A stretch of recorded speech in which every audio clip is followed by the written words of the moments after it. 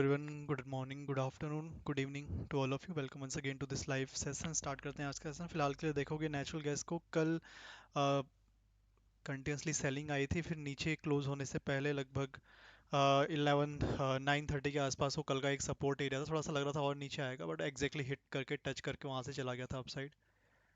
हल्का सा gap up, then वहीं से मार्केट अपसाइड गया। एक छोटा सा सेलिंग का ट्रेड है यहाँ पे।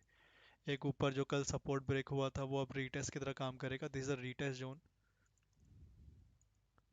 इसको लिख देते हैं, रीटेस्ट जोन है ये।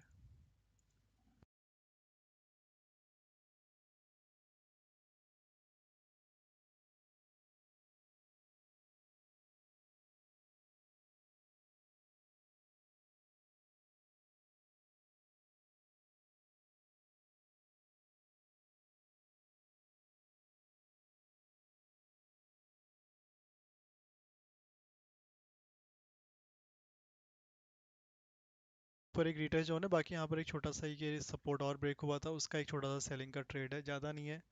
कैंडल का ध्यान रखना, फिर से ले सकते हैं, ओपन इक्वल टू लो पे मत एंट्री करना बस। छोटा सा ये सेल है।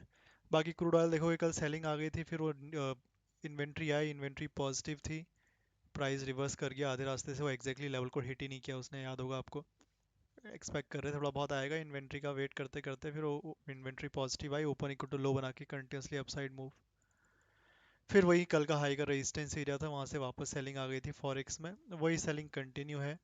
आता है थोड़ा सा नीचे तो देखते हैं बाइंग वापस से। तो वैसे नीचे वाले लेवल भी एग्जॉस्ट हैं सारे के सारे। इन लेवल पे भी प्राइस ऐसा नहीं कि पहली बार आएगा, दूसरी तीसरी बार आने वाला है, तो थोड़ी क्वांटिटी कम रखेंगे और कोई नया रेजिस्टेंस ना बने तो बेटर है।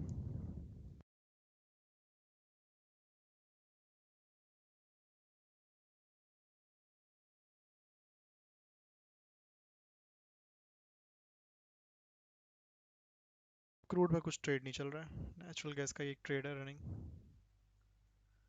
बाकी 12:30 लंदन सेशन ऑलरेडी ओपन है, 5:30 न्यूयॉर्क सेशन की ओपनिंग होगी। 6 पीएम पे अनएम्प्लॉयमेंट क्लेम्स का डेटा है, गोल्ड और सिल्वर को इम्पैक्ट करता है नॉर्मली। देन नेचुरल गैस की इन्वेंट्री फोरकास्ट देखोगे, लास्ट टाइम 55 था, इस बार 56 बुलियन है, लास्ट टाइम से थोड़ा सा ज़्यादा है। तो अगर फोरकास्ट के अकॉर्डिंग ज़्यादा आता है तो इट इज़ नेगेटिव। तो फोरकास्ट प्राइस के लिए बेरिस है कि प्राइस को गिरना चाहिए अगर फोरकास्ट के अकॉर्डिंग डेटा आया तो। अब एग्जैक्टली डेटा कितना आता है वी विल सी, थोड़ा देर में देखेंगे।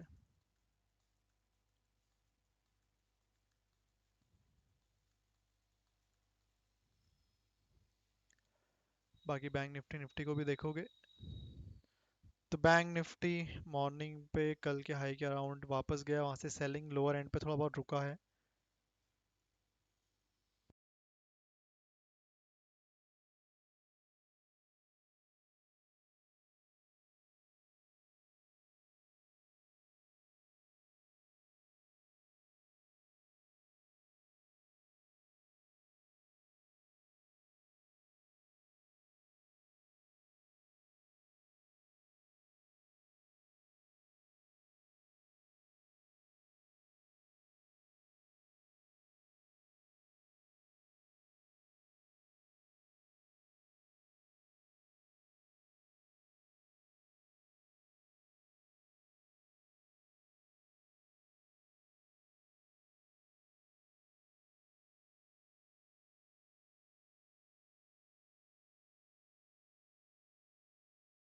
इसके अलावा तो और कोई न्यूज़ है नहीं, कोई नया डेटा या फिर न्यूज़ आती है तो we will see that, but not right now.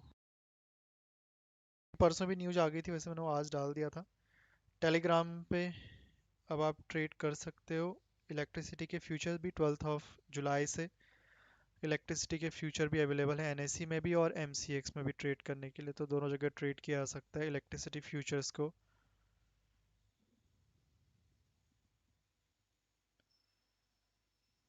And काफ़ी अच्छा है हैजिंग के लिए, क्योंकि किसी भी कंट्री की बैकबोन में से एक रहता है इलेक्ट्रिसिटी वहाँ की।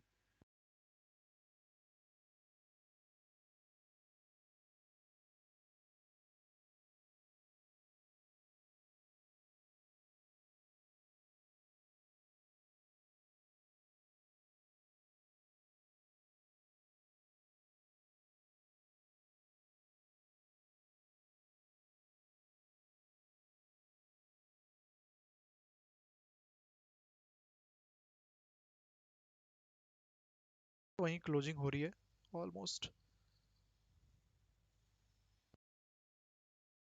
निफ्टी फ्यूचर की 10 मिनट रह गए हैं, 57,560 या काफ़ी देर से उसी सपोर्ट एरिया पे साइडवे चला गया ऑलमोस्ट।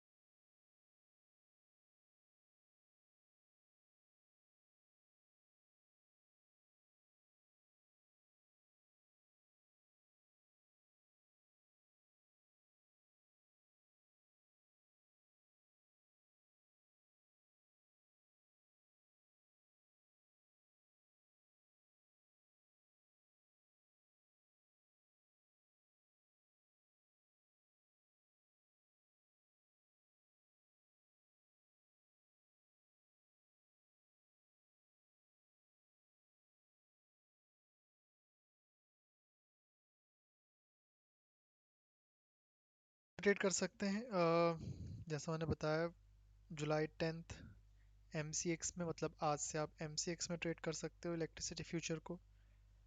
और अगर NSE में करना चाह रहे हो तो वहाँ 14 जुलाई से कर पाओगे। मंडे से NSE फ्यूचर में और MCX में आज से ही कर सकते हैं।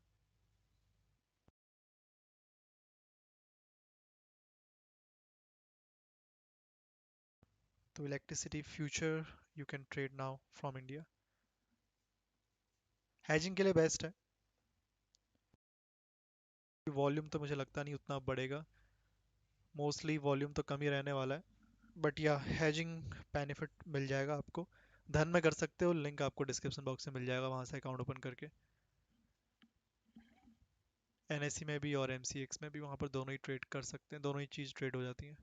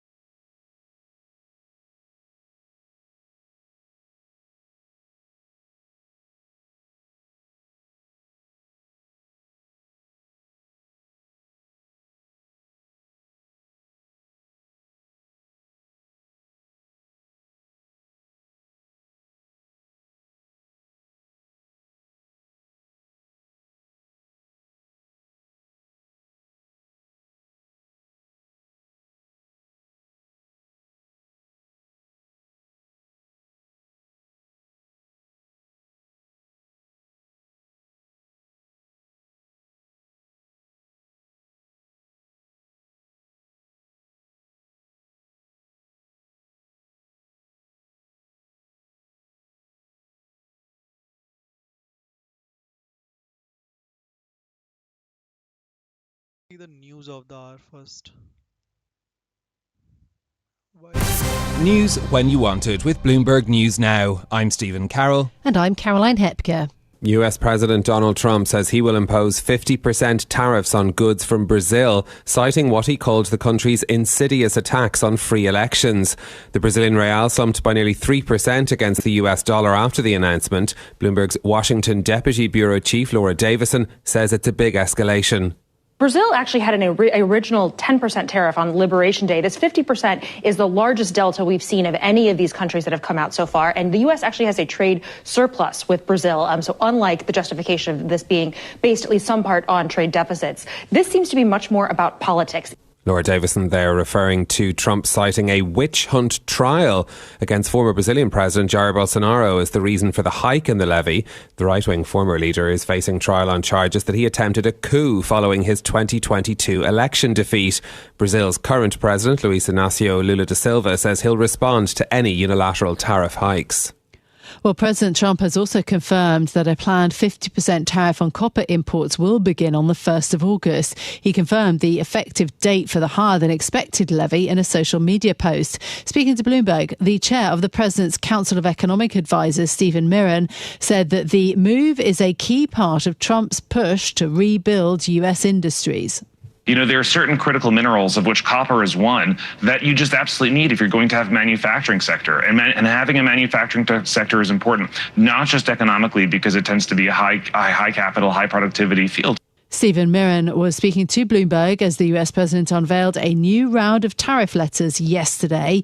They set levies including a 30% rate on Algeria, Libya, Iraq and Sri Lanka, 25% duties on products from Brunei and Moldova, and a 20% rate on goods from the Philippines. Of those 7 countries, only the Philippines ranks among America's top 50 trading partners. As the deadline for talks on US reciprocal tariffs nears, the European Union seems increasingly willing to accept a one-sided deal to stave off a trade war.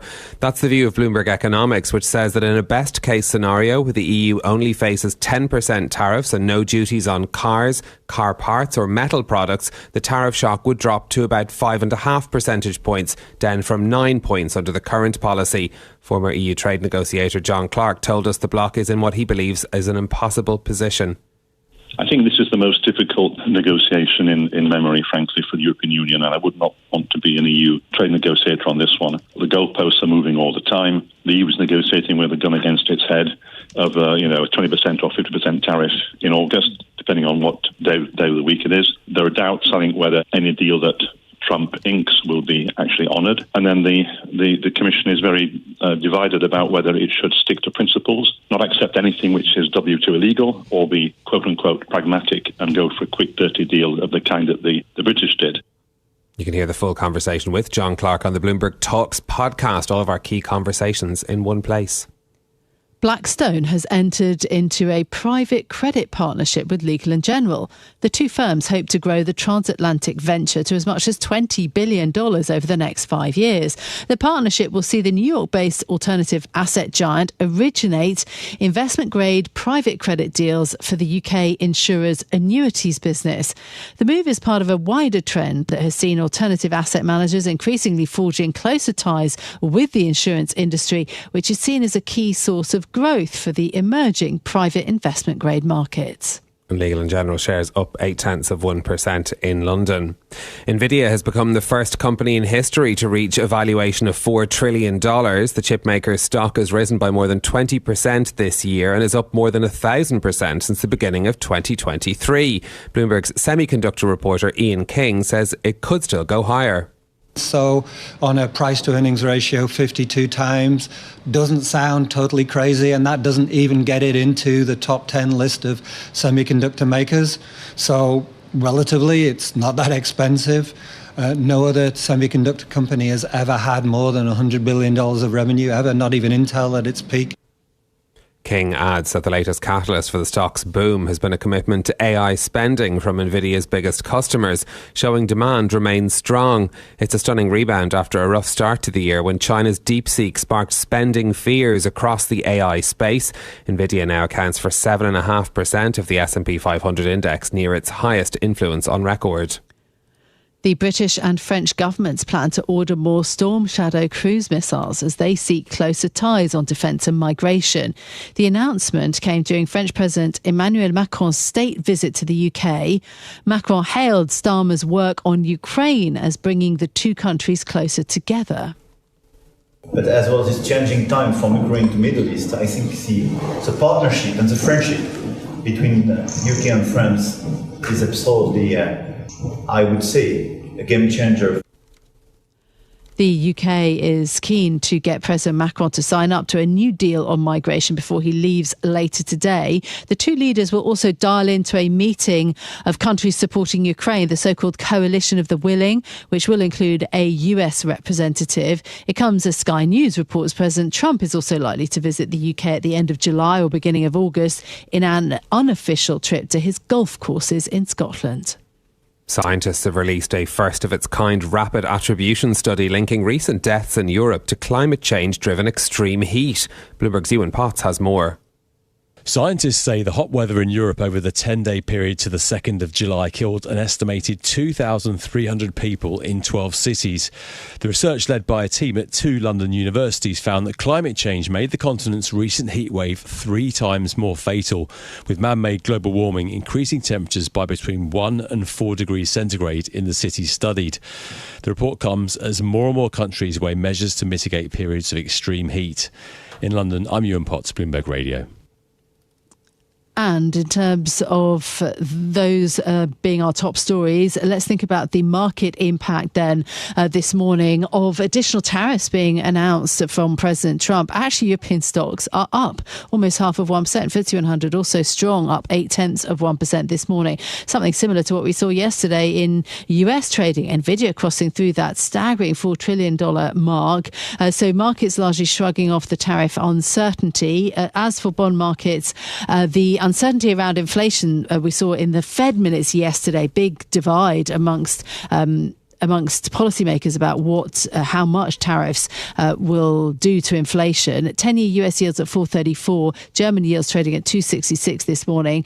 Copper trading on the London market up 0.4 this morning. You've also seen oil prices heading lower, gold up 0.5%, and the Bloomberg Dollar Spot Index weak at 0.1% this hour. That's news when you want it with Bloomberg News Now. I'm Caroline Hepker. I'm Stephen Carroll, and this is Bloomberg.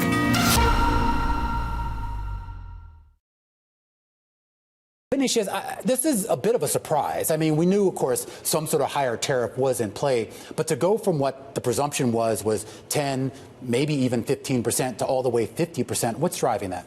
The baseline scenario was like a 10% tariff, but then after the rhetoric between both countries this week, some portfolio managers spoke to, they were expecting a slightly higher number, which could be around 20%, but then Trump announced a much higher, a much bigger number, of 50%, and the reaction in asset prices right now, it's just showing how investors clearly didn't like what they saw. I mean, we saw the Bureau weakening almost 3%, the EW's ETF down 2% too. So yeah, it's been kind of like a shock. And there seems to be some concern, at least amongst the administration, about this recent BRICS summit, some of the comments that came out of it, some of the statements that they made, including by Lula himself, and this idea that this might be a little bit more personal. Yeah, exactly. Yeah. Just before the Trump announcement, we had the Brazil vice president saying that a tariff hike would be unfair. And now the ball is clearly in Lula's court. We need to see how his response will be to today's news. Yeah.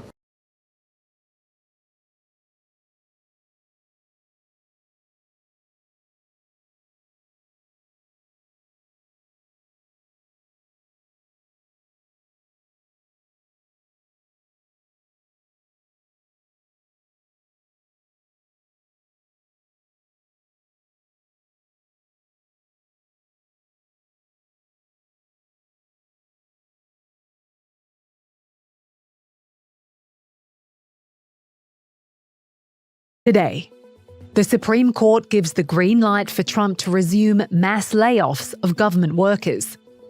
The president broadens the trade war, announcing big new tariffs on copper, and how some companies are bypassing China's ban on critical rare earths.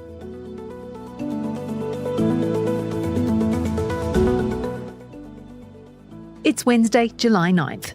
This is Reuters World News, bringing you everything you need to know from the front lines in 10 minutes every weekday. I'm Kim Vanell in Wanganui, New Zealand.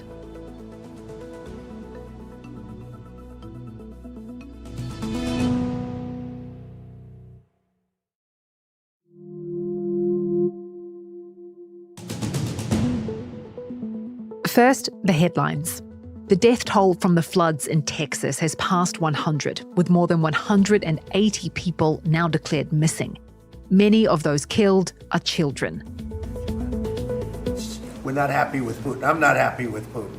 I can tell you that much right now. President Donald Trump showing his frustration with Russia's President Vladimir Putin as he approves the shipment of more defensive weapons to Ukraine.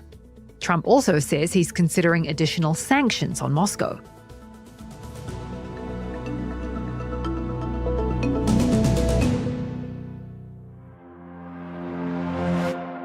The Supreme Court has ruled the Trump administration can restart its mass layoffs of government employees. The decision could lead to tens of thousands of job cuts and consolidates Trump's power as president. Tim Reid is our national affairs correspondent. While they did not say whether or not the mass firings of government workers was actually legal, they skipped that question. They still are allowing Trump to proceed. How does this affect the president's attempts to expand or cement his authority? This is very much a part of that. And just in the last week or so, Trump has been helped by the Supreme Court in several rulings which have essentially expanded the power of the executive branch, the power of the presidency. There was another ruling a few days ago when the Supreme Court said that lower court judges, district court judges, for example, who until now, if they ruled move by Trump to be unconstitutional in their jurisdiction, they could impose an entire injunction on a Trump policy for the whole country. That's now come to an end. So Trump has had a very good week in terms of expanding his power and consolidating the power of the presidency.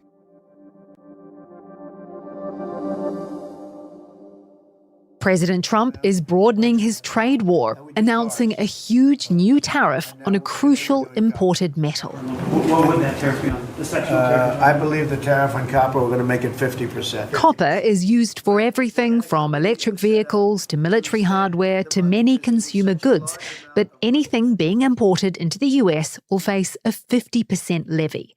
All this just a few weeks out from his self-imposed trade deal deadline. Lewis Jackson is in Beijing. Lewis, what does this mean for consumers? So it's a massive deal. Copper is in everything. The wiring in your house, in your phone, in your blender, in your car.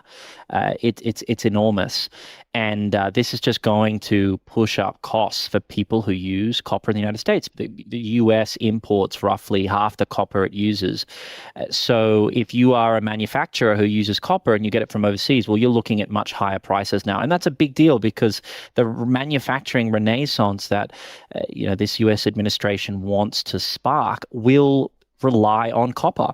And they've just put a 50% tariff on it. Now, it's important to note that there are copper producers in the United States who, for them, this is great news. They've got the production there. They can sell into the US market where prices are going to be higher.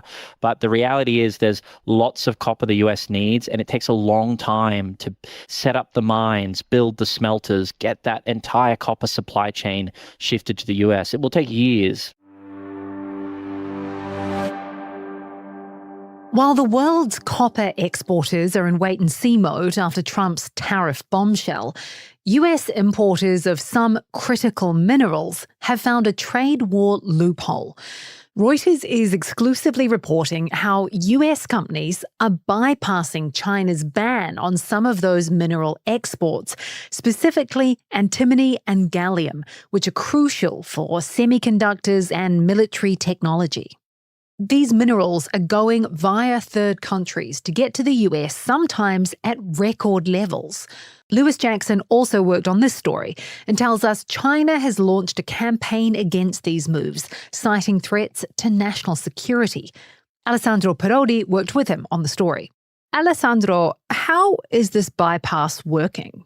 Well, there are different ways this happens, but one we've seen is that, let's say, for example, a buyer in China buys the product, and in agreement with a supply with a freight forwarder or with a shipper, they change the label of this product in order not to raise any suspicion with Chinese custom. And for example, they relabel it as art supplies or zinc or some other mineral. And then the product leaves China and is not directly going to the US. So it may go to another country like Thailand, to Mexico. There are lots of countries in Southeast Asia where some of these products go. And then from there, the product is shipped again. So it's transshipped through these countries. And then ultimately it reaches the US.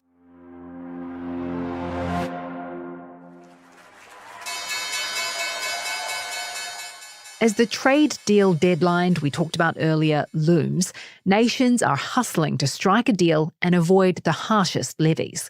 President Trump says he'll announce something trade-related concerning at least 7 countries later this morning, and more in the afternoon. Although he didn't say in his social media post whether that would be deal announcements or notices of further tariffs. The administration says its trade policy is already pushing nations and companies to invest more in the US. There's even a White House website called The Trump Effect that lists investments made during the president's second term. Our White House reporter, Jarrett Renshaw, has been looking into the claims. Trump was saying that he attracted $14 trillion worth of investment, which is about half of the nation's GDP. So you start with that premise and you start looking, well, how does he come up with these 14 trillion? And what we found is that there's about 70 or so projects on the list, totaling something around $2.6 trillion, which is well short of the 14 trillion. So we looked at those projects. And what we found was there was about half of the spending, $1.3 trillion, either originated prior to his coming to office, or in the cases like Apple and Eli Lilly, were just typical spending. These companies are huge companies, spend a lot of money in U.S. investments, and they just repackaged those investments to highlight their domestic spending and caught the attention of the White House, added to the list, with really no evidence that Trump inspired the spending. And Trump's taking credit for projects within 3 months of taking office. You can't find any piece of evidence that Trump had anything to do with those projects. The White House says the final investment decisions on these projects were announced under his watch and prove his economic policies are triggering US investment.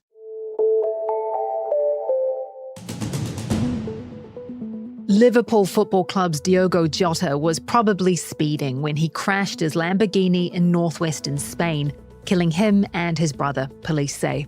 The forensics team is analysing the marks left by one of the car's wheels on the asphalt that suggest a blown tyre. Spanish authorities are ordering more than 18,000 residents in parts of Catalonia to remain indoors as a wildfire rages out of control, consuming more than 7,000 acres. Several dozen residents were evacuated, and large parts of Spain are on high alert after the country experienced its hottest June on record.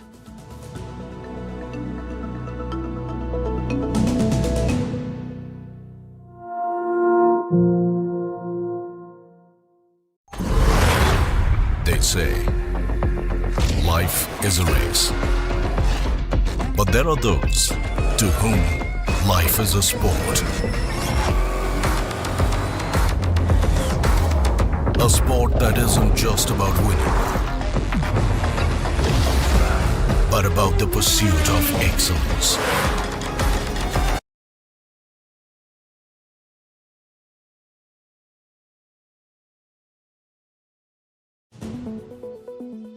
Today, the Supreme Court gives the green light for Trump to resume mass layoffs of government workers. The president broadens the trade war, announcing big new tariffs on copper, and how some companies are bypassing China's ban on critical rare earths.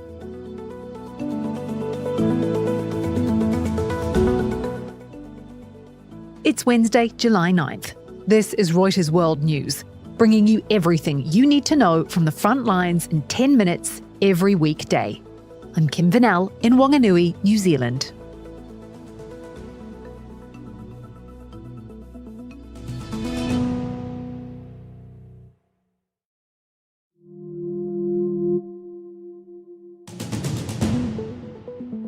First, the headlines.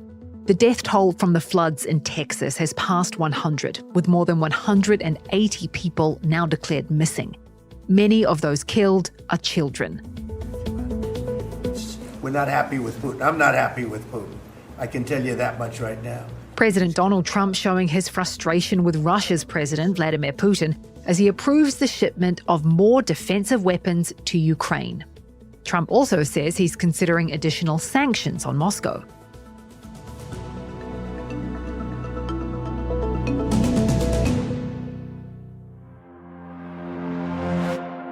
The Supreme Court has ruled the Trump administration can restart its mass layoffs of government employees. The decision could lead to tens of thousands of job cuts and consolidates Trump's power as president. Tim Reid is our national affairs correspondent. While they did not say whether or not the mass firings of government workers was actually legal, they skipped that question. They still are allowing Trump to proceed. How does this affect the president's attempts to expand or cement his authority? This is very much a part of that. And just in the last week or so, Trump has been helped by the Supreme Court in several rulings which have essentially expanded the power of the executive branch, the power of the presidency. There was another ruling a few days ago when the Supreme Court said that lower court judges, district court judges, for example, who until now, if they ruled move by Trump to be unconstitutional in their jurisdiction, they could impose an entire injunction on a Trump policy for the whole country. That's now come to an end. So Trump has had a very good week in terms of expanding his power and consolidating the power of the presidency.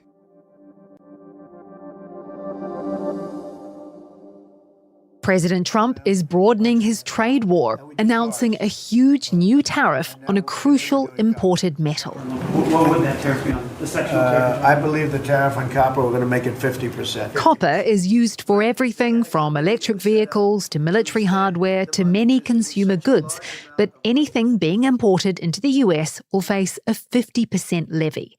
All this just a few weeks out from his self-imposed trade deal deadline. Lewis Jackson is in Beijing. Lewis, what does this mean for consumers? So it's a massive deal. Copper is in everything. The wiring in your house, in your phone, in your blender, in your car. It's enormous. And this is just going to push up costs for people who use copper in the United States. The US imports roughly half the copper it uses.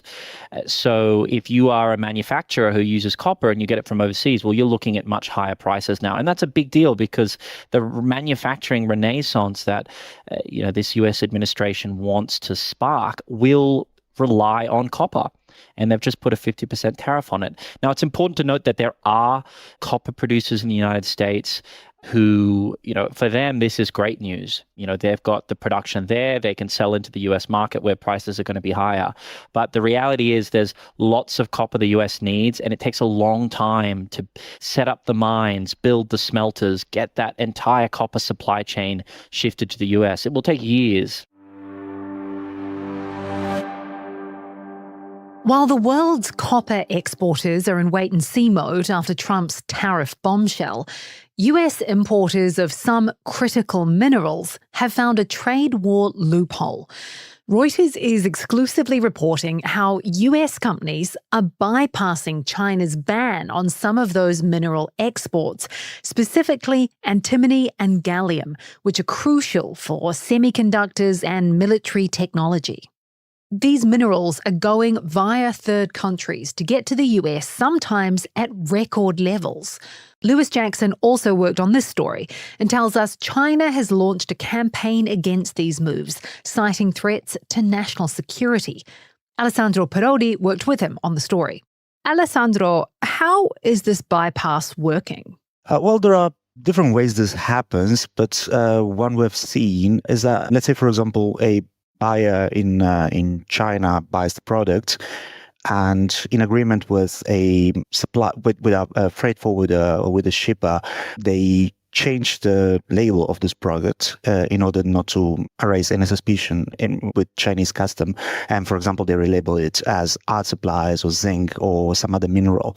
And then the product leaves China and is not directly going to the US. So it may go to another country like Thailand, to Mexico. There are lots of countries in Southeast Asia where some of these products go. And then from there, the product is shipped again. So it's transshipped through these countries. And then ultimately it reaches the US.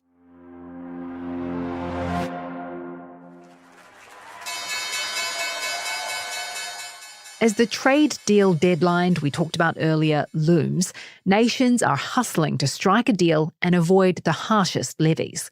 President Trump says he'll announce something trade-related concerning at least 7 countries later this morning and more in the afternoon, although he didn't say in his social media post whether that would be deal announcements or notices of further tariffs. The administration says its trade policy is already pushing nations and companies to invest more in the US. There's even a White House website called The Trump Effect that lists investments made during the president's second term. Our White House reporter, Jarrett Renshaw, has been looking into the claims.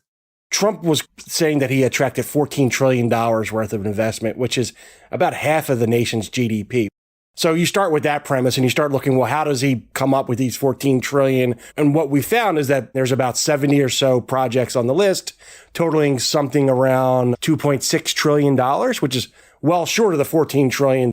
So we looked at those projects. And what we found was there was about half of the spending, $1.3 trillion, either originated prior to his coming to office, or in the cases like Apple and Eli Lilly, were just typical spending. These companies are huge companies, spend a lot of money in U.S. investments, and they just repackaged those investments to highlight their domestic spending and caught the attention of the White House, added to the list, with really no evidence that Trump inspired the spending. And Trump's taking credit for projects within 3 months of taking office. You can't find any piece of evidence that Trump had anything to do with those projects. The White House says the final investment decisions on these projects were announced under his watch and prove his economic policies are triggering US investment.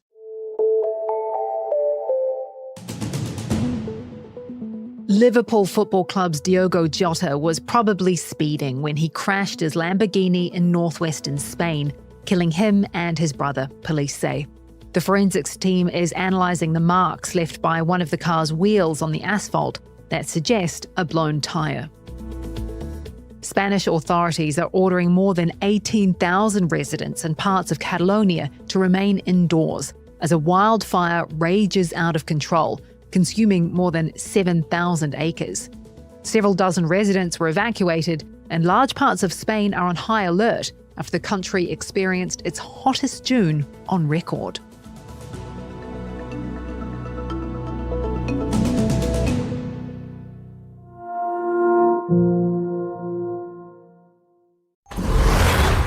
They say life is a race, but there are those to whom life is a sport.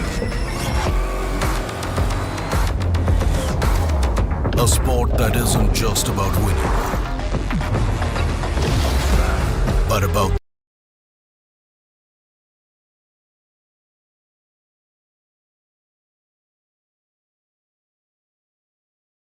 The views expressed on this podcast are those of the participants, not of Reuters News. So this is really a wealth transfer from poorer Americans to richer Americans, and it blows up deficits. It doesn't do much for growth, and that's why it's a fairly ugly piece of legislation. This week's episode is all about Donald Trump's big, beautiful bill. As with his first term in office, the president has put his full weight behind dragging a gigantic tax cut bill across the line. But there's plenty more in there, enough to ensure that Trump has already made more of a legislative mark. Yeah, this bill, signed by the president after half-hearted rebellions among the Republican Party in both chambers of Congress, is going to affect private equity, healthcare companies, firms fueling the energy transition, and on both sides of the Atlantic. So, stay tuned for this week's Viewsroom. It's Amy. And it's Jonathan, and we are back for another episode of the Viewsroom, your weekly podcast where Breaking Views columnists discuss the knottiest issues in business, economics, and finance. And I think Trump's tax and spending bill is most certainly knotty. First off, given some pretty memorable defeats he's suffered, Jonathan, was this on your bingo card of all the things you'd expect in a big, beautiful bill from Donald Trump? Definitely. I mean, look, I think successive presidents have learned that piecemeal legislative approaches premised on taking on one issue at a time just don't really work in the modern day Congress. Especially, in the US, you have two chambers of Congress, a lot of folks in the lower chamber, the House of Representatives, 100 people in the Senate, which is the upper chamber, and it has all these Byzantine rules that can be used to stymie even efforts enjoying tremendous popular support. And it's already clear that this bill has that support. Like, polling looks fairly negative right now that requires a grain of salt. You often see that after big bills move through. I think people in many corners are only just waking up to the kind of vastness of what this legislation encompasses. So, fortunately, we have our Sherpas through that. Gabriel Rubin, our Washington, D.C. correspondent, and Yawen Chen, who has been looking at how it will impact European companies, are here to walk us through the finer points. Yawen, Gabe, you are very welcome. Good to be here. Thanks for having us. Gabe, I'm right in saying that, as with as I was saying, so many ambitious agenda-setting bills that various presidents have looked to push, this one's greatest challenge was getting through the Senate, right? Yeah, definitely. The Republicans have pretty narrow margins in both chambers, but the Senate, because of its really Byzantine and crazy rules that have been developed over many decades and many different party changes, really require careful legislating and throwing out certain things that don't comply with careful budget rules. So once they got the bill through the Senate, it wasn't smooth sailing, but victory was in sight for the president. Got it. And when we got to that point, right, when the beautiful bill passed the Senate, you wrote a piece declaring its name is effectively a misnomer, right? Can you walk us through why you think that? Yeah, it's pretty ugly. This is a pretty ugly piece of legislation. It's not beautiful, Gabe. It is not so beautiful in many different ways. Let's tick through a couple of those, and then we'll go into more detail after that. Basically, it blows up budget deficits. Republicans use the very sort of controversial type of budget math where they assumed the baseline was basically continuing these huge tax cuts that were passed during Trump's first term. So this is going to blow up budget deficits. It's going to add several $1 trillion of debt over the next 10 years. And it essentially is paying for large-scale tax cuts by cutting social service programs, mainly Medicaid, which is the insurance program for lower-income Americans, and also cutting food stamps or SNAP programs, which, of course, are nutritional benefits for lower-income Americans. So this is really a wealth transfer from poorer Americans to richer Americans. And it blows up deficits. It doesn't do much for growth. And that's why it's a fairly ugly piece of legislation. And so I suppose what we want to do is, because I think people probably, if you were reading sort of the mainstream news, you probably have a fairly good idea of exactly what you were talking about there. And I suppose at Breaking Views, what we've been trying to do is kind of hone in on some of the sectors that are either going to lose or win as a result of this. And I think one interesting area maybe to begin with is, as you talked about, green energy, right? So under President Biden, we saw this pretty massive effort to prop up U.S. green industry that even went beyond the U.S.'s borders in terms of other European companies who did very, very well out of that. So how much of that has been undone by this bill? Yeah, a lot. So some context, President Biden, during his term, successfully got through a climate bill known as the Inflation Reduction Act. It also had many pharmaceutical components in there. But the core of the bill was production and investment tax credits for solar and wind energy, as well as more untested or more nascent technologies like carbon capture, as well as money for battery plants, etc. Really to push the green transition forward with a massive industrial policy bill. This piece of legislation just passed by Republicans in Congress and signed by Trump gets rid of nearly all of that. Obviously, many of the credits that have already gone out, those are largely safe. But for new green projects, especially for solar and wind projects that have not yet gotten off the ground, and for new technologies that have not really been developed yet or are still too expensive, as well as electric vehicle consumer credits, those are all out.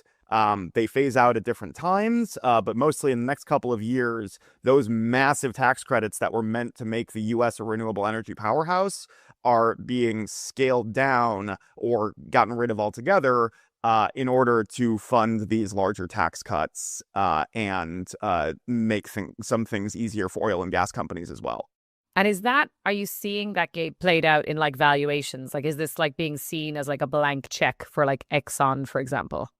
Yeah, I mean, largely it's if you look at the renewable energy companies, I mean, renewable energy companies view this as apocalyptic, especially for instance, solar developers that are based in the US, because they also took out a provision that would have limited imports from China, which would have posed some issues to other parts of the renewable energy industry.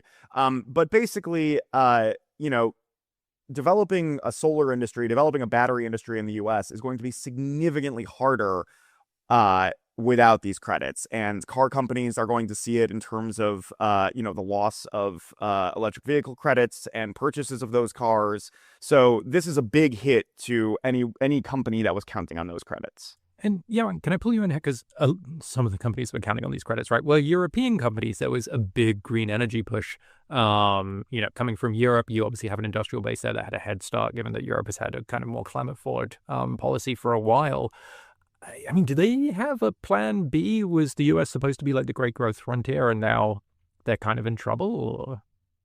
Pretty much. I mean, I think the US, because of its huge electricity demand growth, coming out of AI, being a leader, and you have all these data centers are going to be built.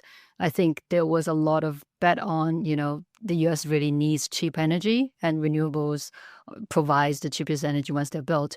So you've seen companies like Ørsted, this Danish offshore wind developer, they had, I remember back in 2023 at their capital markets day, they were investing, I think, up to $75 billion globally to 2030. And about 40% of that was going to go to the US. And then, of course, things happen. I feel like that's crazy huge in the context of a Danish company, right? It's like just absolutely massive. Yeah. But I think offshore wind is also like one of the things that's if you want to scale, that's the technology you want to go for, because you can just build on the sea. And I think under the IRA, because of all those credits that was being offered to these companies, whose projects require a lot of upfront investment, right? And I think those credits usually cover about 30% of the capex. So if you are doing your economic return calculation, which is usually a few hundred basis points above their cost of capital, you really need those credits to make sure that you can convince your investors. I had no idea the margin was that thin, even like after the credits. That's crazy. And it's kind of funny that, Greg, because I feel like Europe kind of got hit coming and going in a certain way. I remember when the Inflation Reduction Act first passed, there was a lot of consternation among European politicians saying like, oh, this is effectively like a trade broadside against us. Like, the US is trying to effectively steal a march on green industry. And now that the IRA is going away, it's a massive hit to European energy companies. Is it just like they got like sucked into like a kind of catch-22, like damned if they do, damned if they don't sort of situation? Yeah, there's a big question about is the US still investable, right? Now, I think kind of anchoring what Gabe was saying here, the new projects are really where the big question mark is. Because I think the law that's passed is not the worst case scenario for the existing projects. They still have like a 12-month window. They can try to rush off on those projects, and they can still qualify under a 4-year safe harbor rule. But the question is what happens after next year, right? Where do you deploy that capital? And I think a lot of their... Yeah, sorry.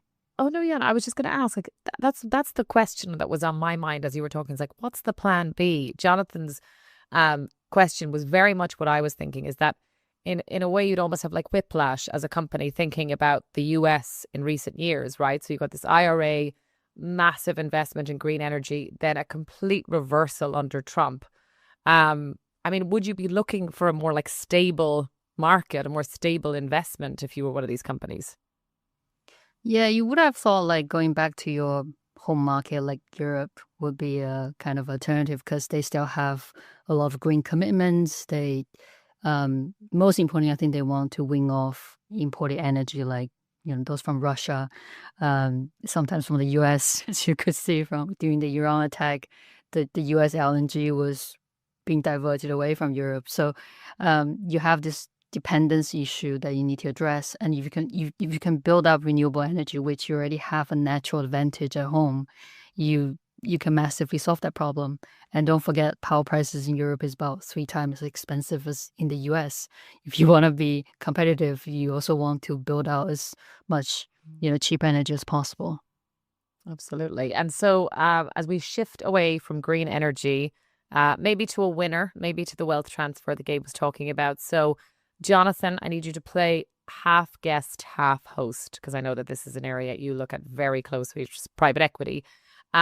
Trump handed them essentially a kind of gift, right, in the fact that carried interest was once again spared. So why was that? Yeah, this is just the tax loophole that doesn't die. So effectively, the carried interest loophole is, sort of an advantageous tax treatment where stuff that kind of looks like income gets effectively treated as cap gains.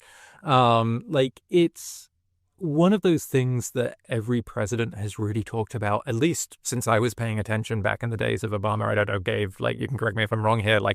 Has it always just been a thing kicking around? Or I think capital gains tax, it comes up in every...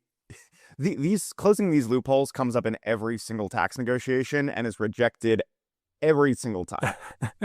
That's the thing. It's supposed to be like the broaden the base, lower the rates thing. It's just the base part never really happens. So yeah, I mean, look, it's perhaps unsurprising it got spared again. It got spared in the last Congress because of a sort of rebellion by one specific senator in the Democratic Party. Again, the U.S. Senate kind of standing in the way of these sort of changes. So it's... Yeah, effectively, this thing just seems to be a zombie. Everybody agrees that it's unpleasant to have it around, but it marches on nonetheless.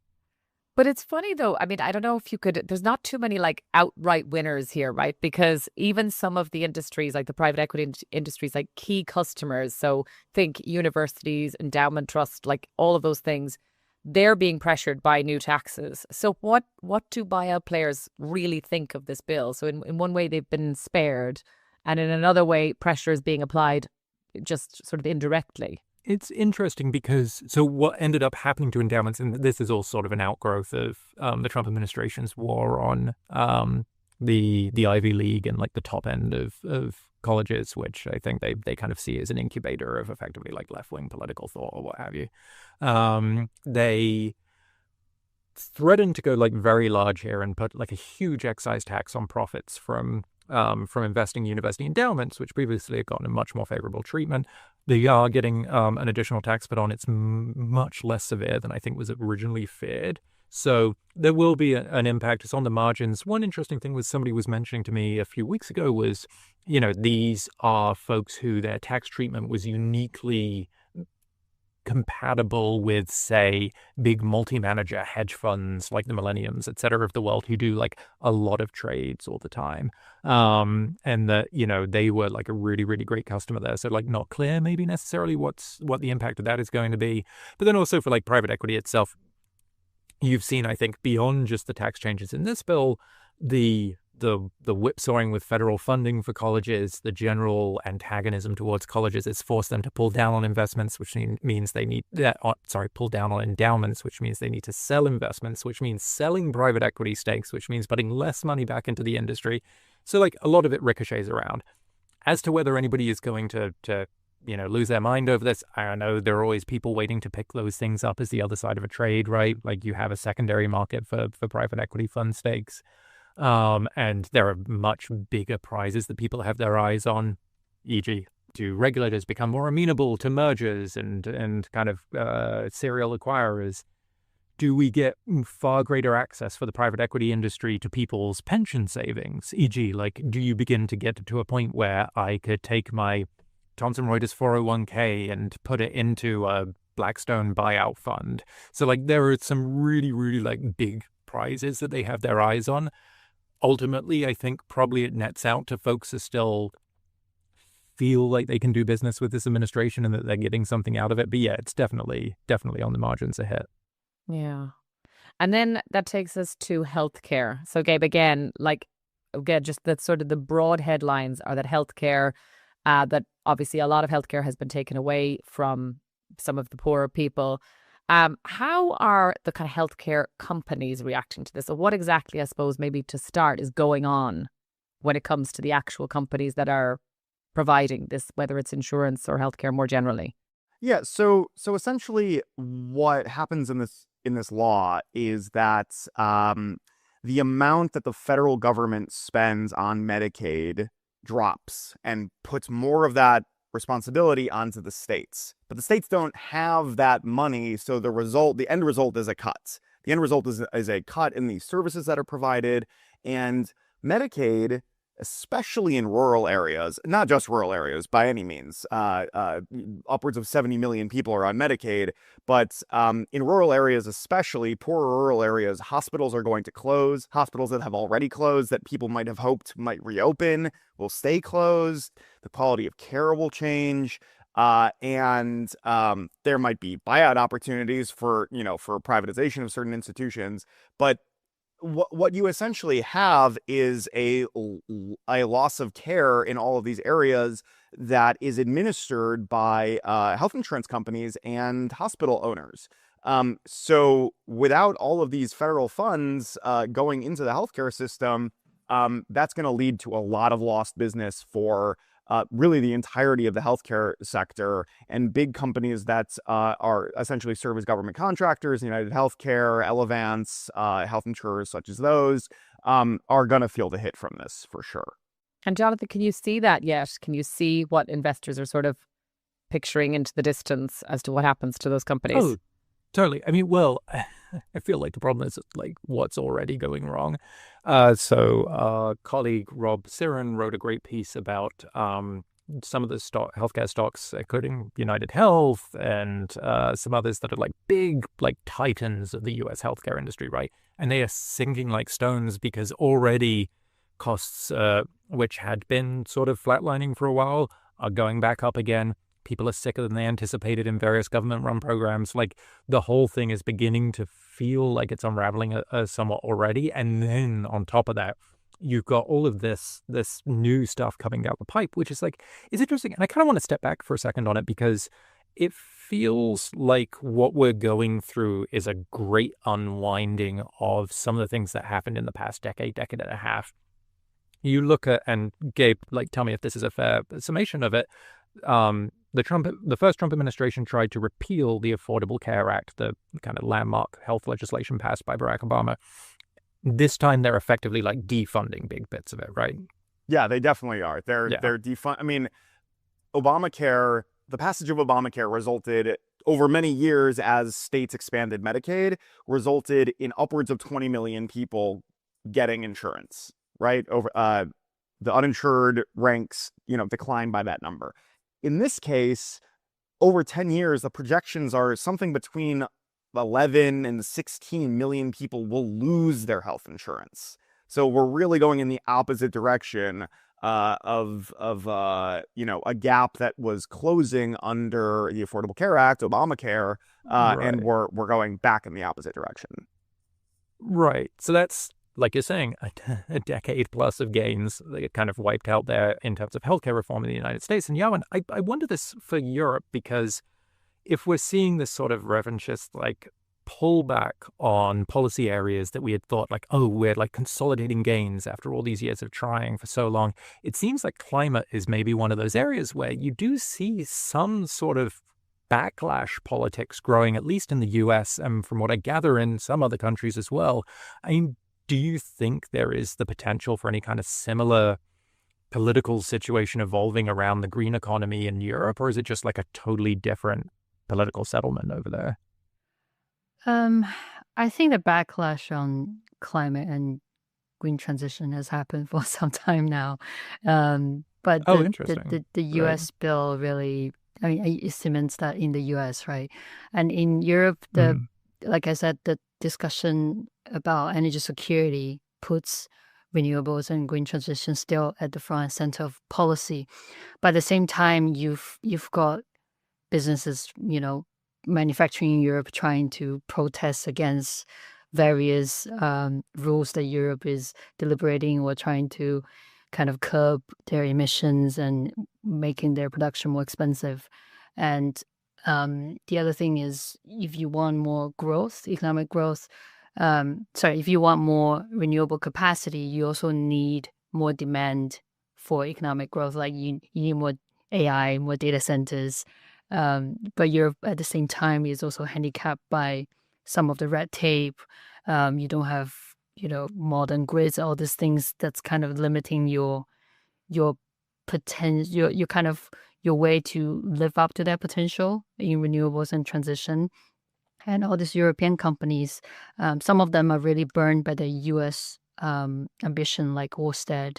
They have a lot of balance sheet repair to do, and a lot of them are also burdened with a lot of debt. So RW, for example, is a German utility. They're trying to cut down their debt. They're trying to do more payouts.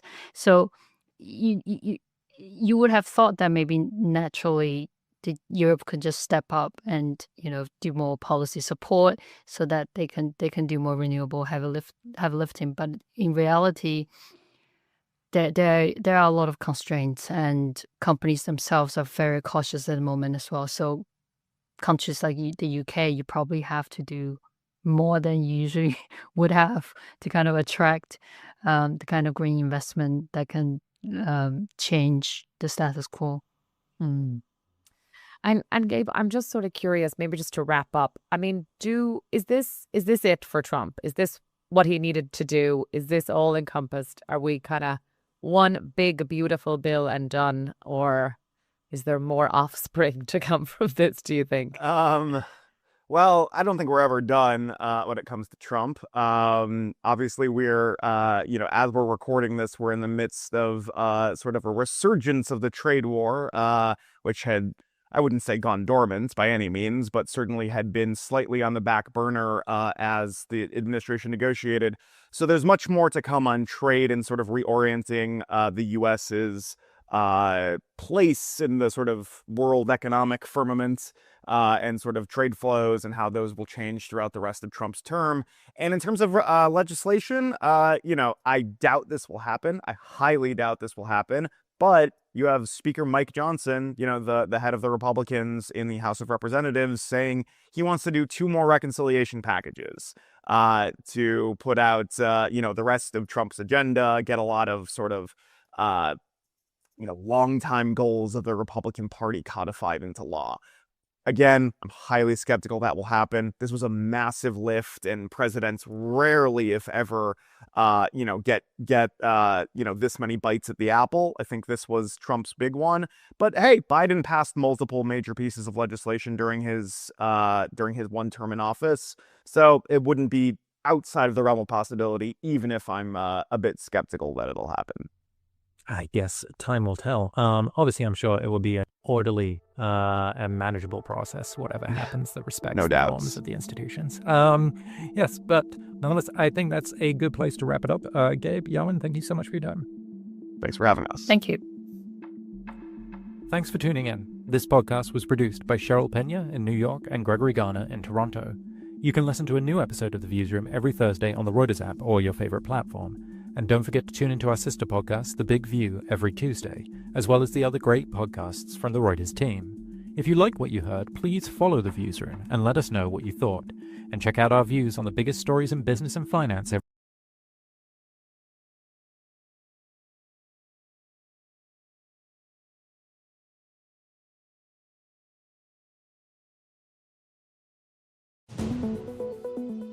Today, Trump fires off letters to more than a dozen countries while pushing back the deadline for final tariff negotiations.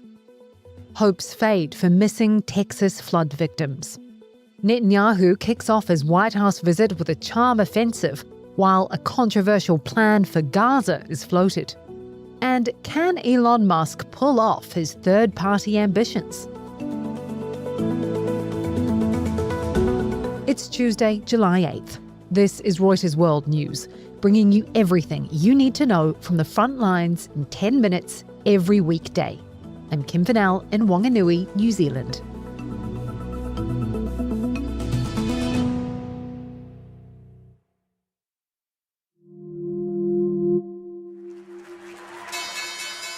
President Trump has shifted a deadline for countries to strike trade deals with the US or face harsh tariffs to August 1st.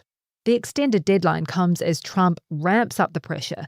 More than a dozen countries have received notices that their tariff rates are shifting. Longtime US trading partners, Japan and South Korea, are now facing 25% levies. Here to explain is our White House reporter, Andrea Shalal. All of this is a negotiating tactic. It is intended to increase pressure on countries that perhaps were a little slow during the negotiations. It does seem to be working because countries are actually ponying up. So we have Indonesia is slated to announce something like $34 billion of kind of investment trading accord with the United States later this week, including purchases of Boeing airplanes. We've heard similar noises from other countries, including Saudi Arabia. So President Trump's strategy appears to be working. It just hasn't gone as quickly as perhaps he had hoped.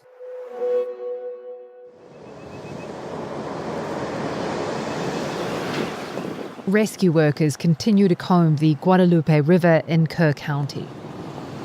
The now receding waters destroyed everything they touched on Friday, after pre-dawn torrential rain transformed the river into a raging torrent in less than an hour. The death toll is now around 100. Many of them are children. Camp Mystic councillors Silvana Garza Valdez and Maria Paula Zarate explain how they were, by luck, moved to another campsite downriver a week ago. They were eventually rescued by the army. The camp's 70-year-old director, Richard Dick Eastland, died while trying to save some of the children. As the search for survivors continues, debate is intensifying over how officials reacted to weather alerts which forecast the possibility of a flash flood. It's an honor to have Bibi and Sarah with us, friends of mine for a long time. US President Donald Trump welcoming Israel's Prime Minister Benjamin Netanyahu and First Lady to dinner at the White House. There's a lot to discuss, but first a proposed accolade. I want to present to you, Mr. President, the letter I sent to the Nobel Prize Committee. It's nominating you for the Peace Prize, which is well deserved. Thank you very much. This I didn't know. Wow. Thank you very much. It's Trump's third face-to-face encounter with Netanyahu since returning to office in January. Since then, the US joined in on Israel's bombing of Iran's nuclear sites. The president appears to be seizing on any momentum created by the weakening of Iran, which backs Hamas, to push for a breakthrough in the Gaza war. Israeli officials are negotiating with Hamas over that, albeit indirectly, in Qatar. A Gaza deal would require some concessions from Netanyahu, who wants Hamas entirely dismantled. Jeff Mason is at the White House. President Trump views himself as a peacemaker, and he also values and puts a lot of emphasis on the relationship with Israel. So he has given Prime Minister Netanyahu a lot of what he wants, particularly with those strikes on Iran's nuclear program. And continuing to give him the support and the platform of coming to the White House is another way of showing that support. And again, the president said that the U.S. was going to hold talks with Iran, and he even went so far as to say that he would like to lift sanctions on Iran, which I suspect is not something that Prime Minister Netanyahu would welcome. So the two men don't see eye to eye on everything, but they certainly do see eye to eye on a broader goal of Israel's security. What comes after a ceasefire in Gaza is also being discussed. If people want to stay, they can stay. But if they want to leave, they should be able to leave. It shouldn't be. Both Netanyahu and Trump say progress is being made on a controversial plan to relocate Palestinians out of war-torn Gaza. Earlier this year, Trump floated a plan complete with promotional AI-generated video which suggested relocating Palestinians to turn Gaza into the, quote, Riviera of the Middle East. Human rights groups condemned that plan as ethnic cleansing. Meanwhile, a proposal seen by Reuters and submitted to the White House is suggesting building large-scale camps called humanitarian transit areas. The camps inside and possibly outside Gaza would house Palestinians so they could, quote, de-radicalize, reintegrate, and prepare to relocate if they wish to. The $2 billion proposal bears the logo of controversial aid group GHF, the Gaza Humanitarian Foundation. Controversial because it uses private US security and logistics companies to get food aid into Gaza. GHF denies submitting a proposal. Reuters could not independently determine the status of the plan, who created and submitted it, or whether it is still under consideration. One last thing about that meeting between Netanyahu and Trump. President Trump also spoke about Ukraine, saying the US will send more weapons to Kyiv. That's after the US paused some weapons shipments last week. Elon Musk's announcement that he plans to launch a new political party is raising a lot of questions about just what that might look like. His foray into politics as Trump's right-hand man had a damaging effect on his car company Tesla, as well as his reputation. Our US politics editor, Bo Erickson, is in Washington, D.C. Bo, could this really work? The experts that we were talking with and some of the political strategists that we were talking with said that obviously his money is the untested element here. But for many, they said more often than not, when an independent jumps into a major race, they act more as a spoiler, taking away more votes from either the Republican or Democrat in the race. Musk is very angry at President Trump's spending and tax bill that was passed last week, and he said he's maybe going to target Republicans who voted for that. Is there any indication existing politicians might actually want to join this new America party? We haven't seen anyone quite hoist the flag of Musk's America Party yet. It's kind of just a little too early because the election's more than a year away right now, and I don't think people are wanting to align themselves with Elon Musk because another one of his challenges right now is, according to Reuters' recent polling, he has a lower approval rating than President Donald Trump. So he's going to have to work on his own nationwide popularity in order to make it not just his money that's bringing people in, but also kind of his vision and his entrepreneurial spirit that a lot of Americans do respect him for.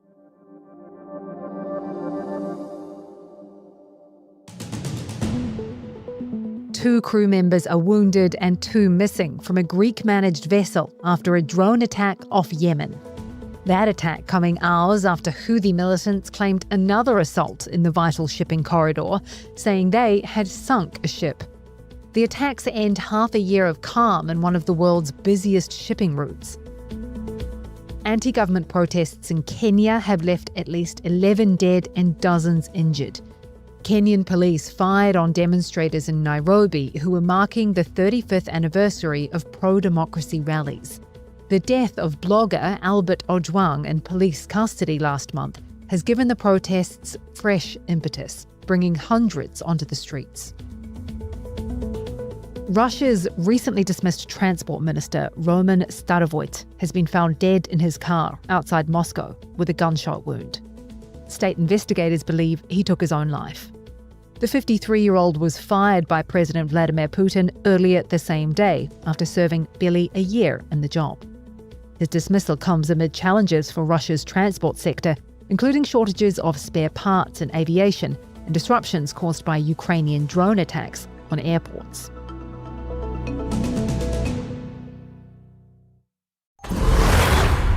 say life is a race. But there are those to whom life is a sport. A sport that isn't just about winning, but about the pursuit of excellence. Introducing the Honda City Sport. Life is a sport. And for today's recommended read, an exclusive on the global supply of heavy rare earths.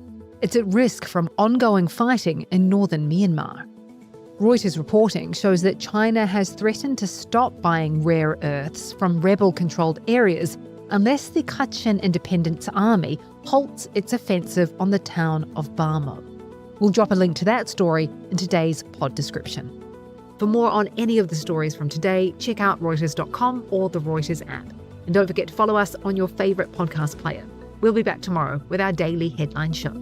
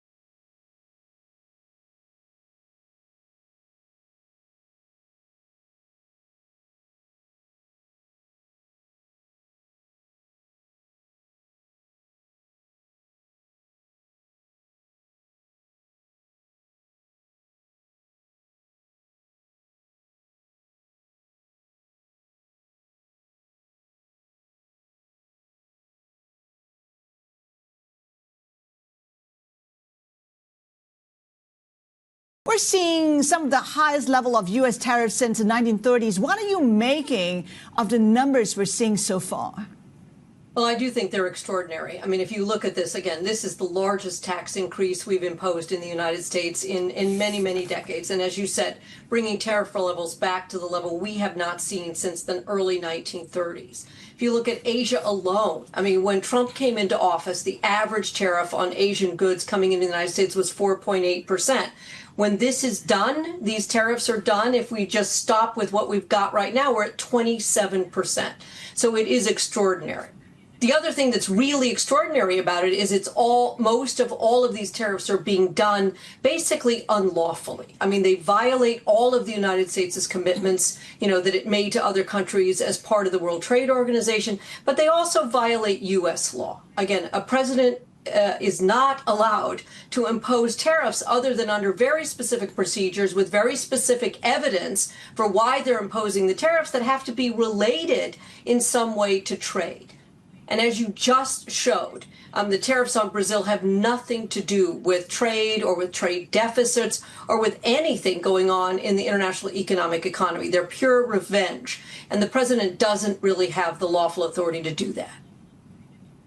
Jennifer, so what? So what if the tariffs are against the law? I mean, we know that President Trump has a way of circumnavigating all these laws. And what's the recourse for countries anyways? Well, I think your question raises two really important issues. One is, what's the recourse for countries? Because if you look at a lot of these countries, they have been negotiating with the United States. I mean, many of them offering to buy lots of things from the United States. Japan saying, we'll take a lot of your LNG. Indonesia offering to buy $34 billion of U.S. crops and fuels. Thailand proposing to lower a lot of its trade barriers. So they thought they were doing exactly what Trump said when he said he was going to get 90 deals in 90 days. And yet here they get these letters saying, oh, no, never mind. Unless you conclude a deal by August 1st, these tariffs are going to go on you. And virtually none of them even know what is possible for them to conclude a deal. So the huge problem is, again, a lack of trust with our trading partners, a real sense of exasperation from all of them of what is it going to take in order to sort of move away from this. And on the legal side of it, for what it's worth, a lot of these tariffs under this so-called International Economic Emergency Powers Act have been being challenged in the U.S. courts. And so far, 2 courts already have ruled just no. You cannot impose these tariffs under this law, and that's the law Trump has used. Those cases are on very expedited appeals. I personally would expect appeals decisions and potentially even a Supreme Court decision before the end of the year. And I am one of the people that thinks that Trump simply does not have the authority to do what he is doing. The U.S. Constitution gives to the Congress, not the president, the power to impose tariffs. And here we're looking at the largest set of tariff increases, that we've seen, again, in nearly 100 years, none of them being authorized or supported by the Congress. When you take a look at the tariff levels being imposed on countries, you get a sense, and I doubt people will disagree, that negotiations actually failed. The crux of the matter really, Jennifer, is that the goalposts keep changing. First, it is about addressing the deficit. Then it's about, putting a lid on Chinese exports. Then it is about security concerns. Then it's about some other things. So it is a very difficult and challenging environment to be negotiating a trade deal. I couldn't agree with you more. And the problem is many of the goals that the Trump administration has said for these tariffs are absolutely in total contrast and conflict with each other. I mean, on the one hand, they say the goal is to raise revenue. Well, if what you really want to do in terms of raising revenue is you want steady, low-level tariffs so that you continue to import a lot and charge tariffs on those. Then the next thing they say is, oh, no, we want everybody to return all manufacturing to the United States. Well, again, if you want to return all manufacturing to the United States, what you do not want is all of the chaos and the uncertainty that they've created, because all that means is all of the investors are sitting, parking their money, not willing to invest because they don't know what the economic situation is going to be even tomorrow. So even their goals are not consistent with each other. And obviously, if your goal is to get rid of the United States trade deficit, what you do not do is put a 50% tariff on Brazil, a country with whom we run a surplus. You do not put big tariffs on countries like Bangladesh that are least developed countries. And so part of the reason they're running a trade deficit with the United States is they can't afford to buy expensive American products. But if you put this big tariff on them, you're only going to make them poorer, less likely to buy more American products, less likely to bring down their trade deficit. So if that's the goal, these tariffs make no sense. Is it about closing the back door? Yes, I think there is a big element of saying, wait a minute, we do not want all of the Chinese goods that were made with subsidies, that were made in violation of, taking U.S. intellectual property or taking U.S. technology. We want to make sure that none of those goods can come into the U.S. market via any other market, via any other producer. And so, yes, I think to some significant degree, that's one of the goals. You see that, for example, they did get a sort of agreement, or at least the beginning of an agreement with Vietnam, where Vietnam would accept a 20% tariff, but a 40% tariff on anything that was so-called transshipped. And again, I think what they mean by that, and we'll have to wait and see when the details come out, is anything that contains a substantial amount of components made in China. So I do think you're exactly right that some of this is trying to figure out a way to put tariffs on everyone that is potentially using Chinese inputs in their goods. As you said, it is about definition. Transshipment is one. The other is anti-American. Any clarity on that? Do we expect clarity given that, a lot of people are saying that even the Trump administration itself isn't clear on those definitions? We don't know either of them. Again, normally transshipment, as a term, it's been out there for a long time. A lot of us trade negotiators know that term very well. It normally just means, did you cheat? I mean, were the goods entirely made somewhere else and you sewed in a label that said it was made in somewhere else? I mean, that's what we used to think of as transshipment, is just trying to cheat on the rules of origin. I don't think that's what they're talking about. I think they're talking about, again, this notion of if it has significant Chinese components. And again, what does it mean to be anti-American at this point? They're not defining this. If they're good. Sir ji natural gas का forecast last time जितनी inventory आई थी उसके comparison में थोड़ा सा ही ज़्यादा है, सिर्फ 1 बिलियन ज़्यादा एक्सपेक्ट कर रहे हैं. तो फोरकास्ट के अकॉर्डिंग तो अगर बुलिश आता है data, it is bearish for natural gas price. तो फोरकास्ट के अकॉर्डिंग अभी डेटा देखोगे, it is bearish for natural gas price. ठीक है, फोरकास्ट के अकॉर्डिंग अगर डेटा देखा जाए, it is bearish for natural gas price अगर फोरकास्ट के अकॉर्डिंग डेटा आता है. तो अभी आया नहीं है, देखते हैं एग्जैक्टली कितना आता है. अभी 5:30 न्यूयॉर्क सेशन ओपन हो जाएगा, फिर 6 PM पे अनएम्प्लॉयमेंट क्लेम्स का डेटा है, एंड देन 7 PM पे US market open, and 8 PM पे नेचुरल गैस की इन्वेंट्री. ठीक है, बाकी ये क्रूड ऑयल काफ़ी रुक रहा है. कल यहाँ पर वो डेटा आ गया था, उसके बाद चला गया था ऊपर, आज भी यहीं पर रुक रहा है. ऊपर इक्वल टू हाई बनाई है, थोड़ा नीचे आ जाए इस लेवल पे तो बाई करें, नहीं तो अगर यहीं पर घूमता रहा तो यहीं से रिटर्न ना हो जाए कल की तरह. वैसे ऐसा लग रहा था जब ये कैंडल यहीं पर ऊपर इक्वल टू हाई बनाई थी, ब्रेक कर देगा, बट कंप्लीटली साइडवेज ही चला गया वहाँ पे. बाकी नेचुरल गैस वापस ऊपर आता है तो एक रिटेस्ट जोन है, बड़ा लेवल है, थोड़ा सा ध्यान रखना. पूरा ही लेवल रेजिस्टेंस का, वहाँ से भी सेल कर सकते हैं, नीचे आएगा तो वहाँ से भी वापस बाइंग कर सकते हैं. नीचे आएगा तो इसमें यहाँ वापस बाइंग करेंगे क्रूड में, until unless candle open equal to high नहीं बनती है. लाइक भी करते रहो guys. To date, we have one agreement with the United Kingdom. And again, it has a number of elements in it, but not necessarily ones that I think would apply in many other countries. So we really don't know where that kind of an agreement is leading. We, again, have this beginnings of an agreement with Vietnam. I'm told that we may or may not get an agreement any moment now with India or the European Union.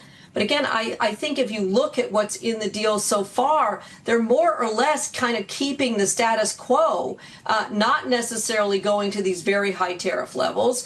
And most of what the countries are pushing for is if we have to accept a 10% across the board tariff, okay, maybe we'll do that, but we then want exclusions from the tariffs on steel or aluminum, 50% tariffs, or we want an exclusion for our cars, or if you're now going to be doing this 50% tariff on copper, some countries want exclusions from that.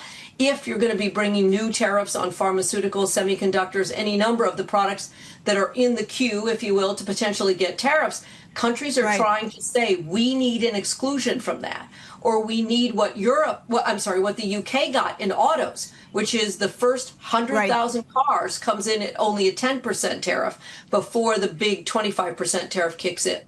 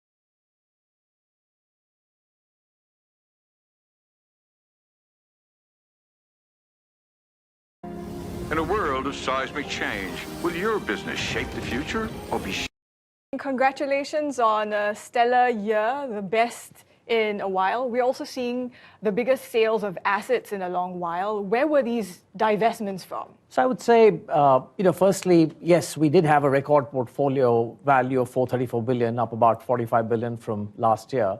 But, a lot of that depends on market conditions. So the year-to-year numbers are always volatile. And for us, what's more important is really the long-term returns and having a portfolio where we are reasonably confident of getting to our targeted returns with a narrow range of outcomes. And part of that is basically shaping our portfolio in line with what the current outlook is. So when you look at a lot of divestments, you also see a lot of investments. And part of it has been the effort we've been making over the last few years to rebalance the portfolio, again, to be more resilient in the environment we are in compared to the last decade. So there were net investments. Yes. But where were these divestments from? Which markets did they mostly come from? Pretty much across the board. I mean, for example, some of it was just capital return by Singapore Airlines for some of the capital we had provided during COVID. There was return of capital by Fullerton Financial Holdings when they sold the last portion of the stake in Fullerton India Credit in India. We've had Pavilion Energy that was sold last year. Beyond that, I would say amongst our listed portfolio, there were a lot of positions we trimmed. And we often do that when either a thesis is played out, but we trim when we may be making new investments across a similar theme and therefore rebalancing from one stock to the other. What about for private asset allocation? How are you thinking about that now? Is there some reduction? No, I think part of the small difference you see from 52 to 49 on private assets was just because the public markets did so well and our public portfolios, including our Singapore listed TPCs, did so well last year. So it's not that we are, over the long run, our private assets have given us better returns than public, just because, as you would expect, because of the liquidity premium you can harvest there. And that continues to be a big focus for us. So we made significant private investments this year. So are you quite positive on the outlook for private equity for the year ahead? Yes, look, again, I would say there's been an issue in terms of liquidity because there's been fewer IPOs, fewer monetizations the last year. For us, actually, because we're in a very liquid position, we actually have a very strong liquidity position right now. That actually gives us opportunities to buy really attractive assets that some other asset owners or funds may need to sell just because of their liquidity needs. So actually, we're finding it a pretty ripe environment to invest in private assets right now. What about more of the lasting impact or effects to investor business confidence amid these uncertainties? So that's why we need certainty around the tariffs. The main impact is really through business confidence, right? And when it's uncertain, it's difficult for you to make an investment commitment. It's difficult for you to hire people, which is why we've seen a bit of a slowdown in the economy, and we expect that in Q3. Having said that, because governments have responded around the world with reasonably aggressive fiscal policies, central banks in most parts of the world are easing or have plans to ease. So actually that impact has been mitigated, which is why the risk of a recession today is, I would say, quite low. And once you have tariff certainty, and then through the year, as central banks are cutting rates, as you see more deregulation in the US, et cetera, we would expect a pickup of growth going into 2026. Were you surprised in how the ultimate impact from Trump policies played out in the slide of the dollar? Well, I do think that the way the dollar has behaved this year has been surprising. During risk-off periods, normally the dollar tends to appreciate, and you haven't seen that this year. And it is frankly something that all investors now need to factor in, that you can't just assume a one-way move of the dollar upwards, and now we've seen the reverse out there. So historically, most asset owners would not hedge most of their US dollar exposure. Because as I said, during risk-off periods, the dollar would appreciate, so it was a natural diversifier. That's no longer the case. So we, and I think all investors, have now got to factor in the cost of US dollar depreciation on our returns. Like for us, we measure it in Sing dollars. We can, of course, hedge it, but even hedging has a cost. And so we have to factor that in all our investments. So you don't necessarily expect a reverse higher in the greenback later this year? Look, I don't think it's very difficult to predict currency movements as such. I think what's sort of clear is that there are forces on both sides. In the very near term, the key forces that are leading to the depreciation of the US dollar is everyone trying to hedge at least part of the exposure because people had almost no hedges on the US dollar exposure. And that is putting a natural pressure. At some point, that will abate. Beyond that, it'll be a question about capital flows in out of the US, trade flows, capital flows, which we will have to see how they plan out. But near term, I do expect pressure purely because more people are looking to hedge their exposure, and that naturally puts pressure on the US dollar. How comfortable are you in investing in China tech and China AI? So I would say, in terms of AI adoption, China is going to be pretty advanced on that, adopting AI for productivity or other things. That's because we have so many engineers and AI tech people out there that the diffusion into companies to adopt AI, I think is going to be quite fast. So you take an example, a company like Tencent. We invested out there. It is clearly benefiting from AI in terms of how it uses it for its own business. So I do think you will see in China too, particularly on the adopters side, significant opportunities for us to invest. How long-term a view would you have to take on that, though? Because it's interesting, we've seen these AI developments, yet they're not really driving tech earnings upgrades. That seems to be quite modest still.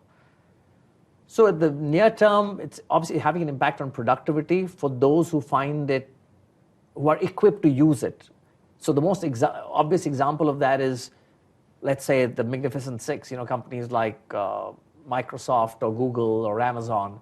And they all talk about the fact that they need far few coders, for example.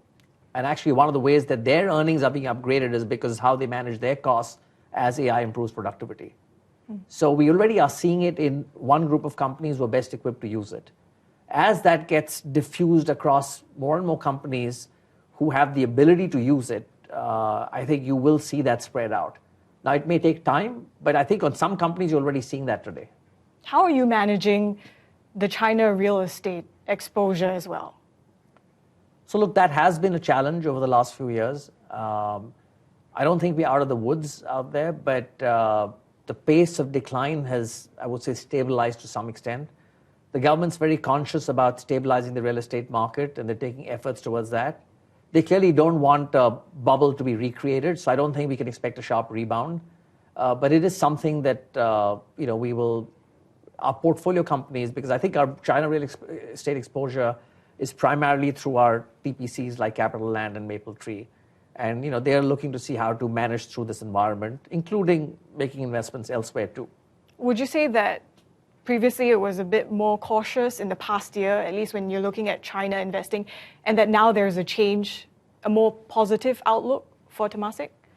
So I would say China's always been a very important market for us and one of our biggest markets. And we think as an $18 trillion economy, there will always be significant opportunities for us. So our focus out there, and compared to most other asset owners, our exposure there is very, very significant. So the downside risks that we were concerned about last year, the government has actually put a floor to that by saying, look, we will provide support to make sure that the economy continues to grow at a certain level. And you've seen first half of this year, our estimates are it'll grow over 5%. So in that sense, it's changed. But I think our view on China, even last year and this year, was that there will always be high-quality companies, particularly focused on the China domestic market, for us to invest in, and we continue to do that.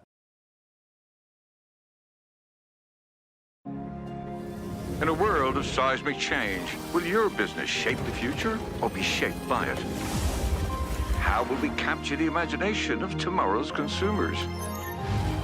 Overcome operational constraints to focus on future growth? And unlock economic and social prosperity through environmental responsibility. With EY's full spectrum of services across sectors, we're all in to shape the future with confidence. How comfortable are you in investing in China tech and China AI? So I would say, in terms of AI adoption, China is going to be pretty advanced on that, adopting AI for productivity or other things. That's because we have so many engineers and AI tech people out there that the diffusion into companies to adopt AI, I think is going to be quite fast. So you take an example, a company like Tencent. We invested out there. It is clearly benefiting from AI in terms of how it uses it for its own business. So I do think you will see in China too, particularly on the adopters side, significant opportunities for us to invest. How long-term a view would you have to take on that, though? Because it's interesting, we've seen these AI developments, yet they're not really driving tech earnings upgrades. That seems to be quite modest still. So at the near term, it's obviously having an impact on productivity for those who find it, who are equipped to use it. So the most obvious example of that is, let's say, the Magnificent Six, companies like Microsoft or Google or Amazon. And they're all talking about the fact that they need far few coders, for example. And actually, one of the ways that their earnings are being upgraded is because how they manage their costs as AI improves productivity. So we already are seeing it in one group of companies who are best equipped to use it. As that gets diffused across more and more companies who have the ability to use it, I think you will see that spread out. Now, it may take time, but I think on some companies, you're already seeing that today. How are you managing the China real estate exposure as well? So look, that has been a challenge over the last few years. I don't think we're out of the woods out there, but the pace of decline has, I would say, stabilized to some extent. The government's very conscious about stabilizing the real estate market, and they're taking efforts towards that. They clearly don't want a bubble to be recreated, so I don't think we can expect a sharp rebound. But it is something that our portfolio companies, because I think our China real estate exposure is primarily through our TPCs like Capital Land and Mapletree. And they're looking to see how to manage through this environment, including making investments elsewhere too. Would you say that previously it was a bit more cautious in the past year, at least when you're looking at China investing, and that now there's a change, a more positive outlook for Temasek? So I would say China's always been a very important market for us and one of our biggest markets. And we think as an $18 trillion economy, there will always be significant opportunities for us. So our focus out there, and compared to most other asset owners, our exposure there is very, very significant. What has happened in the last year? I would say a couple of things. Confidence has improved, particularly amongst entrepreneurs. DeepSeek was one moment which actually led everyone to believe that despite these trade tensions, China can compete with the best. There's also belief amongst private companies that the government is supportive of them. And so you are seeing that improved confidence out there. The government's also made it clear that, yes, they're not going to create a bubble in the economy, so you're not going to see a major turbocharging the economy, but they will provide stimulus wherever they feel that growth is slowing down to levels that are not acceptable to them.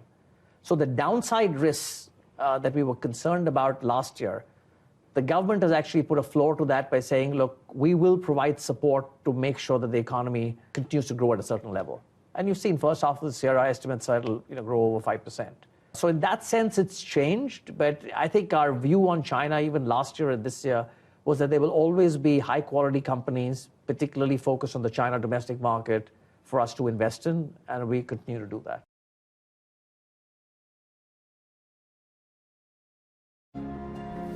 In a world of seismic change, will your business shape the future or be shaped by it? How will we capture the imagination of tomorrow's consumers? Harness technology and AI to shape the way we live our lives, and unlock economic and social prosperity through environmental responsibility. With EY's full spectrum of services across sectors, we're all in to shape the future with confidence.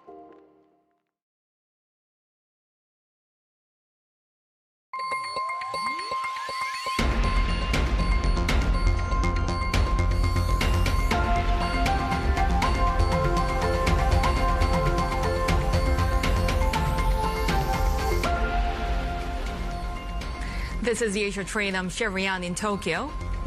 I'm Heidi Stroud-Watts in Sydney. The top stories this hour. Asian stocks are set for a positive start as investors brush off trade war worries. Megacaps leading Wall Street gains, with Nvidia briefly touching a $4 trillion valuation.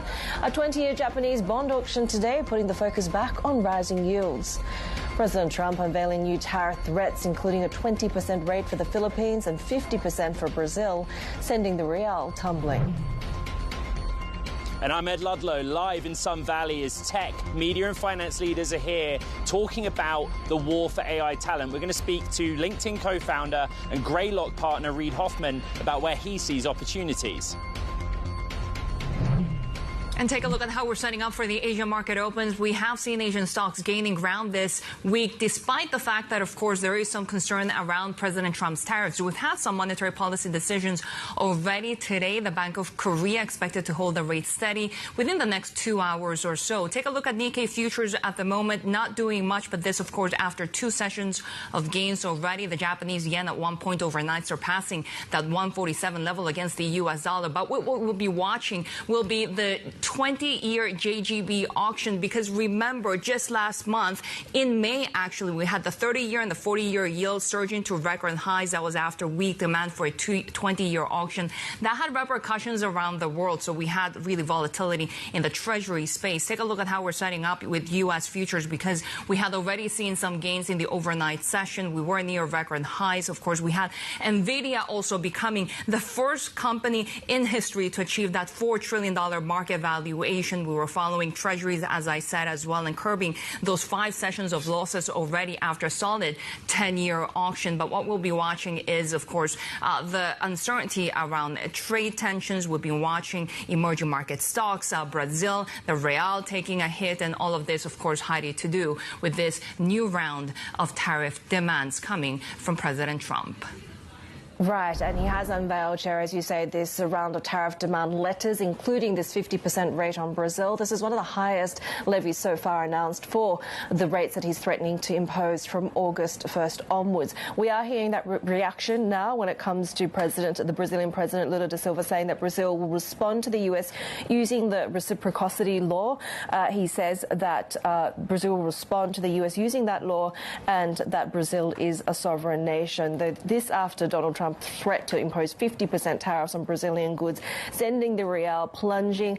We saw Trump sharply escalating that dispute with LATAM's largest nation, the leftist leader, President da Silva there responding now. We're hearing these comments from Lula.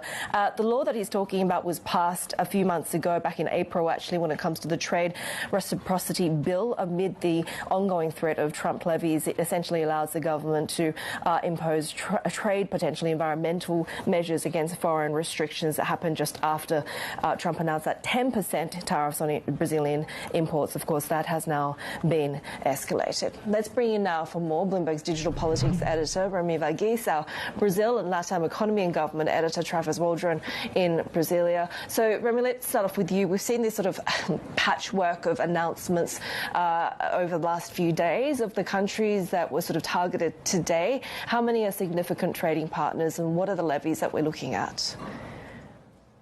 Apart from Brazil and the Philippines, the other nations today are not significant trading partners, actually. Brazil is up there in the top 20. The Philippines is in the top 50. But combined, the other 6 nations, their imports to the United States only account for about $15 billion. I mean, he included Sri Lanka, which had imports about $3 billion to the United States.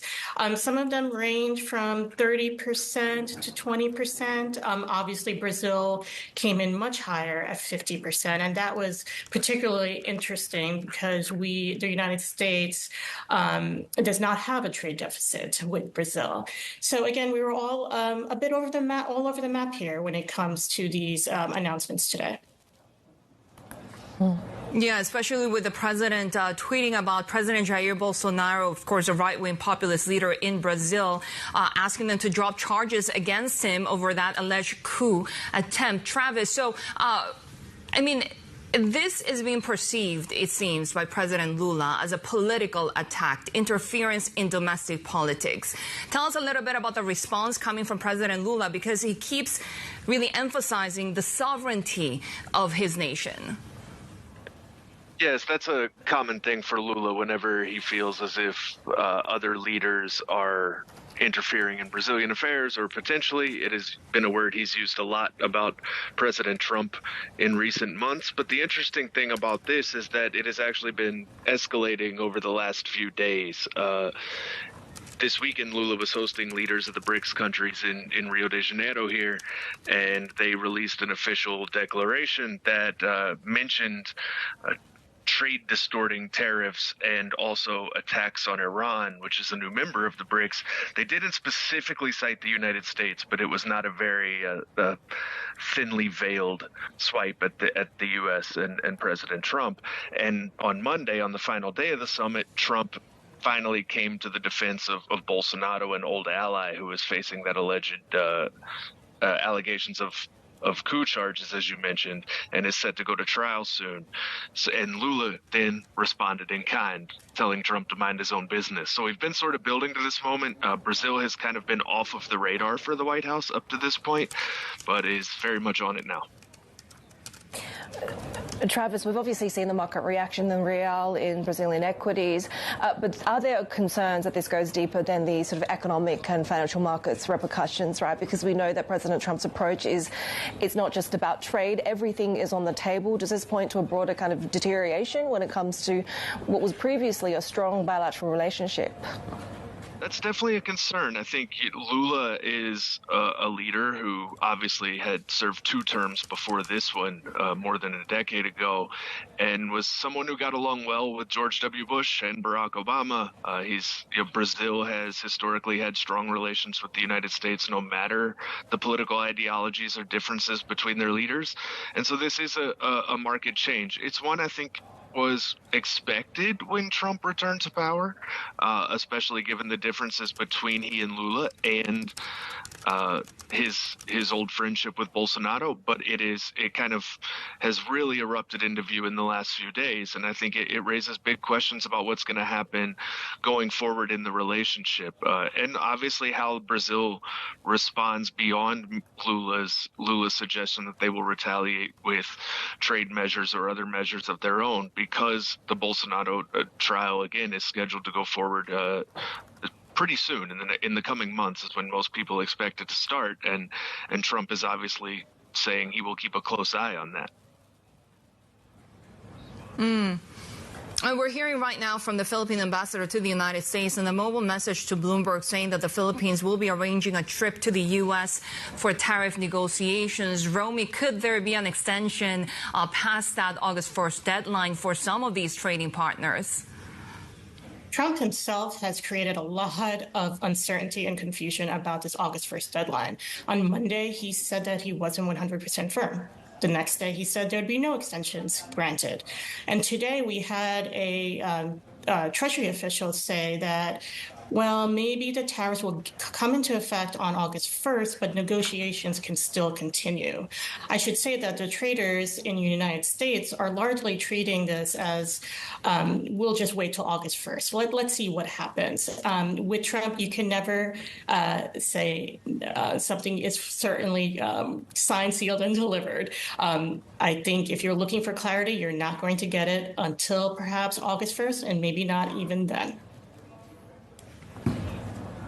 Thanks, Romy Vaghis and Travis Waldron there with the wrap-up of these latest trade developments. And, of course, all of this has heavy implications when it comes to central banks. The minutes from the Fed's June meeting showing officials are divided on how tariffs might potentially have implications for price pressures. Some committee members saw a one-time impact. Most were worried about more persistent risks to inflation.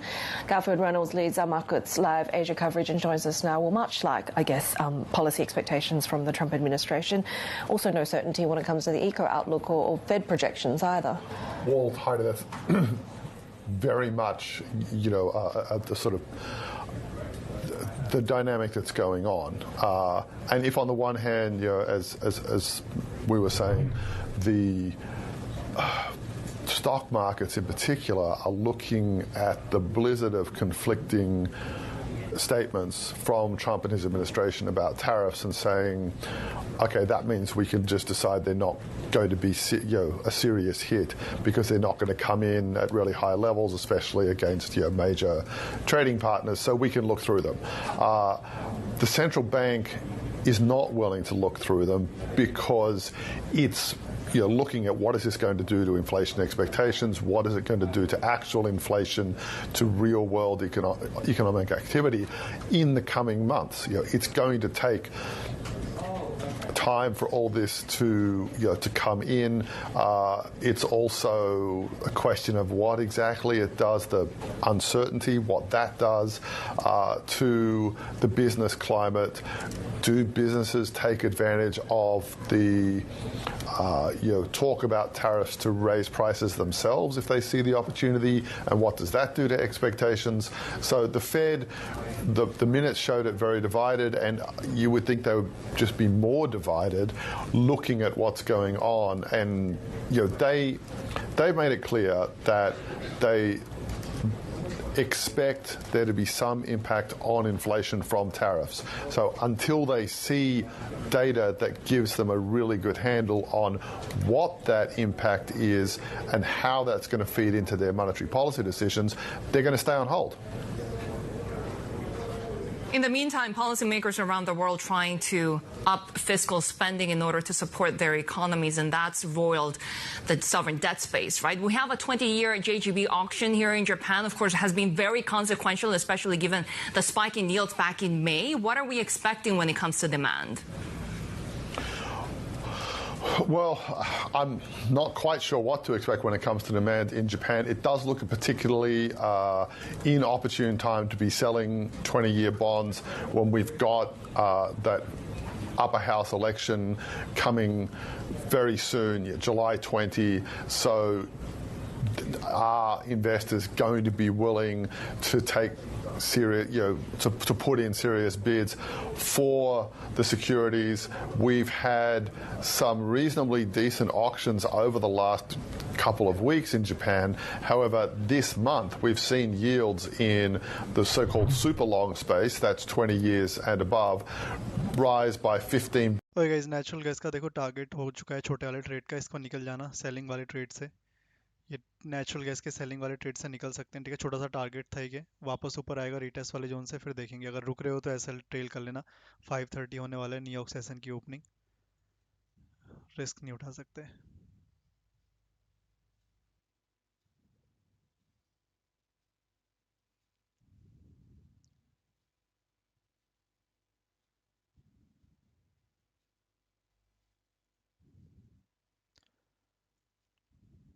Y suddenly rise and fall in crude oil, any news sir? दो news थी जिसका शायद impact पड़ा है। एक तो पहला मैंने वो पोस्ट कर दी है ऑलरेडी, यूएई वाली न्यूज़। दूसरा साउथ कोरिया की ओर से न्यूज़ आई थी, उन लोगों ने भी, ये वैसे न्यूज़ पहले से चल रही थी बट वो डिसीजन आ गया शायद। साउथ कोरिया ने भी अपना जो रेट कट है वो चेंज नहीं किया है, सेम ही रखा हुआ है।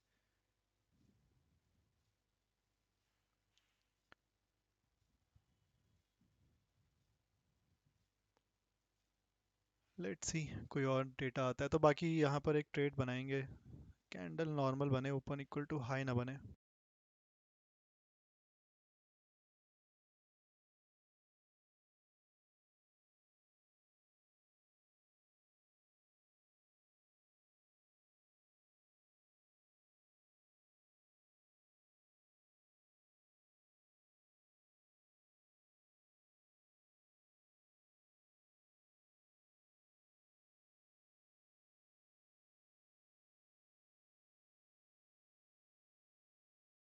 बाकी यूएस के जो सेक्रेटरी ऑफ डिफेंस हैं और साथ ही साथ उनके जो एनएसए हैं, मार्को रूबियो, वो रसिया के जो फॉरेन मिनिस्टर हैं लावरो, उनसे अभी मलेशिया में मिले हैं शायद। लेट्स सी वहाँ से अगर कुछ न्यूज़ निकल के आती है। अभी कुछ खास और अपडेट नहीं है उसमें, बट जिस तरह से बातचीत हो रही है तो मोस्ट प्रोबेबली शायद रसिया यूक्रेन के रिगार्डिंग ही हुआ होगा।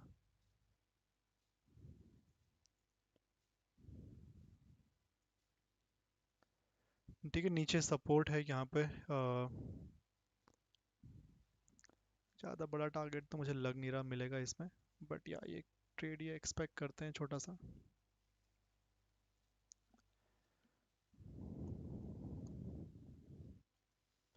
अगर ये कैंडल थोड़ा क्लोज दे दे नीचे करंट वाली भी ना 5800 के नीचे, तो बेटर रहेगा। फिर थोड़ा प्राइस बेरिश ही समझो।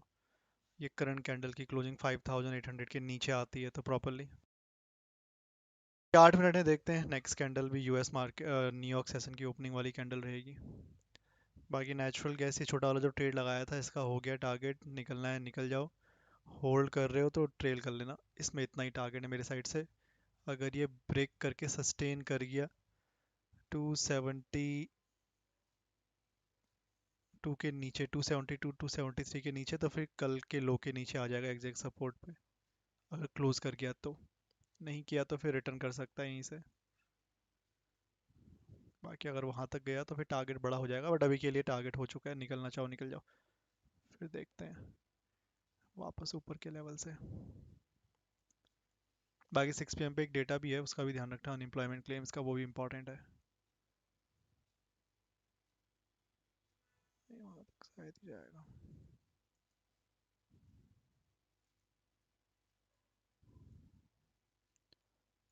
फाइनली आ तो गया ये नंबर कल वाला।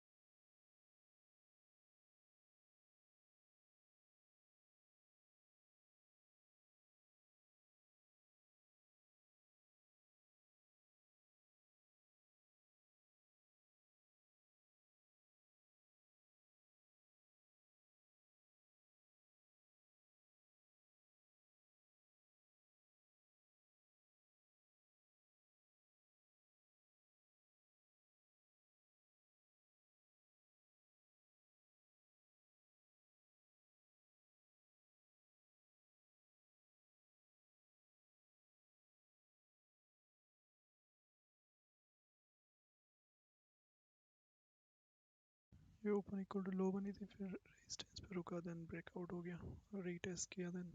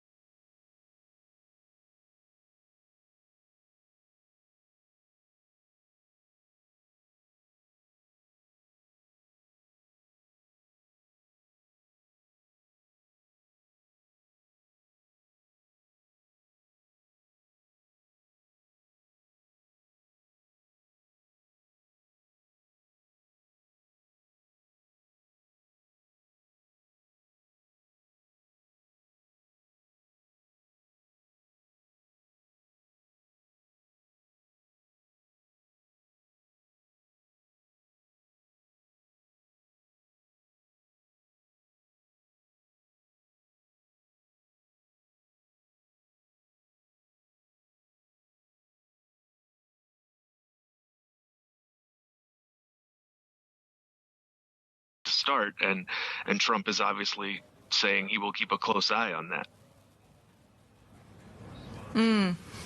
And we're hearing right now from the Philippine ambassador to the United States in a mobile message to Bloomberg saying that the Philippines will be arranging a trip to the U.S.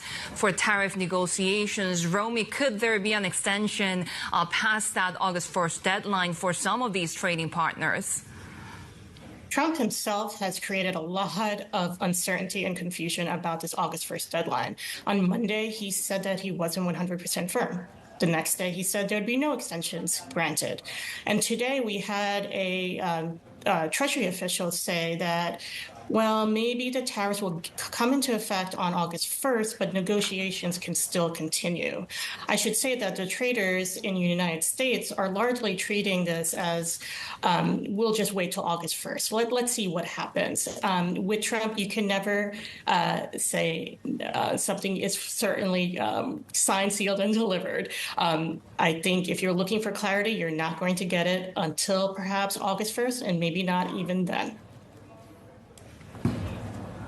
Thanks, Romy Vaggis and Travis Waldron there with the wrap-up of these latest trade developments. And, of course, all of this has heavy implications when it comes to central banks. The minutes from the Fed's June meeting showing officials are divided on how tariffs might potentially have implications for price pressures. Some committee members saw a one-time impact. Most were worried about more persistent risks to inflation. Garfield Reynolds leads our Markets Live Asia coverage and joins us now. Well, much like, I guess, policy expectations from the Trump administration. Also no certainty when it comes to the eco outlook or Fed projections either. Well, Heidi, that's very much, the sort of the dynamic that's going on. And if on the one hand, as we were saying, the stock markets in particular are looking at the blizzard of conflicting statements from Trump and his administration about tariffs and saying, okay, that means we can just decide they're not going to be a serious hit because they're not going to come in at really high levels, especially against major trading partners, so we can look through them. The central bank is not willing to look through them because it's looking at what is this going to do to inflation expectations, what is it going to do to actual inflation, to real-world economic activity in the coming months. It's going to take time for all this to come in. It's also a question of what exactly it does, the uncertainty, what that does to the business climate. Do businesses take advantage of the talk about tariffs to raise prices themselves if they see the opportunity, and what does that do to expectations? So the Fed, the minutes showed it very divided, and you would think they would just be more divided looking at what's going on. And they made it clear that they expect there to be some impact on inflation from tariffs. So until they see data that gives them a really good handle on what that impact is and how that's going to feed into their monetary policy decisions, they're going to stay on hold.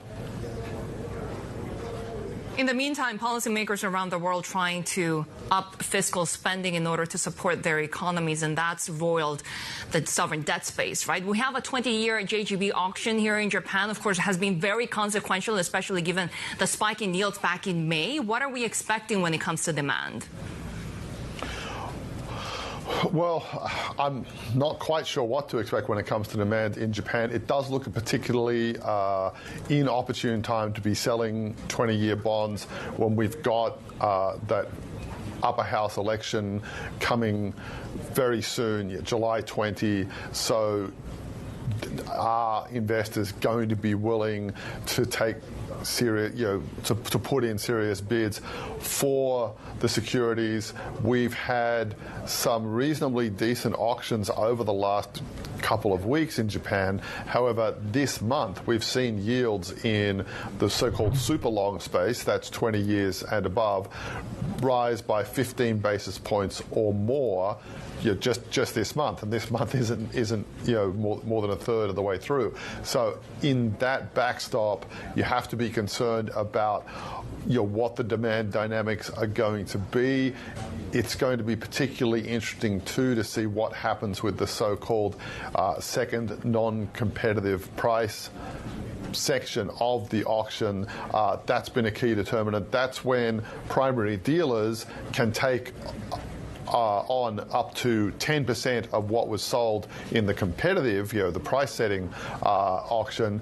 And whether they do take all that up or whether they don't, that has tended to say a lot about where trading goes in the secondary market after the auction itself. So there's several steps that are going to go on. We might get reasonable demand seemingly at the primary auction itself because the yields have climbed. But if we don't get that follow-on demand from primary dealers, then you could see yields jump later on in the day, something that's been a bit of a feature over the last week for longer end JGBs. So it's going to be a very tense time for bond traders in Tokyo with all of that going on. There's also the concern that any fresh difficulties in the long end for JGBs will spread to European debt, and potentially also we've got a 30-year sale in the US coming up in their day.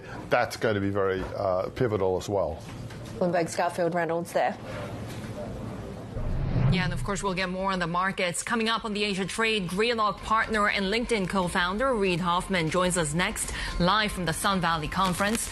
Plus, we continue our conversation on trade with the Heinrich Foundation. Much more ahead. This is Bloomberg.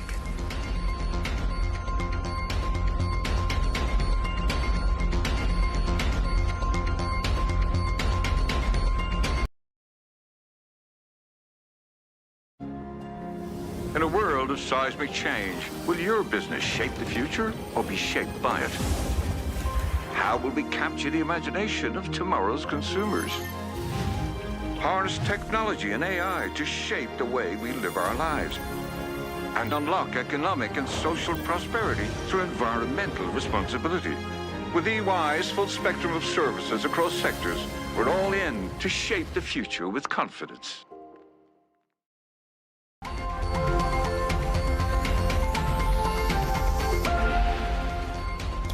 Well, the annual Allen & Co conference is well underway in Sun Valley this week, bringing together top executives in media, technology and finance. Let's cross over to the event that's known as a summer camp for billionaires, where Bloomberg Tech co-anchor Ed Ludlow is standing by with our first guest. Ed. Right, and in the history of Allen & Co and Sun Valley, a big emphasis on M&A, but in modern day technology M&A, the acqui-hire is kind of a part of that marketplace, and the marketplace broadly for AI talent is the conversation, which is why I'm delighted to speak to Reid Hoffman, not just LinkedIn co-founder and Greylock partner, but a serial entrepreneur and somebody who has founded several AI companies and will continue to do so. And what I've learned is that $100 million is the clearing price in the market for frontier model AI talent. But we're laughing, but actually that's the debate here. Why is $100 million reasonable or unreasonable? Well, so essentially, one of the things that's good about having an open marketplace of anything, including labor, is that you essentially get multiple bidders, and that's what sets a price. And so the fact that someone goes, I'm willing to spend $100 million in order to get this talent, you think, well, that's crazy. Why would they possibly do this? Higher than the vast majority of CEOs, etc. Well, if that one, what you're judging is that one talent will potentially create billions of dollars of value for you, whether it's in a social network, whether it's in, a search engine, anything else as a way of doing it. And so if you think that, then that's just a bold bet. What Sam Altman, the CEO of OpenAI, said was that particular figure, which he had accused Meta of offering to some OpenAI staff, what he claimed was it was crazy. But it sounds like it's not crazy, really. Well, I don't think it's crazy when we know that AI is going to transform all businesses and all industry and the entire tech industry. And these are trillion-dollar companies, et cetera, at the high end, and a whole stack all the way through down into billions. Today, for a brief moment, one of them was a $4 trillion company. Yes, exactly. Please continue. Yes, NVIDIA. And so so saying, hey, this piece of talent is a risk-adjusted bet that makes a difference in that, that's just a risk bet. You might say it's a dumb risk bet, but it's not dumb to do if those are the stakes you're playing for.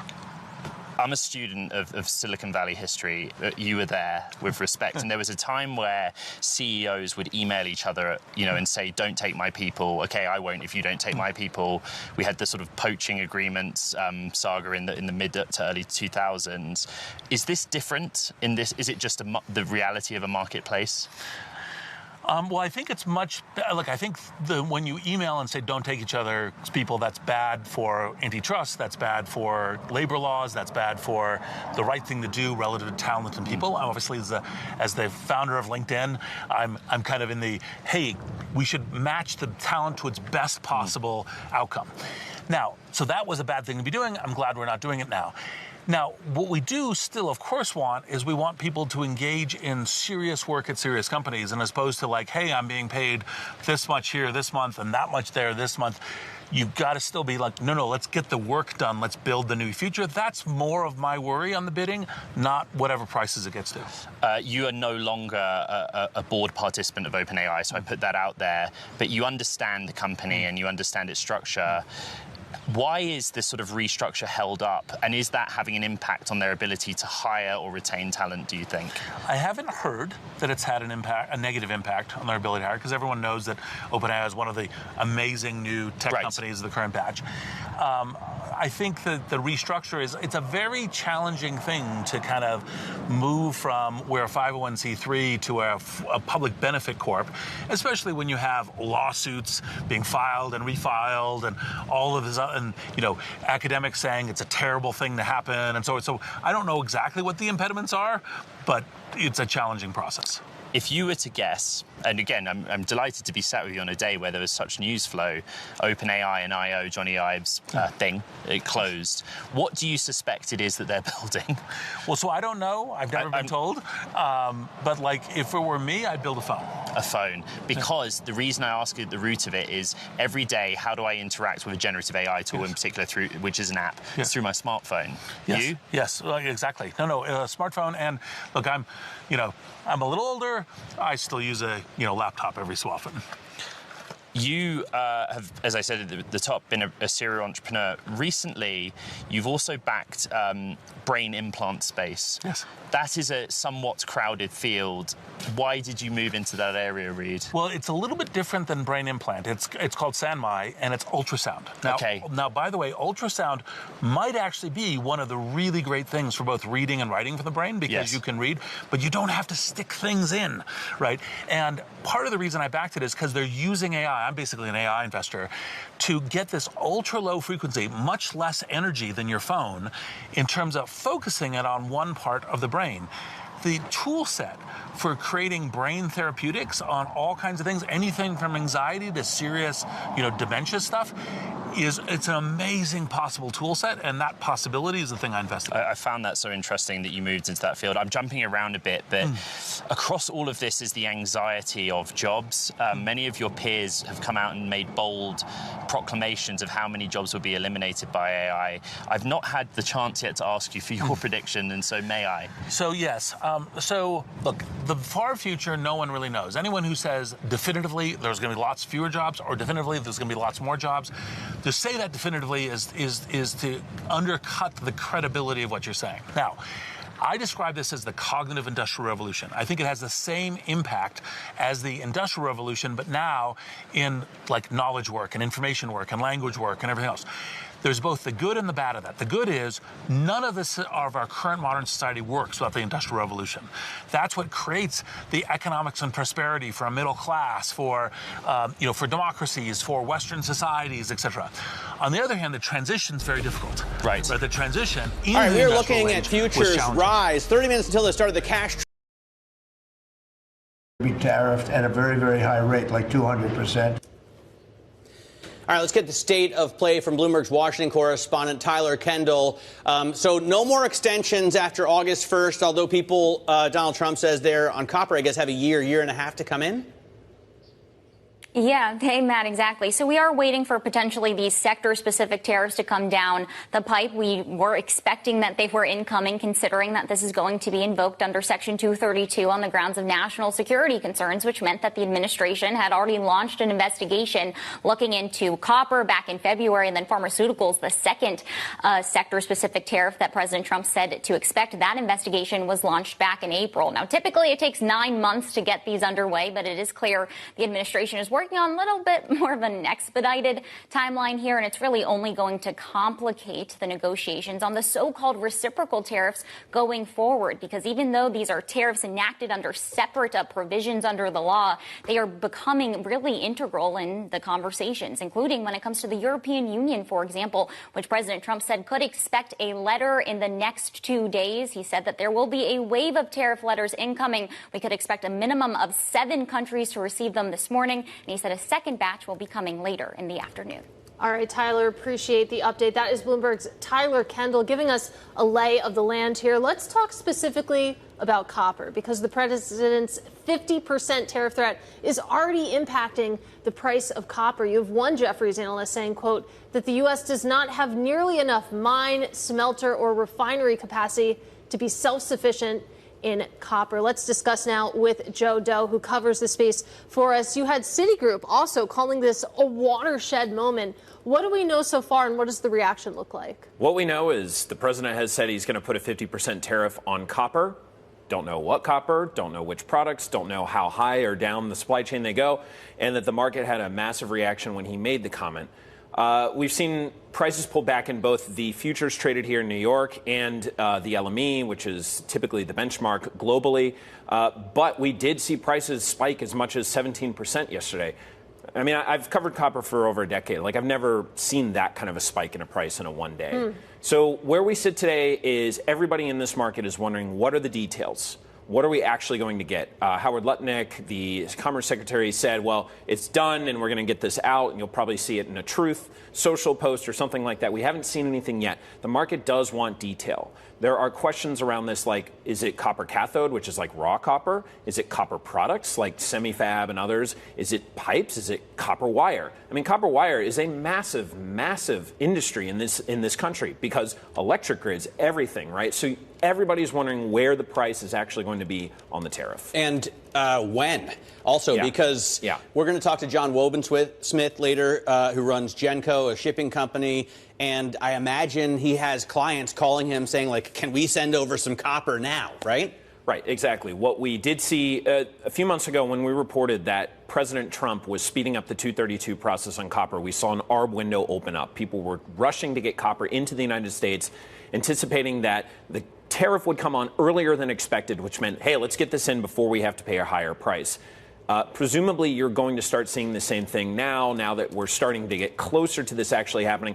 But I think the question is, like, how much of that, right? Because this had already been happening. The market has been expecting a tariff to come in. I think maybe the big surprise here is that number, 50%. A lot of the market was kind of waffling with maybe it's going to be 25%, maybe it's going to be 10%. They didn't know. But now we have the President of the United States actually giving a number. So we could see that affecting the actual trade flows for the near term. All right, Joe, look forward to talking more about this with you over the next year and a half. Joe Doe covers metals for us. He's also our economic statecraft czar, so to speak. The president threatening a 200% tariff on pharmaceuticals imported into the U.S. 200%. That threat sending European pharma names into the red. For more, we're joined by Bloomberg's health reporter, Damien Garde. So, Damien, what do we know about the details of this tariff threat? Well, very little. And in fact, despite the terror, I think, that might be incurred by that 200% number, this disclosure by the president was greeted with some relief by analysts in the pharmaceutical sector, because he mentioned that this would be 1.5 years, this kind of vague deadline in the future for which companies would have to bring more manufacturing to the United States. As you might know, many major pharmaceutical companies have been kind of tripping over themselves in 2025 to announce plans to build manufacturing capacity in the U.S. for drugs that they currently import from elsewhere. And so there is, maybe reading between the lines, a notion that Trump's earlier rhetoric about imposing tariffs almost immediately on the pharmaceutical industry, because that has evolved to this kind of like nebulous distant date and this 200% number, that perhaps those companies have succeeded in coming to the White House and saying, look, we can't overnight just start making complicated injectable drugs in North Carolina that we currently make in Switzerland, but here's what we will do. And this is perhaps a sign that that has gotten through to the administration and that they've bought themselves some time, if not kind of escaped some of the crosshairs that had been on them previously. Yeah, in some ways, there's parallels to the conversation we were just having about copper mining, that there's just not the capacity as it stands right now to have all this production in the U.S. But Damien, I actually want to get your thoughts on another story in the health space, and that is the M&A deal that we saw this morning with Merck agreeing to buy Verona for about $10 billion. We know that Merck has been shopping around, that they have that patent cliff coming up, and it seems like they've found their answer here. It does. I think what we're seeing, as you mentioned, Merck's patent cliff is that they currently make the best-selling drug in the world in the form of Keytruda, a medicine for many, many types of cancer. It will soon lose its exclusivity, and Merck will have a roughly $30 billion, $40 billion hole to plug in its revenue. They know that there is no one, they're taking kind of a Moneyball approach, I suppose. They know there's no one product that can recreate the effects of Keytruda on their revenue, so they are looking to recreate it in the aggregate, mostly through a series of deals and through their pipeline. So that enter Verona today, which has a recently approved treatment for COPD, emphysema, and other kind of related conditions, that has peak sales estimates in the mid-single-digit billions out into the 2030s. And that is the kind of like single or double that a company like Merck needs in order to prepare itself for the loss of Keytruda's patent life.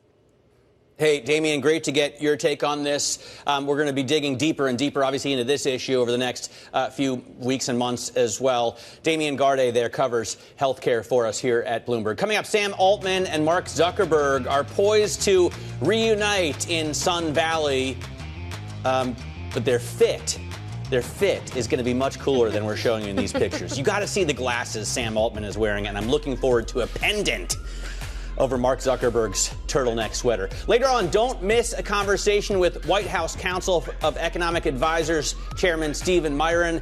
In our next hour, we'll ask him about the effect on tariffs after the big, beautiful bill was signed on the 4th of July. This is Open Interest.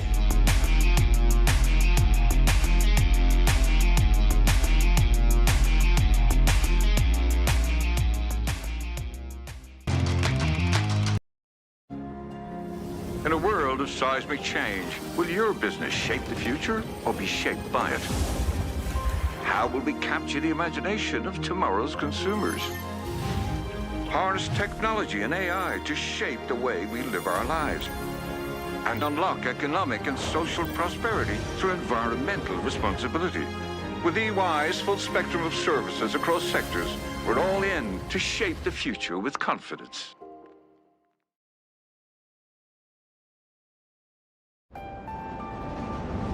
Progress never stops, neither should you. At PwC, we make sure you're ready for what's next, with the expertise and technology you need to outthink and outperform. We're with you, sleeves rolled up, start to finish, so you can stay ahead, so you can protect what you built, so you can create new value. We build for what's next, so you can get there now. PwC, so you can.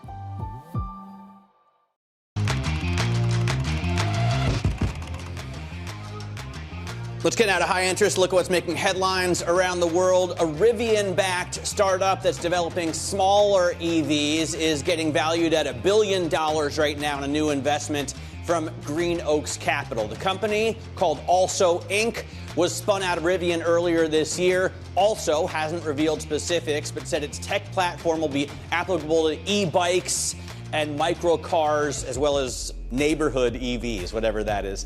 Mobileye is reporting preliminary second quarter results that beat expectations. It also announced, though, a secondary offering by Intel. Bloomberg Intelligence says the results reflect a stabilization in global auto production, and the offering likely reflects Intel's cash needs. And tech titans are converging in Silicon Valley, Idaho, for the annual Allen & Company conference, an event where billionaires and CEOs CEOs rub shoulders and strike deals. Our own Ed Ludlow is there, and he caught up with OpenAI CEO Sam Altman, who said he's looking forward to meeting with Meta CEO Mark Zuckerberg. The pair haven't spoken since Zuckerberg poached some of OpenAI's top engineers. Ed asked Altman his thoughts on AI talent recruitment. I think we have an incredible, obviously we have an incredibly talented team, and I think they really love what they're doing. Obviously, some people will go to different places. There's a lot of excitement, I guess we could say, in the industry, but no, I think we feel fine. So that's one feud that's happening right now in the tech industry, which we're going to get to. But let's get to another feud that is underway, and that is Elon Musk responding to longtime Tesla bull Dan Ives. Now, yesterday, the analyst posted recommendations for Tesla's board to consider for Musk when it comes to his divided attention, when it comes to politics and what's actually going on with the business.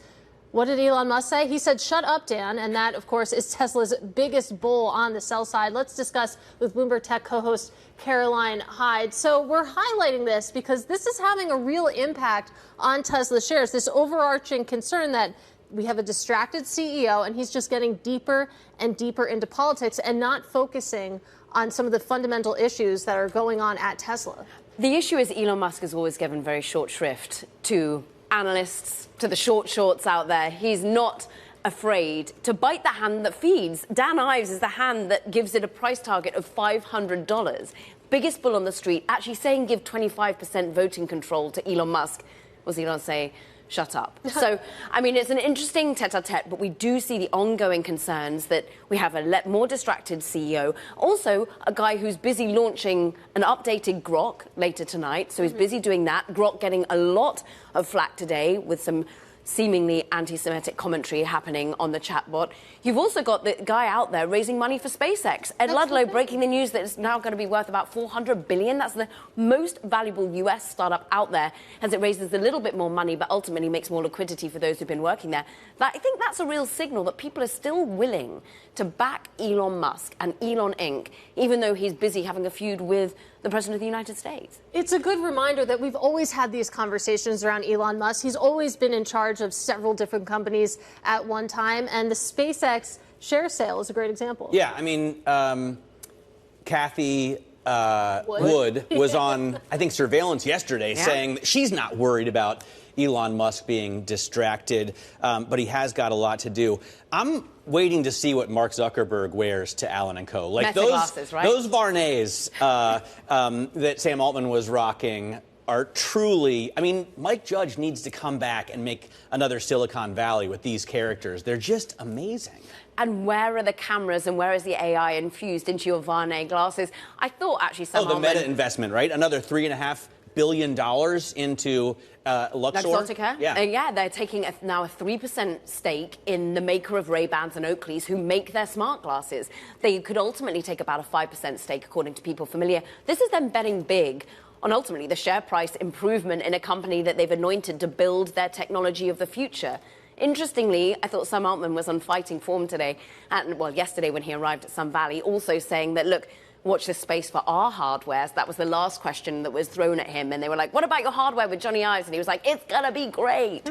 But at the moment, he's wearing Varnays. But he's certainly not wearing Meta glasses. I'm pretty sure Zuck will be. Yeah, and I thought that Meta investment was really interesting because you also saw Warby Parker shares rise yesterday. Warby Parker, of course, wasn't the target of the investment, but maybe some speculation that we're going to see more of these matchups in the future. And you've already seen it. Alphabet, Google's been getting closer to Caring Group with its glasses. We're likely to start to see more and more companies come out with this new way in which we interact with AI. It's not going to be augmented reality. That's a step too far. The Vision Pro ultimately was too pricey and not the form factor we need. But we do want to have AI in our intermediate lifestyle, and that's going to be with the sunglasses, it feels like. We should remember, so far, Meta has invested in EssilorLuxottica, and they own both Ray-Ban and Oakley's. And those are the two brands that have been infused with this technology, right? Varney is actually owned by LVMH, so it's a completely different Fashion. Well, owner, right? So Meta is only making glasses with the brands that are owned by Luxottica. Yeah. It's not like they're going to branch out and do something with a different brand that's not owned by What are we Luxottica. trying to signal as to who OpenAI is getting into bed with? We know that they've got this partnership with Johnny Ive. We know that they've got some legal ramifications with that. And so we'll see who they particularly work with. I'm so fascinated to see what Johnny Ive and Sam Altman come up with, because the thing about Apple is they really don't need. I know Dan Ives was out with a note today saying they have to make an acquisition, and he's saying perplexity is it. But as long as they own the hardware with which we use AI, it's okay. But if Johnny Ive and Sam Altman come up with something that makes you no longer need an iPhone, then Apple has a real problem. But then also look at the changes that are currently happening at Apple. We've just had the yet further scoop that the COO, Jeff Williams, who'd been there running the COO role for at least a decade, saying goodbye. At one point we thought he might take over from Tim Cook. They're basically the same age. But the guy who comes in instead, Sabi Khan, he's been there for 30 years. These are people who know the business well. We're likely to see the hardware engineering guy get anointed potentially to take over Tim Cook. That's what people have generally thought. But this is a shuffling of the deck. The people in charge of supply chain here are all being regalvanized. And look, you have the latest tweet comment out of Peter Navarro, who's there very much trying to dictate where trade deals go, saying Apple thinks it's too big to tariff. That's the headache for Apple right now. Is that the distraction for that company rather than innovating in AI? You've got Tesla CEO distracted with politics, and you've got Apple distracted being forced to think about politics. All right, Caroline Hyde co-anchors the Bloomberg Tech Show. You can catch her with Ed Ludlow at 11. He'll be like lurking in the bushes somewhere at Allen & Co. Talking with a billionaire CEO, but I'm sure present on the program. Coming up on this one, we've got a wave of share sale announcements overnight, including, this isn't one, but interest in the Chinese business of Starbucks and other potential companies on the block. Details ahead right here on Open Interest.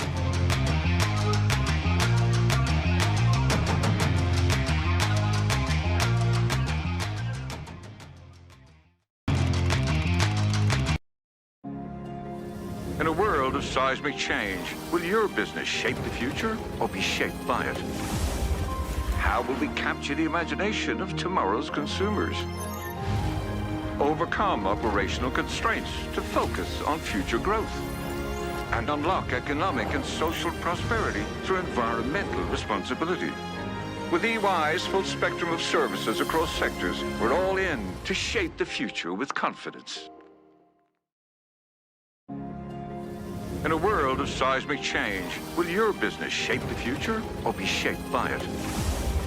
How will we capture the imagination of tomorrow's consumers? Overcome operational constraints to focus on future growth, and unlock economic and social prosperity through environmental responsibility.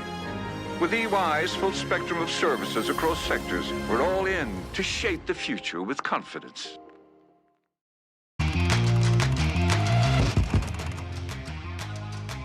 Welcome back to Open Interest. A check on the setup when it comes to the futures market ahead of the opening bell, just about 7 minutes away. You can see we're up slightly. We had pretty much an unchanged finish for the S&P 500 yesterday with some big intraday volatility. Right now, as it stands, we're about 0.3% higher. Same story if you take a look at the NASDAQ 100. Your big tech names that live there also up slightly.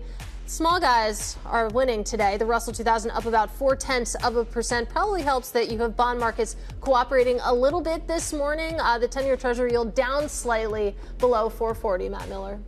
All right, so overnight we saw a wave of stake sales, share sales, takeover interest from companies like Bank America and Starbucks. Those are the sellers in this. Let's get details from Bloomberg's cross-asset reporter, Isabel Lee. And I should say potential sellers, right? These aren't done deals. There's a lot of speculation here, but I want to start with AES, an energy company with an enterprise value of $40 billion. It does have that enterprise value, and its market cap is only around $8 billion. So it's a power from AES, and it's exploring options including a potential sale. That's according to people familiar with the matter, and you see shares edging higher by just around 2%. So AES provides power, renewable power, to tech companies like Microsoft, Google, Amazon, and investors including Brookfield and BlackRock have really been studying their shares after they lost half of their value in the past 2 years, of course, due to Trump's anti-renewal policy. So AES, again, to your point, has an enterprise value of $40 billion,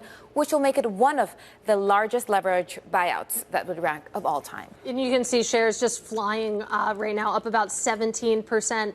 I just want to talk about Starbucks and what's going on with the China unit, reportedly drawing interest for a potential controlling stake here. Yes, you and I like Starbucks, so shares are also edging higher by nearly 3%. So China is the second biggest market of Starbucks, and Bloomberg reported in May that it is exploring potential review of its company. So now Starbucks is in the process of reviewing those and really shortlisting candidates for a next round of bidding. And this isn't really Starbucks' preferred option. I think that's important to note because they preferred a minority stake that will help them grow their business. But now here we are. And Starbucks really has been struggling in China, and they've tried to cater to local tastes. So they've slashed tea prices. They've made 0 options for coffee. We'll see if it's working. But really, they've tried to attract more consumers there. 0 options for coffee? No, 0 sweeteners for coffee. Ah, okay. Maybe I said it wrong. Did I say it wrong or you heard it wrong? No, 0 sweet. It I guess was like no sugar options. No sugar options. Bank America, Kuwait.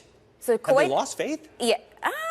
No. That's too strong of In a 30 statement. seconds. Okay, so it's a $1 trillion sovereign wealth fund, and they sold a $3.1 billion stake, according to people familiar with the matter again. So the sale was handled by Goldman Sachs, and they saw it's 1.5% discount to Monday's closing price. I think the most important thing here, it follows Warren Buffett's Berkshire Hathaway's retreat. So Warren Buffett was seen as a white knight, and now they sold out. And we have Kuwait Investment Authority also doing the same, and their backing goes as far as 2008. So that's really all right. Great roundup, Isabel. That is Bloomberg's Isabel Lee. Stick with us. The opening bell is up next. We'll walk you through the action with Seema Shah.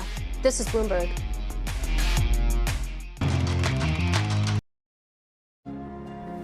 In a world of seismic change, will your business shape the future or be shaped by it? How will we capture the imagination of tomorrow's consumers? Harness technology and AI to shape the way we live our lives. And unlock economic and social prosperity through environmental responsibility. With EY's full spectrum of services across sectors, we're all in to shape the future with confidence.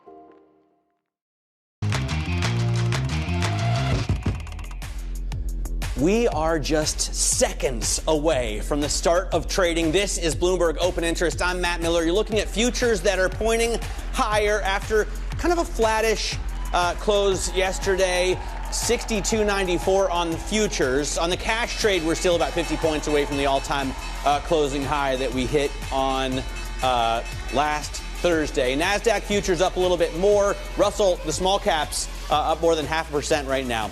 You hear the opening bells. On the New York Stock Exchange, you've got Arlo ringing the opening bells, and apparently they make security cameras and the like. I should know because the stock is up 542% over the past 5 years. They've been absolutely crushing it, and that's why they deserve to ring the opening bell at the New York Stock Exchange. Meanwhile, down at the NASDAQ, Avidity is a biosciences company, and their stock is up 7% over the past 5 years, so it's better than a loss, but I think they could do better. Yeah. I think they could do better. All right, so if you're listening, Avidity, Matt Miller has some opinions here. Let's stay on health, though, because we have some M&A in the sector. Merck buying UK biotech firm Verona in a $10 billion deal. Merck, as we know, is working to offset losses from that 2028 patent expiration of Keytruda, and that has really been a big overhang for the stock. You can see Merck is actually up a little bit right now, Matt Miller, about 1.6%. Verona obviously is flying, but Merck down about 33% over the past year, which is a big loss. It is a big loss, but it looks like investors are behind this acquisition. Today, we're also watching copper-related stocks. Obviously, after President Trump says the tariff could go up 50%, customers are going to rush to bring in copper now. You can see Freeport-McMoRan, the first name that comes to mind, up about 0.8%, so a gainer there. The smaller, I'm looking at Ivanhoe Electric, for example, which makes copper right here in the United States. It's a small company, just about $1 billion, but it was up 5% yesterday, another 3% today. Equity volatility in general is poised to pick up in coming months. Goldman Sachs strategist led by Christian Müller-Glissman right, that, quote, a deterioration in tariff discussions remains a key risk, but fiscal concerns in the U.S. or U.K., potential French elections, and geopolitical tensions could also drive more volatility. Let's bring in Principal Asset Management Chief Global Strategist Seema Shah. And obviously, I don't care about the UK or France, Seema. Don't even know where they are. But the U.S. markets could see more volatility as these tariffs continue to be dragged out, right? August 1st is now the deadline, no longer July 9th. And the president says copper tariffs could come in a year and a half. Yeah, and I don't think that even the 1st of August is going to be the end of the story. I mean, ultimately, if you look back through history, trade deals take a long time to take place. Even whatever is announced on August the 1st, there's still going to be a long way after that. So in that period, there's always going to be the potential for resumption of hostilities, and it's going to continue to be a negotiating tool. So from our perspective, tariff noise, that's something which becomes a permanent feature of the economic backdrop. It's really whether or not the market's going to continue to take notice of it. But certainly in the next month or so, given where equities are sitting today, there is some vulnerability in that near term. Is there, though? Let's talk about that a little bit more, because you get these headlines out from, of course, President Trump, especially in yesterday's cabinet meeting. It just felt like a grab bag of different industries that were being targeted, from pharma to copper, et cetera. And it just feels like there's not too much reaction, at least in the overall benchmarks anymore, like there might have been a couple of months ago even. Yeah, that's absolutely right. And I think one of the things is, to your point, is the way that it was always almost announced was a bit off the cuff. There's absolutely no details either. So I think the market is also looking at that. But at the same time, I think one of the factors that I think markets are considering is that when you're thinking about copper, 50% tariff could be fairly negative for the US economy. So is President Trump genuinely going to go ahead with that kind of number? I think it's fair that the market is questioning it and saying, well, look, in the past, every time that there's been a really meaningful threat to the economy, he has taken a step back. So potentially this is a negotiating tool. I kid, Seema, about not knowing where France is. Obviously, I've lived in Europe for many years. And those benchmark indexes have really crushed it compared to the S&P, right, which is up, 6% year to date. We're looking at, on the CAC 40, a 20% gain. On the DAX in Frankfurt, a 40% gain in, if you're a dollar investor.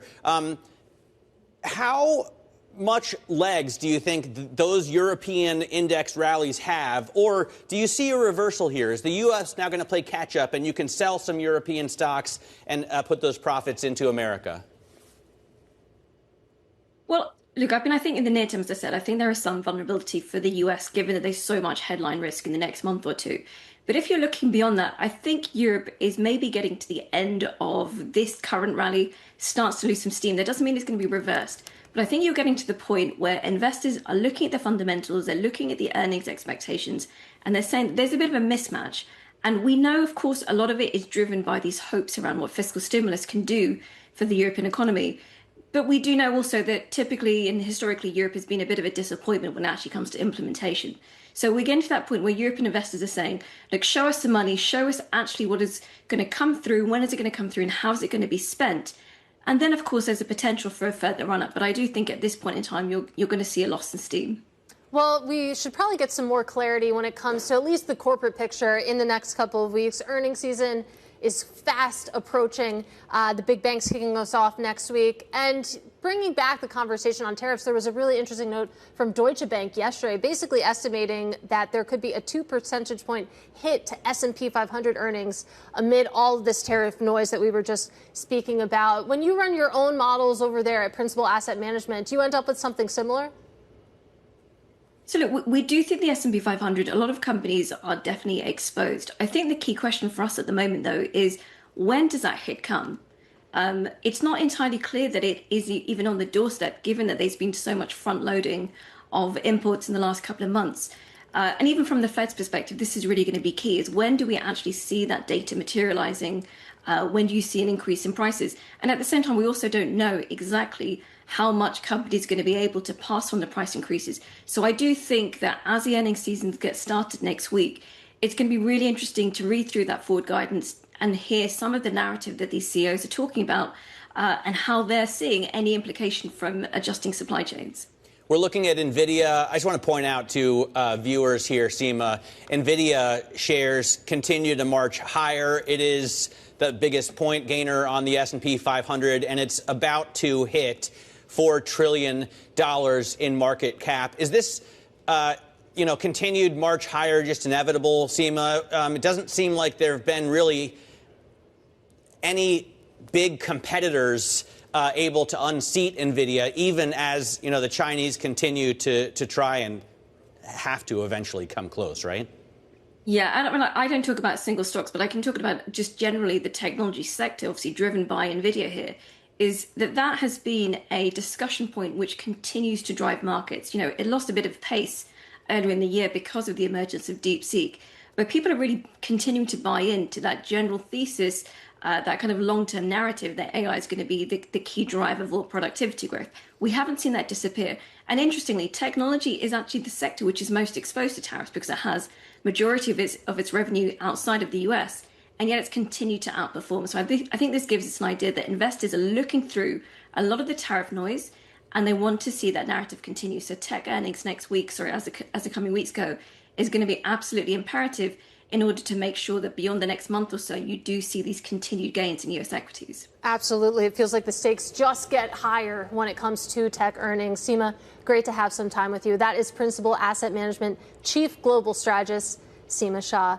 Let's get a check on some of these movers and the makeup of this market right now. You can see the S&P 500, it's in the green, and a lot of that comes back into NVIDIA. As Matt was just mentioning, we are closing in on $4 trillion for market cap. NVIDIA is your biggest points contributor to the S&P 500 right now, up about 2.2%. And that, of course, is fueling this entire market, though you do have the likes of Microsoft, Amazon, some of these other tech names certainly helping as well. You can see the S&P 500 up by about 0.6%. Let's take a look at the downside. There are more winners versus losers right now, but to the downside, you do have United Health Group down about 1.6%, Palantir, Apple, as we've been discussing, those woes continuing, and you can see that reflected in the single stock stories. But let's take a look at the sectors as well and see the makeup there. More green than red. Up at the top, you do have tech.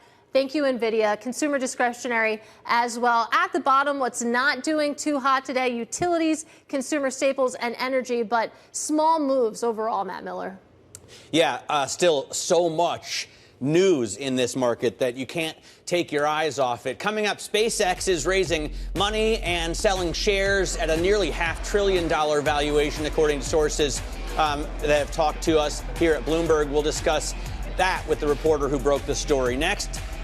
And in the next hour, we speak with Goldman Sachs Chief U.S. Equity Strategist David Kostin. He'll join us right before we get a chance to speak with the White House Council of Economic Advisors Chairman Stephen Myron. So a ton of news today and a ton of amazing guests that you don't want to miss. Keep it dialed in right here on Bloomberg Television.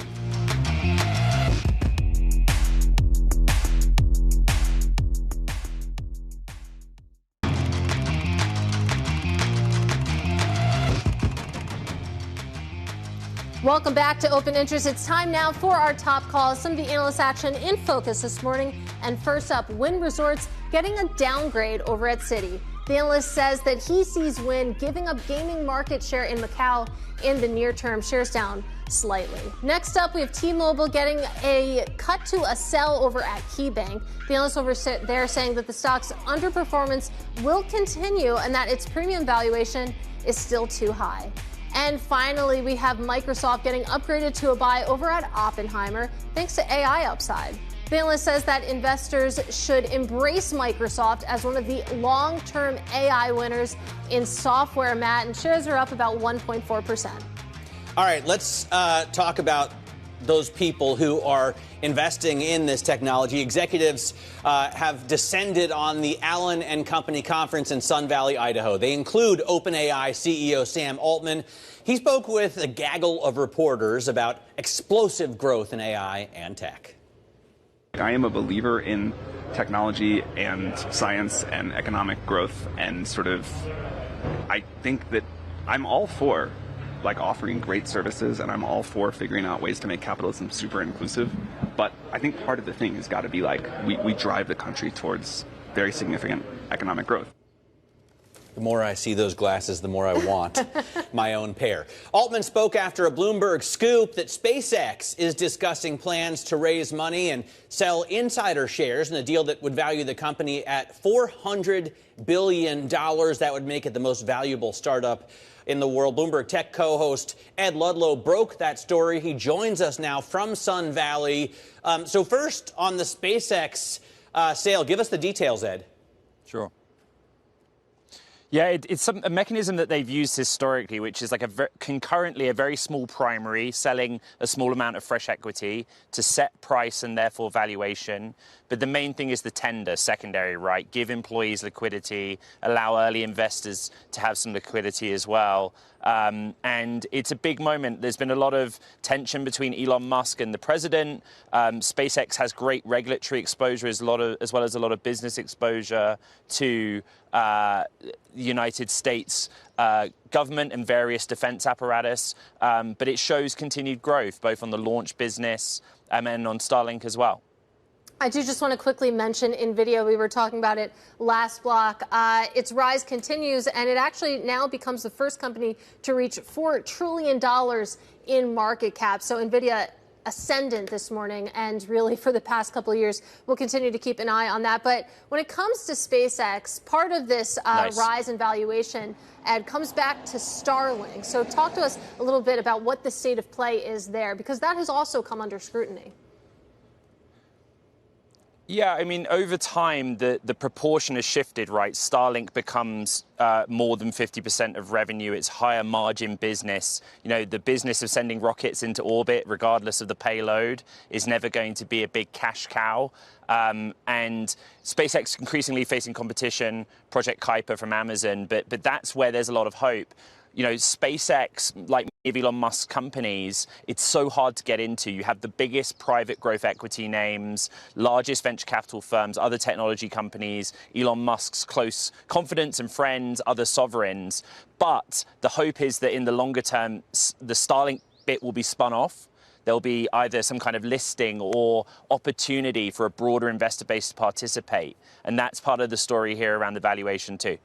Ed, I can't look away from NVIDIA here. I mean, more than $4 trillion in market cap. I will never forget when you were on air and Apple crossed the $3 trillion mark. I have that phrase ringing in my ears all the time when I think about this climb in the value of artificial intelligence companies. And in a sense, they've left Apple in the dust, right? I know we use Apple devices for the OpenAI app, but Apple hasn't made any moves, really any big moves here. Dan Ives was out with a note this morning saying they should buy Perplexity. What's your thought? I saw that. Yeah, I mean, what's so astonishing is that Jensen Huang's not here, right, in Sun Valley, but all of his biggest customers are. Andy Jassy of AWS, Sam Altman, Satya Nadella, not just a customer, but obviously an investor and partner. And what they all have in common is that they've made continued commitments to not just big picture expand data center capacity, but NVIDIA has this commitment to bring out a new generation of GPU annually. And so you have two things happening, a broader expansion of capacity where NVIDIA holds a monopoly more than 70% of the market, but also a refresh, a technology cycle that's gone from being multi-year to annual, which is astonishing. And people rely on that technology as a bedrock of what's happening. On the Perplexity thing, it's not a deal that I've been hearing about here at Sun Valley, but it's been talked about for a little while. We had Perplexity's chief business officer on the show last week, I believe, and we asked him point blank, and he wouldn't comment, but said, he wouldn't be doing his job if he wasn't talking to everyone. The ecosystem on the operating system side is really changing, but NVIDIA $4 trillion. Yeah, cool moment. It's weird not to be in the studio for it.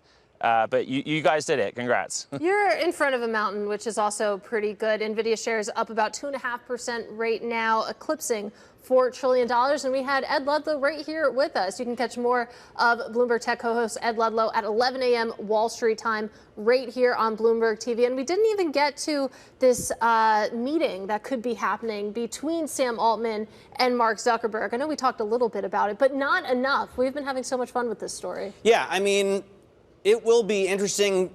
unlikely in front of cameras, right? So we're not going to see that meeting. No. And also, who knows if they're going to talk to each other in an amicable way? That's Are they true. going to be angry with each other? Fisticuffs, perhaps? I doubt that is going to I happen. don't think so either. It would be nice if we could get an official readout like they were presidents of a country, but we'll continue to follow that story. And up next, we're going to talk about airplanes because Boeing hits an 18-month high for jet deliveries. More on Boeing shares and the other airlines, or rather the airlines in general, next. This is Open Interest.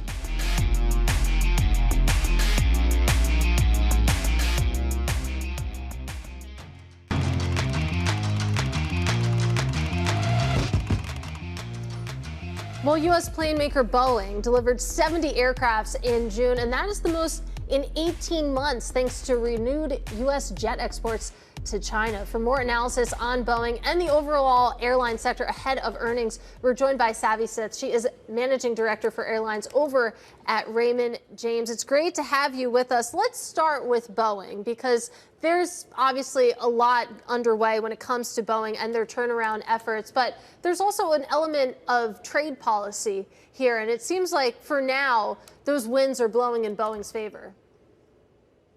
Thanks for having me, Katie. You're exactly right. It's it's great to see Boeing kind of turning around things and really showing improvement here in 2025.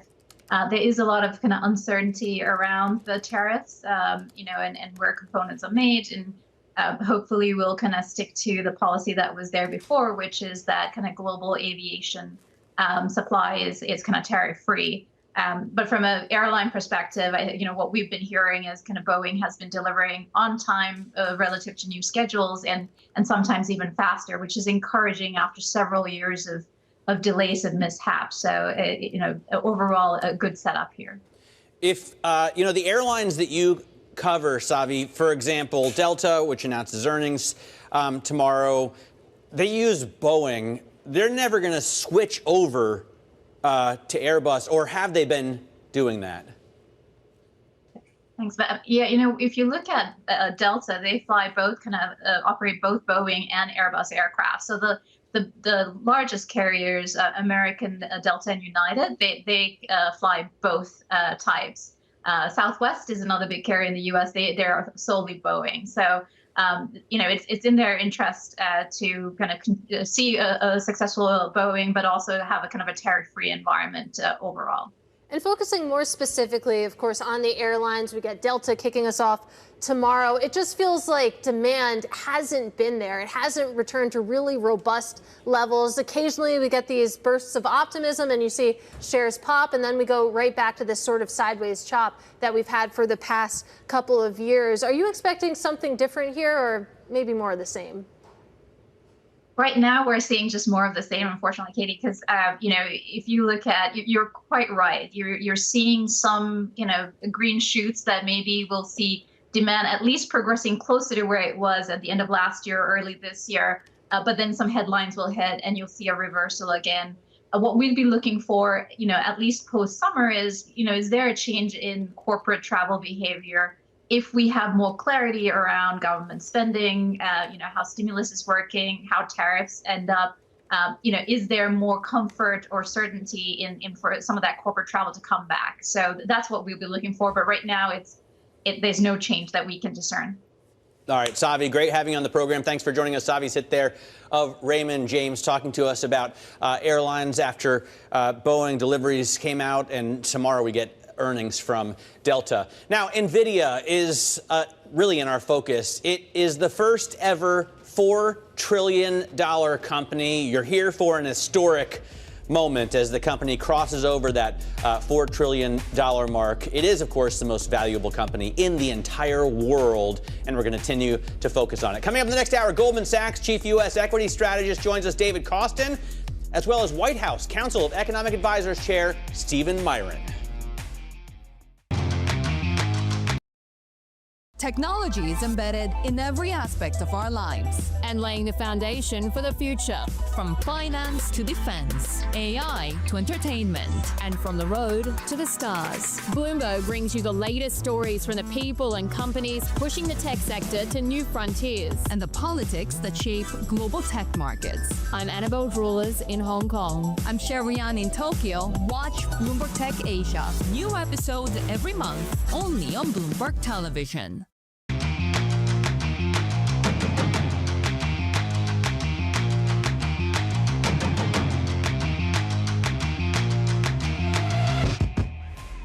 We are 30 minutes into the trading day. You can see markets are up across the board with the S&P 500 at 62.65. This is Open Interest. I'm Matt Miller. And I'm Shanali Basak. We have a lot going on in this show. And of course, we're going to hear from Wall Street. We're going to hear from the administration. We're going to make sense of it all for you. Yeah, there's an absolute ton of news. So many single stock stories and so many stories in your wheelhouse about hedge funds and private equity. So deals. Yes. Anyways, coming up, President Trump escalates his trade rhetoric and threatens more tariffs on copper and pharmaceuticals. From Merck's $10 billion bid to Meta's bet on AI glasses, that's $3.5 billion. We've got a roundup of today's big deals. And pledging loyalty. Goldman Sachs plans to ask junior bankers to confirm every 3 months that they have not accepted jobs elsewhere. We begin, though, with trade tensions. President Trump now says he will push forward with his tariff regime, and there will be no more extensions, just one day after hinting that his August 1st deadline wasn't so firm. The president turned his attention then to two very specific industries. I believe the tariff on copper, we're going to make it 50%. We'll be announcing something very soon on pharmaceuticals. We're going to give people about a year and a half to come in, and after that, they're going to be tariffed if they have to bring the pharmaceuticals into the country, the drugs and other things into the country. They're going to be tariffed at a very, very high rate, like 200%. Let's get the state of play from Bloomberg's Washington correspondent, Tyler Kendall. So, Tyler, on the one hand, it looks like the August 1st deadline will be fairly firm for countries, and then the industry-specific tariffs or product-specific tariffs will be less so. Yeah. Hey, Matt. And it's interesting because these two different tariffs, they are enacted under different provisions, but they've really become intertwined in the negotiations that we're seeing moving forward here when it does come to these expected tariff letters that could be coming more later today. President Trump had previewed that there could be 2 waves of letters today, with a minimum of 7 countries receiving them this morning, and then a second batch coming in the afternoon, as he doubles down that this really is the last chance for these countries to negotiate. The president had told reporters yesterday that we could expect some of these levies to reach up to 60 or 70%. He didn't give specifics beyond that, but of course that would be significantly higher than some of the marginal differences that we've seen so far outlined in these letters compared to the April 2nd rates. Interesting enough, he told us that one of the trading partners to look out for a letter here is the European Union. And that brings us back to the top of the discussion about the sector-specific tariffs, because it's our understanding that they are nearing a technical agreement in principle, but that the European Union is trying to find those exemptions and carve-outs when it comes to sector-specific tariffs, like autos, for example. But as this threat really does ramp up about the future of copper and pharmaceutical tariffs, that's just going to complicate the negotiations further as our trading partners rush to get a deal done by that August 1st deadline. Tyler, we thank you so very much for keeping an eye on all of it for us. That is Bloomberg's Tyler Kendall. We're now going to bring in David Kostin. He's Goldman Sachs' chief U.S. equity strategist on the latest price target increase for the S&P 500. Because, of course, David, really interesting here. This is by far not the first time you've done this year. At what point do tariffs become problematic for you? Well, the idea of tariffs are baked into our forecast right now. We're looking for earnings growth this year of around 7% and earnings growth in 2026 also of around 7%. And investors are now starting to turn their attention into next year's earnings. I know we're only early part of July of 2025, but the investment analysis looks into next year and discounts that back. So the idea of tariffs, we're assuming somewhere in the mid-teens, likely to be the final level. The effective rate for tariffs last year, as you know, was around 3%. It's already up into low double digits right now, but the real insight will probably be later this year when we'll have sort of a run rate level of tariffs. But from our perspective, the market investors are sort of thinking about the mid-level of mid-teens, and that's probably what's going to support an earnings growth of 7%, and that's why the market moves higher. Companies seem to have, Nir Kesar wrote for us at Bloomberg Opinion, really fat margins right now, so they can absorb to some extent these tariffs. Well, think about it the following way. In the last 30 years, margins have gone from 5% to 12%. That's net margins of the S&P 500, 5 to 12. What are the driving factors of that? What are the building blocks? Lower cost of goods sold, lower COGS, about 5 percentage points of that improvement in margins comes from there. Lower tax rates, another reason. Lower interest expense. Those are the reasons why margins have moved higher. And so we look out in the next couple of years, tariffs are a way of increasing the cost of goods sold. That's a downward pressure, likely to be a downward pressure on margins. Some of the debt that's rolling over for some companies is actually rolling over to higher level. And so, Matt, the way you want to think about this is the tariffs are a downward pressure, and then who is going to pay for those tariffs? Is that going to be the suppliers? Is that going to be the consumer? Who's going to pay for that? All right, David, you stick with us here. I want to now bring in our Bloomberg TV and radio audiences worldwide. We're going to simulcast this. Joining us now is White House Council of Economic Advisors Chairman Stephen Myron. Stephen, thanks very much for joining us. We were just listening to David Kostin of Goldman Sachs giving an optimistic view of the stock market and the way companies are dealing with tariffs. And I wonder how you think about the uncertainty that this creates. You definitely must have calculated that in coming up with this strategy. And if we're going to see an end to that uncertainty come August 1st. Good morning. Thanks for having me. Look, I do see the uncertainty starting to reduce in the near term. Part of the benefit of uncertainty is it gives us leverage in negotiations, right? Like the president knows how to extract concessions from our trading partners, and he has been very successfully doing so. Now, as what you've seen with a number of these letters is there's some countries that haven't made the concessions that the United States requires, and as a result of the decades of accumulated trade deficits, the president has decided that tariff rates should ratchet back up for those countries on effective August 1st, and I expect that to happen. I want to talk more about the sectoral tariffs, the Section 232. You look at copper just over the last 24 hours and the price increase you've seen in copper alone. This is a critical input for data centers, for power grids, for industrial machinery. And as the administration looks to bring more manufacturing onshore, how isn't it the case that a 50% tariff would impact some of those other efforts to otherwise power the economy? So you have to differentiate between changes in relative prices and changes in the general price level. And when you target a specific good with a tariff like copper or some other specific good, you're going to get relative price changes, and that's totally expected. But that doesn't mean that there's an increase in the general price level, by which we mean inflation, because there are lots of thousands of products and services that go into the general price level, and it's an average, a weighted average across all of those. And we just published research yesterday showing that there has been no tariff-induced inflation in a general price level since the tariffs began being implemented in January.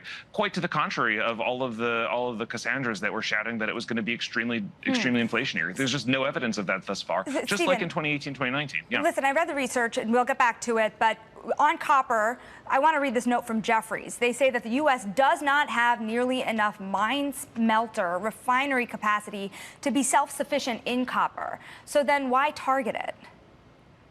Well, we need more of it. We need more of it produced domestically. There are certain critical minerals, of which copper is one, that you just absolutely need if you're going to have a manufacturing sector. And having a manufacturing sector is important, not just economically, because it tends to be a high capital, high productivity field with good paying jobs, but also for national security. You cannot defend yourselves if you do not have a robust manufacturing sector, and critical minerals like copper are essential to that. So will we be able to corner a market in copper? Absolutely not. But can we make more than we currently do? Yes. So how long will that take? I mean, for example, when will these copper tariffs go into effect?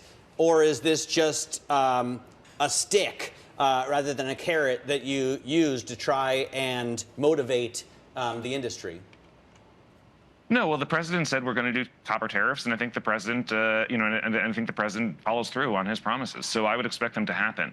I don't have a date for that happening. Yeah. Well, I don't have a date for that happening. That process is underway. All right. I want to ask also about the first point that you made, using tariffs not necessarily as a revenue raiser, but as leverage in discussions. I've watched Japan tariff U.S. automakers for decades now, and they refuse to back down. Are you going to be able to extract that kind of concession from such a stubborn economy? Look, I think that the president is one of the best negotiators in history. I mean, he's spent decades negotiating deals across every field, from commercial real estate to international trade, and I have no doubt that he can negotiate successfully now too.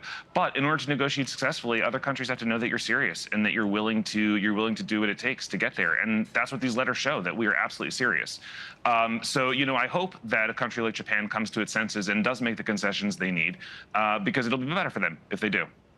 Stephen, I do want to go back to your report, and I do appreciate the reports that have been coming out of the Council of Economic Advisors. I have been reading all of it. On the most recent report on the imported goods inflation, what do you say to the people that are looking at the impact of energy prices? Because if you subtract petroleum, you're not getting the same impact. In fact, you're seeing the price of goods rising in many categories that matter to American households, like electrical equipment and appliances. Yeah, so you're right to flag that energy prices have come down and that we got to the lowest price at the pump since 2021, I think. And that's been a huge advantage to American consumers and a huge advantage to the American economy. It does drive the overall, some of the overall indices in the inflation data. But even if you take energy out and you look at core goods, as we do in our paper, or at durables, you still see the same wedge. No matter how you slice the different goods data in the inflation data, there's a consistent roughly 50 to 60 basis point wedge between the price increases in domestically produced, in overall goods versus the price increases in imported goods alone. And when you annualize that 50 basis point wedge, obviously it comes to a bit more than a percentage point at an annualized rate. And so when you slice things like taking out energy or just looking at durables or whatever, you end up with different levels, but the wedge between overall goods and imported goods remains. So the conclusion continues to hold. So I also want to ask about the central bank here. The president himself has been very, very vocal for the desire for lower rates. He has said just recently on Truth Social that 3 points is too high. And he's talking about the interest costs that are embedded with higher interest rates, which, of course, is a good point when you do have interest costs about to reach $1 trillion or more pretty soon. But at the same time, he has been very critical of the Fed. I want to read you this note from Neil Dutta over at Renaissance Macro. He's basically saying here that the pressure that the president is putting on the Fed is making it so that any future nominee has to be beholden to what the president is saying. What Neil Dutta said is Trump has created a litmus test for his Fed nominee. They have to agree to cut rates. If Trump picks someone close to his orbit, that person will look like a complete toady, and I'm quoting the research, and have a limited ability to persuade colleagues to a dovish position. At some point here, is the president's weighing in on central bank policy counterproductive for what should otherwise have been an independent central bank? Thanks. So, look, I'm a huge fan of Neil, and I get along great, but I don't agree on this point. I don't think that at the end of the day anything matters but what the policy rate is. I think, sort of sitting around talking about, about optics and committee, sort of internal committee discussions doesn't really matter. What matters is what the policy rate is and what markets expect the policy rate to be. And if they expect the policy rate to be better for the economy, then we'll have better economic outcomes, and markets will welcome that. If the policy rate is set in a way that's not better for the economy, then we'll have worse economic outcomes, and markets will reflect that. I think the rest of it is just chatter. What matters is policy being set well, or is it being set poorly? Stephen, can I ask about just the basics of raising revenue? What do you expect from tariff revenue, say, over the next 3 or 4 years, since that's what's left in this term? And what about golden visa revenue? I heard Howard Lutnick saying that you've got 75,000 applicants or queries, and at $5 million apiece, that would be like $375 billion, massive amounts of revenue. If you could, can you repeat that every year and bring in like at least $250 billion in revenue every year from selling visas?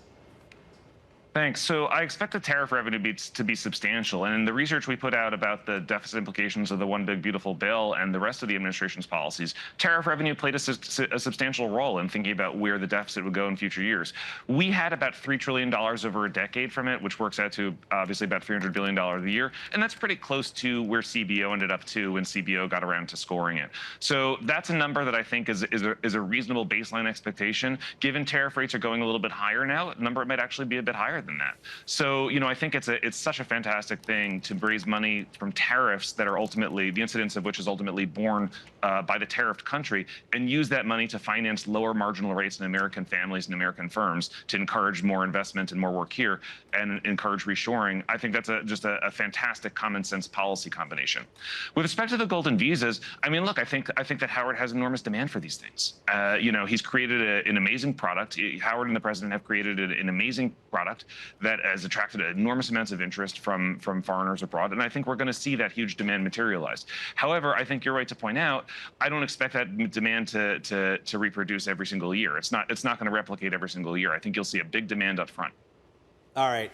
Really interesting stuff, Stephen. Appreciate your time. White House Council of Economic Advisors Chairman Stephen Myron. Now we are back here with David Kostin, Goldman Sachs Chief U.S. Equity Strategist. I love the golden visas revenue idea, right? It's just so tantalizing to imagine getting $350 billion a year, but, maybe that doesn't hold up. What do you think about the effects of One Big Beautiful Bill? Now that we have it, and Stephen was obviously a huge part of creating that legislation, now that we have that certainty, and now that investors can calculate, put it into their models, is it a good thing? Well, I think the clarity, as you just referenced, is really the important thing for portfolio managers and for corporations. Corporate executives thinking about capital spending decisions, dividend policies, things like that, all are enhanced when they have some clarity on what the policies are likely to be. So in that regard, the fact that it was passed means we can look forward and see what are some of the fundamentals. And the idea the economy is decelerating but still growing is an important backdrop. And the idea that the Fed is likely to be cutting interest rates 3 times, the Goldman Sachs economics forecast, 3 times starting in September, twice next year. That is an environment where bond yields are likely to also be lower. 10-year Treasury yields probably around the 4.2%. And that supports our forecast of around 22 times multiple for the S&P 500. So that valuation, which is current today, we think forward earnings growth 7%. That lifts the S&P 500, in our view, to 6,600 by the end of this year, 6,900, 6,900 by middle of 2026, or next 12 months. That's the general backdrop. Again, the clarity on policy is important. And now investors have moved beyond sort of this year, really beyond the tariff discussions. The view is it'll be eventually resolved. And what's the general thrust of business? You could make an argument that some of the market has already been looking beyond some of the current policies, trying to feel the impact of deregulation, lighter regulation. KBW Bank Index now up more than 12%. It's almost Super Bowl, aka bank earnings next week. And so that'll kick off. This earnings season will be really interesting to watch. Every single bank except one in the KBW Bank Index is up on the year. Have we seen the best it's going to get? I think what important aspect to think about, we've had an incredible 25% rally in the last 90 days. A 25% rally in the S&P 500. It is a really, really narrow breadth market. It's really led by some of the largest companies in the market. That's fine, but the idea of the median stock, the typical company, is down 11% lower than its 52-week high.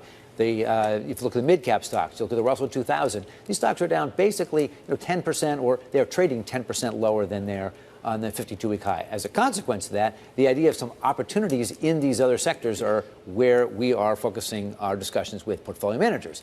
The alternative within the financial sector, banks have had a terrific rally, as you just referenced, a lot of dividend increases once the CCAR results came out. And so what are some of the areas within the financial community that have lagged relative to our model? And the alternative asset managers are certainly one category that we focus on. What do you think about the Fed path? As you pointed out, people are already looking to 2026, right? And at that point, President Trump is going to be able to put very likely a yes man, right? Someone who wants to cut rates dramatically in the chair. Do you expect that person to be able to push those cuts through? I mean, are you looking at 3 percentage points cut in 2026? Well, what matters more for the stock market is real interest rates, real 10-year bond yields. So you think of nominal yields, we're looking at something in the vicinity of 4.25%, which is supportive of a valuation, as I indicated, around 22 times forward multiple. And that is the area that investors in the equity market are probably more focused on than specifically the path of the Fed policy. Now, our baseline forecast is you're going to get, because inflation is going to come lower, the economy is going to still grow, and the Fed has that capacity to be lowering rates. So that's the general path that we're anticipating, and that supports the market generally moving in a positive direction at this juncture. So I'm going to ask our producers to pull up a chart, #BTV4400. This is a Bloomberg Intelligence analysis of the top 20 or so firms that have benefited most from tariffs and the top, or the bottom most impacted, like the worst performers, the ones that are most impacted by tariffs. The divergence is real. There has been a bounce back from the bottom of April. However, the best performers have been up almost 20%. The worst performers are still down almost 5%. How does Goldman think about this in baskets? What does well, and do the ones that have not performed well, do they continue to lag into next year? Well, the idea of margins is at the core of investor discussions right now that we have, which is who's going to pay for those margins? Is that going to be the supplier? Is that going to be the corporation absorbing them? Is that going to be the consumer at the end of the day paying for that? And historically speaking, it's the consumer that ends up absorbing much of that cost. And now a lot of companies advanced their inventory at the beginning, so that makes the analysis a little bit more complicated. When you look at the share prices that you just showed in your graph, that could be complicated by the idea of this is how the share prices are performing. What about the fundamentals? And we're going to kick off next week on the 15th of July with all the bank earnings. And the next six weeks or so, we'll have much more clarity in the question of how is it that companies are dealing with these tariffs. Remember, the tariffs only partially were applied during the second quarter. So the second quarter still is uncertain. Now it's been pushed out in many cases really until maybe perhaps August 1st. So there's still a transition process here. But in terms of those stocks, there's certainly a lot of questions as to who's going to pay for the tariffs. And our view generally is the consumer. It's going to be ultimately passed on to the consumer. You were here for an historic event, David. NVIDIA passed $4 trillion in market cap. We've fallen back a little bit below that, but we're there. And we've seen this company and this industry power the U.S. stock market higher for 3 years now in a row. How much more room is left for this gold rush to continue? I mean, where do you think we are if you were to compare AI opportunity to a baseball game? In what inning are we right now? Well, let's think about that in baseball game. There's sort of phases of that. We think about phase 1, 2, 3, and 4. NVIDIA is absolutely in phase 1. We'll call that, the early innings that are necessary in order to build out the infrastructure. That's the leading edge of the infrastructure. But then you have the utility companies, you have other semiconductor companies, you have some of the hardware companies. That's sort of the second phase on the infrastructure. Now, where we are, I would say, is where 2.5 years, November of 2022 is when ChatGPT was introduced. We're 2.5 years in. We'll say perhaps that whole transition process is maybe 5 years. So we're sort of halfway. First, to answer your question, maybe we're halfway through one scenario. And so you've gone from the leading edge, NVIDIA, you've had the infrastructure, now you have the applications. And most companies, when we talk to most companies and ask how is it that they're using AI, they're still looking for getting their data codified in a way that can allow the AI, generative AI, perhaps to make them more efficient. So that's the third phase. And the fourth phase is what's the long-term implications for corporates? And so another way of sort of summarizing this is the transmission mechanism for AI through the margin channel, better margins, more efficiency, or is it through the revenue channel? Is that companies can boost their output and get better sales? Mm-hmm. And there are different companies that are going to benefit or be different ways in which they can benefit. And so this is one of the things that I find most surprising is that only half the companies in the S&P 500 chose to discuss AI on their quarterly conference calls. Only half. The other half chose to, we're mute on the subject. David, we got to leave it there. We're hitting a hard break. That is David Kostin of Goldman Sachs. Know you're on the road a lot, so appreciate you joining us here in studio. Stick with us. Markets still near session highs of the day. This is Bloomberg.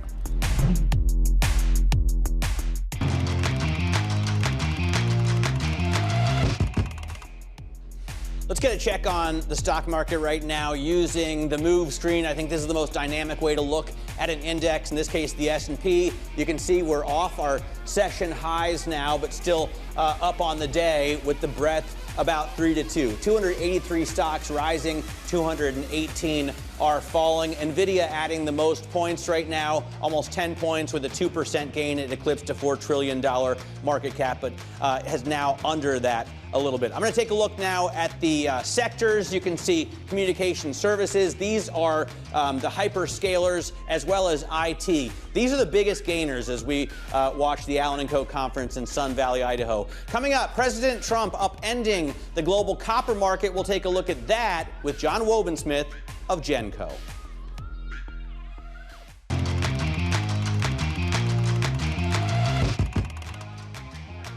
President Donald Trump sending the copper market into turmoil. He announced a 50% tariff on copper imports, which immediately caused a record spike in New York futures and a drop in the global benchmark. This is the intraday trade today.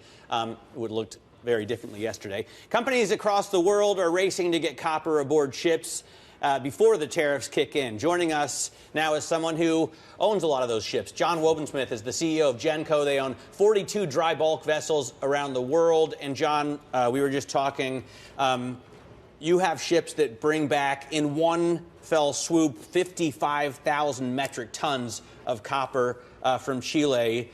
Are those in strong demand right now? Copper in general is in strong demand, and yeah, there's about 1 million tons that are imported a year from Chile into the U.S.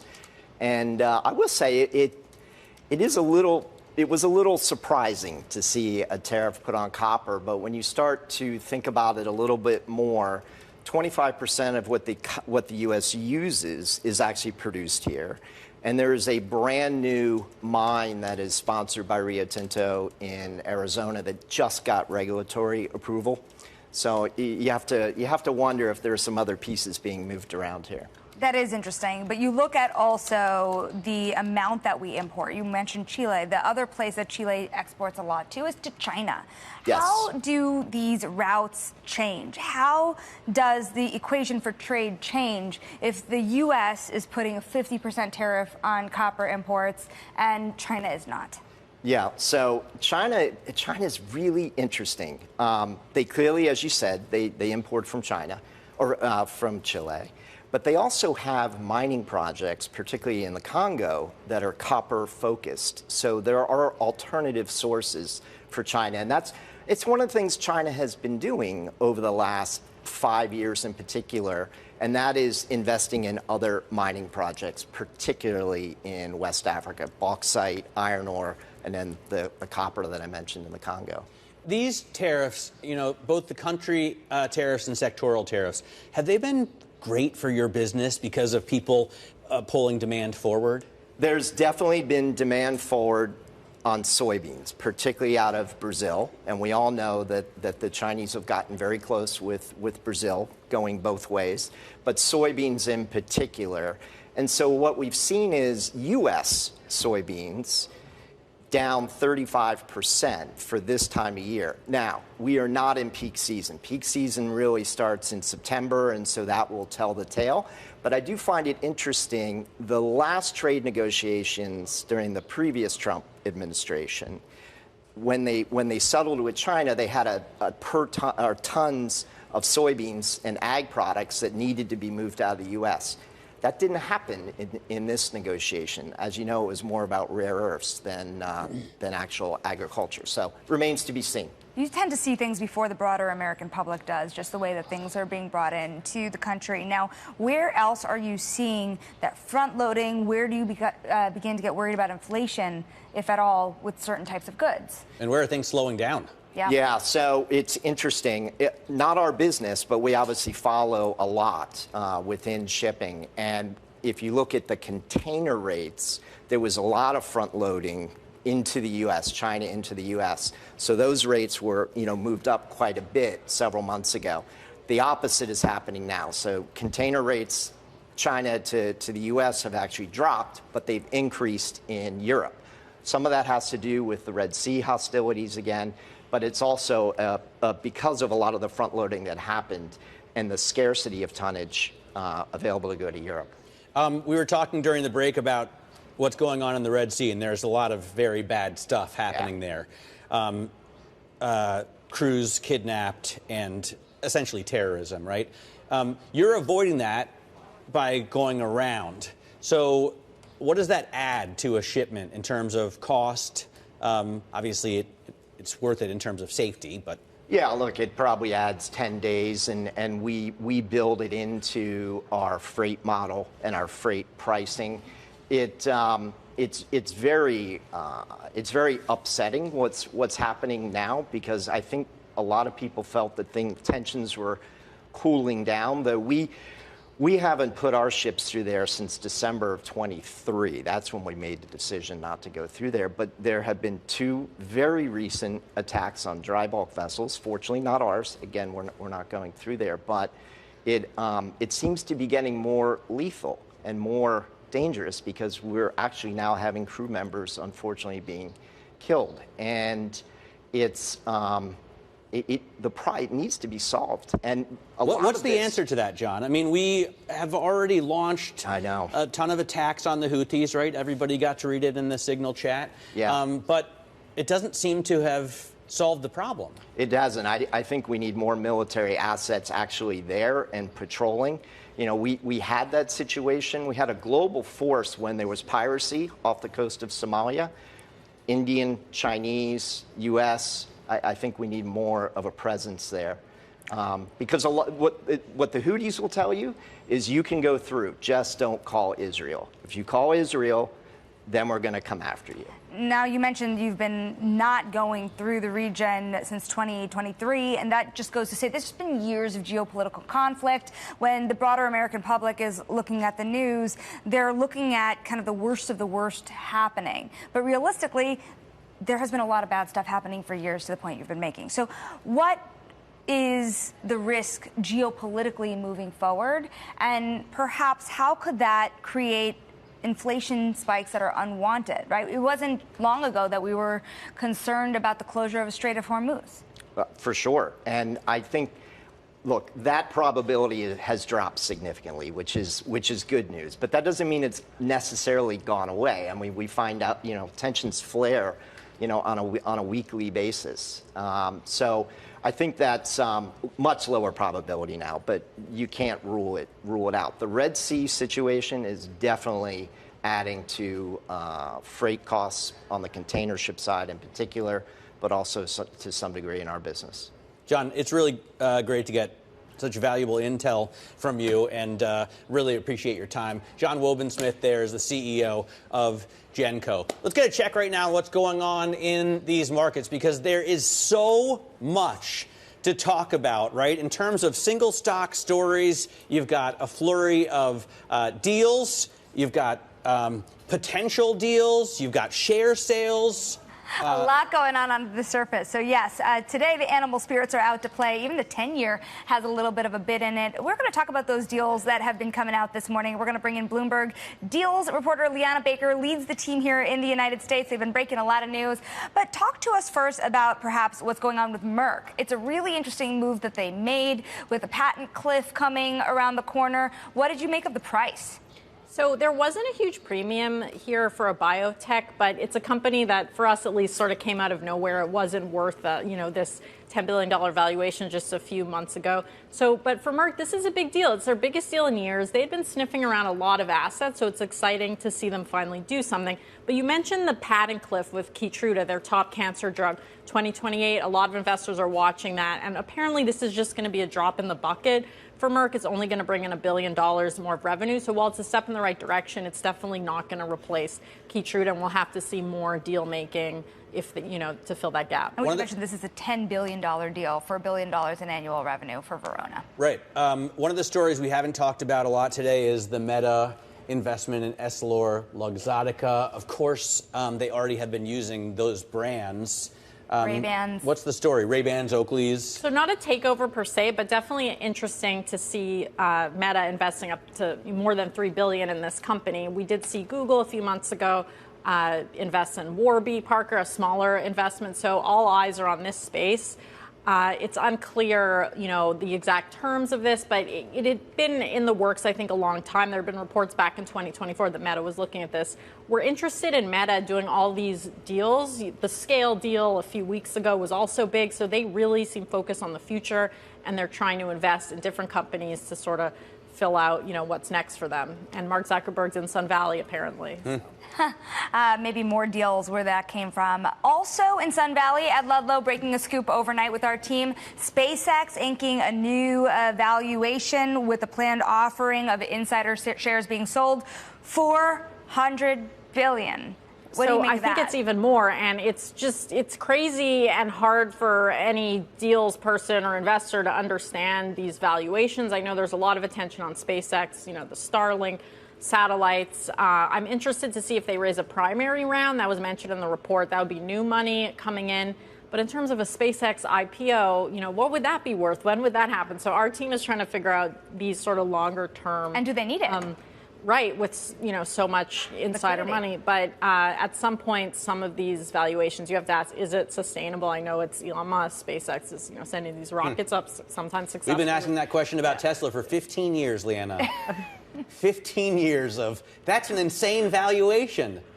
Right, but just these eye-popping numbers are definitely keeping us busy and, attracting a lot of eyeballs. Listen, people don't sell. If you have a SpaceX share today and you're a private wealth investor, people hold on to it very, very closely. Now, if it's in public markets, Liana's point about a $400 billion valuation, could it hold up when you can get in and out as quickly? I think that there's an interesting Can I just remind you that Tesla's worth $1 trillion?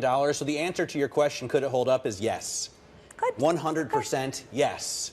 Right? Because you see that investors are willing to pay almost anything for exposure to Elon Musk, and this is just another way. It's all in the private markets, though, so it's hard to see, this actually trading hands. I'm sure it's a great report, but we don't. It's very different than like a Merck acquisition where we could read, exactly what people are paying for that.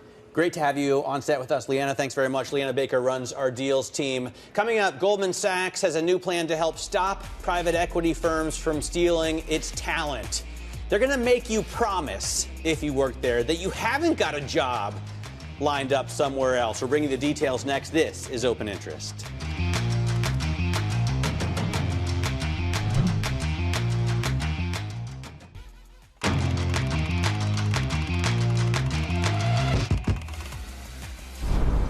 And I want to now bring you some breaking news. Linda Yaccarino says she is stepping down as the CEO of X. Of course, this has been 2 years that she's been running the company. When she came in, there was a lot of questions on how she would navigate a relationship with the CEO who's known for being very, very involved. And of course, there have been a lot of changes under her tenure. We're going to bring you more in just a little bit as we know it. But of course, a big deal for X. Of course, not publicly traded, but very closely tied to the capital markets of late, as this company has been making a lot of moves with bringing on new investors. Now, it's time now for the Wall Street Beat. This is our top story of the day. Goldman Sachs plans to ask junior bankers to swear their loyalty in a bid to thwart poaching by private equity firms. Joining us now for more, broke this story, Bloomberg reporter Todd Gillespie.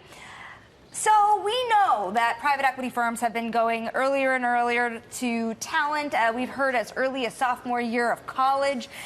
Goldman's used to this, isn't it? And I think you and I have both heard Goldman bankers say it's been a while since we've heard a private equity firm taking some of our talent. So what happened? Yeah, well, I mean, what we know is that Goldman is now planning for their new analyst class this year to start implementing a rule where now every 3 months they have to, for conflict of interest rules, of course, tell Goldman whether they have already accepted a job offer from elsewhere, whether they've lined up a new opportunity outside the firm, which could potentially present some problems, some headaches. Maybe they're going to be working on a deal for a private equity company that they're about to join, but their bosses don't know that yet. Those are the kinds of headaches that these MDs want to avoid. But obviously, they also just want to make sure that they're keeping their best talent. So at the end of the day, this is also let's just make sure that you're in your seat for a while. Why is it such a big deal? I mean, isn't the idea that you go to one of these analyst programs for a couple of years and then you're free to do something else. Does Goldman Sachs really want to hold these people there and develop them? David Solomon is so excited about his alumni network elsewhere. David Solomon is very excited about his alumni network. David Solomon does boast of these boomerang hires where people go away and make big bucks in private equity, come back as partners to Goldman Sachs. He likes boasting about that in earnings calls. We all know that. But fundamentally, Matt, they also want the best bankers at Goldman to stay at Goldman, and they want to know that the people they're investing in are going to be there for the long haul, and that they're going to provide the kinds of intelligence, the kinds of networks that Goldman want over the years. But surely, Todd, there are other ways to do that rather than having somebody swear an oath of allegiance, right? Why don't you just say, here's a pay package that's weighted heavily to later down the road? Yeah, there are certainly ways of doing that, I'm sure. I mean, I think a lot of the banks have tried these sorts of moves over the years. There's also a limit to how many people they can promote. Obviously, each year, a lot of these young, up-and-coming talent, they want to get big bucks as fast as they possibly can, and they know that private equity is willing to pay bigger pay packets. So, want to bring up the meme stock accounts here, because these are the ones that have pushed kind of justice for the junior bankers for the last couple of years. High Yield Harry says these big bad banks are genuinely too scared to talk to sponsors about pushing back recruiting, so they take it out on the 23-year-olds. They have been working 80-plus hours a week. Now, how do you respond to that? Why don't they just...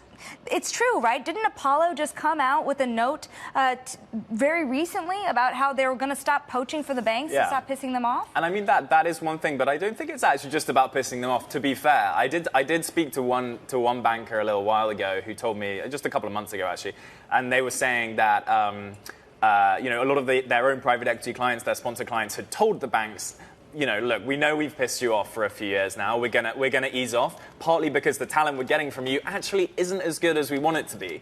Actually, it would do us better.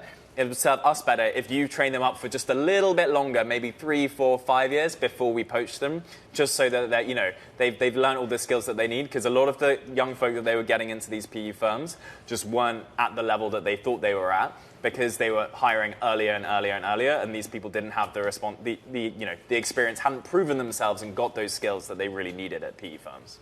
Todd, awesome story. Instantly became the most read story on the Bloomberg terminal and has been there ever since in the #1 slot. Of course, everybody wants to read about this. Todd Gillespie covers Goldman Sachs and the banks for us. I want to get back to that breaking news now that the CEO of Twitter, now known as X, Linda Yaccarino, will be stepping down from the company after just 2 years. She said it in a tweet, doesn't give a reason. We bring in Bloomberg's Max Chafkin, who covers all things X and Elon Musk for us. Why do you think she's leaving? Well, if you've been following the news lately, there have been quite a few reasons, I think, that have pushed Linda Yaccarino away. I should say, first of all, 2 years is a long time in Elon Musk's orbit, especially in the role she was in, kind of serving as a buffer between Elon Musk and the world of advertising. That's going to be a very difficult situation for anybody. I think most people did not expect her to last anywhere near this long. So in that sense, it's a really impressive run. And I think in certain ways, she's done a lot, right? Like they managed to, it was a very chaotic couple of years or a couple of months at the beginning of her tenure at Twitter, kind of righted the ship. The problem is you have Elon Musk sort of relentlessly, changing things up in ways that I think have been super unhelpful. Of course, and you'll remember this well, bringing back all these far-right influencers, that's the kind of thing that advertisers don't like. And just in the last couple of days, we've seen this new version of Grok that is sort of just spouting anti-Semitic, cliches and praising Hitler and so on. And if there's one thing big advertisers don't like, it is having their ads adjacent to that kind of content. So that, I think, is making her job untenable. The other thing I'll say is Elon Musk just merged X, the company formerly known as Twitter, with XAI, his AI initiative, which owns Grok. And it was always a little bit unclear what her job was going to be. It seems like this is Elon Musk's company now, not sure what Linda Yaccarino was going to do. I've been scanning his own X account, and I don't believe he's weighed in on this yet. And that was going to be my question. With the merger of X and XAI, listen, just to run X, the handful of people who could do it wasn't that large, was it? Not with Elon Musk, if you will. Now, well, he's running X, right? Right. Regardless of who he puts in place as CEO. She had a mark. Yeah, I mean, the thing that she was able to do, and you saw it, they brought in a handful of influencers, most prominently probably Tucker Carlson, who has developed a pretty substantial following on X, since leaving Fox News. She was sort of trying to build kind of a right-wing media platform, and I think that actually made a lot of sense. You saw that kind of reach its peak around the election. You could really feel like the energy of conservatives going there, but that really depended on Elon Musk having a, good relationship with the man in the White House, and that, of course, has changed as well. So again, it's a lot of things that I think makes the job of selling advertising hard. There's also a way in which Musk himself has undercut that business, not only by, putting all this edgy content on X, but by moving towards AI and sort of signaling that the point of this company is not to create content that you're going to sell ads against, but it's to train large language models and eventually an AI, and that is a different business altogether. Really interesting moment, of course, and I know we're going to have more throughout the day from not Elon Musk, but also from Sam Altman's conversations at Sun Valley. What a day. Max Chafkin, thank you so very much for joining us. For more coverage on Elon Musk, don't miss the weekly Elon Inc. podcast from Bloomberg Business Week. This was one I'm going to want to listen to very, very closely. We're going to switch gears. We're going to talk about the fund management industry. Active managers, they're being forced to adopt hedge fund strategies in order to stay competitive, according to French asset manager Arkea. Joining us now for more, Bloomberg senior equity strategist Michael Masica. Hedge funds were out of favor for a while here. Now they're starting to roar back, even if they're trailing broader indices. What here is the big pitch, especially as we know the biggest of big hedge funds are paying top dollar for top talent. Can we now see an asset management industry that's doing copycat techniques with a little bit of quant genius in it? Hi. Yes, I see the point. The thing is here, access to hedge funds is very difficult. What you had is like a lot of retail investors can't really access them. They're like a very, very high amount of money that you need to invest in them. The liquidity is not good. So, they turn to ETF, they turn to passive asset management.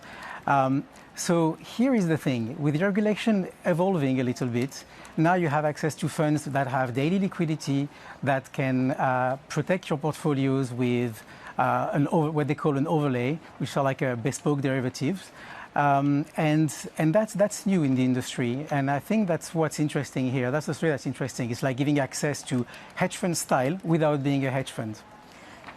The thing about it, is this an acknowledgement here that this market is being driven in a large part, not just by retail investors, fine, that's a marginal buyer here, but by quantitative investment strategies? Ultimately, you're not reading the human on the other side of the room, you're reading the machine. Yes, but what's happening is like people tend just to buy the market as it is and just like ride the gains. The problem is if you're getting into a fund or you're getting into an ETF at the wrong time, what's going on? You're going to need to wait a lot of time before you actually recoup your losses. I mean, obviously, we had a very quick V-shaped recovery recently, but that's unusual. In theory, when you have like a crisis, it can take years before you get your money back. So if you invest in strategies that are, protect your portfolios and that kind of limit the downside, then you're kind of like more confident in your investments. And you know that you can invest pretty much anytime you want. Michael, we thank you so very much. That is Bloomberg's Michael Masica. And Matt, it's really interesting. A top story on the terminal now is about all the hedge funds making money off of merger wagers, because in the Trump administration, they're starting to pan out, Discover, Capital One, U.S. Steel, Juniper, Hess, Kellanova, and a lot of money is being made in that strategy in hedge funds too right now. Yeah, I'm still blown away by the U.S. Steel deal. But it's true. We're finally getting these deals done. And this is what the market was betting on after the November 5th election, that we would see deregulation and that, some of these combinations, purchases would be finished. Now merger arbs are cashing in. Patience has paid. Let's go check out these markets. It's a good day. Yeah, it is a good day if you're long these markets. We have the S&P right now gaining only about 0.2%, so well off of its highs from the early trade. 62.36, the level. I think 62.79 is the closing high from Thursday. The Nasdaq up 0.25%. Nvidia right now gaining almost 2%. It did cross that threshold, worth more than $4 trillion. Coming tomorrow, Wilbur Ross former Commerce Secretary, joins us, as well as Julian Emanuel.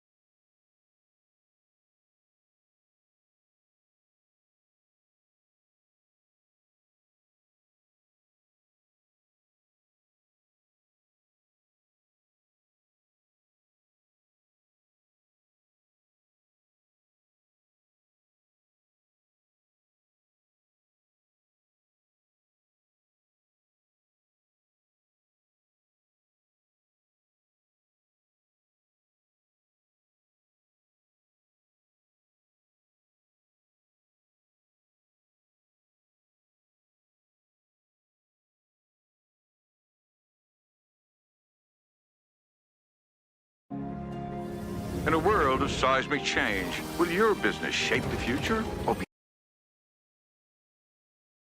My 19-year-old uncle died to protect the right of being an American in the Vietnam War. But think about this for a moment. Coming here, you should not be inflicting violence on undocumented New Yorkers or documented New Yorkers. We manage a humanitarian crisis with 237,000 migrants and asylum seekers. Not one slept on our streets.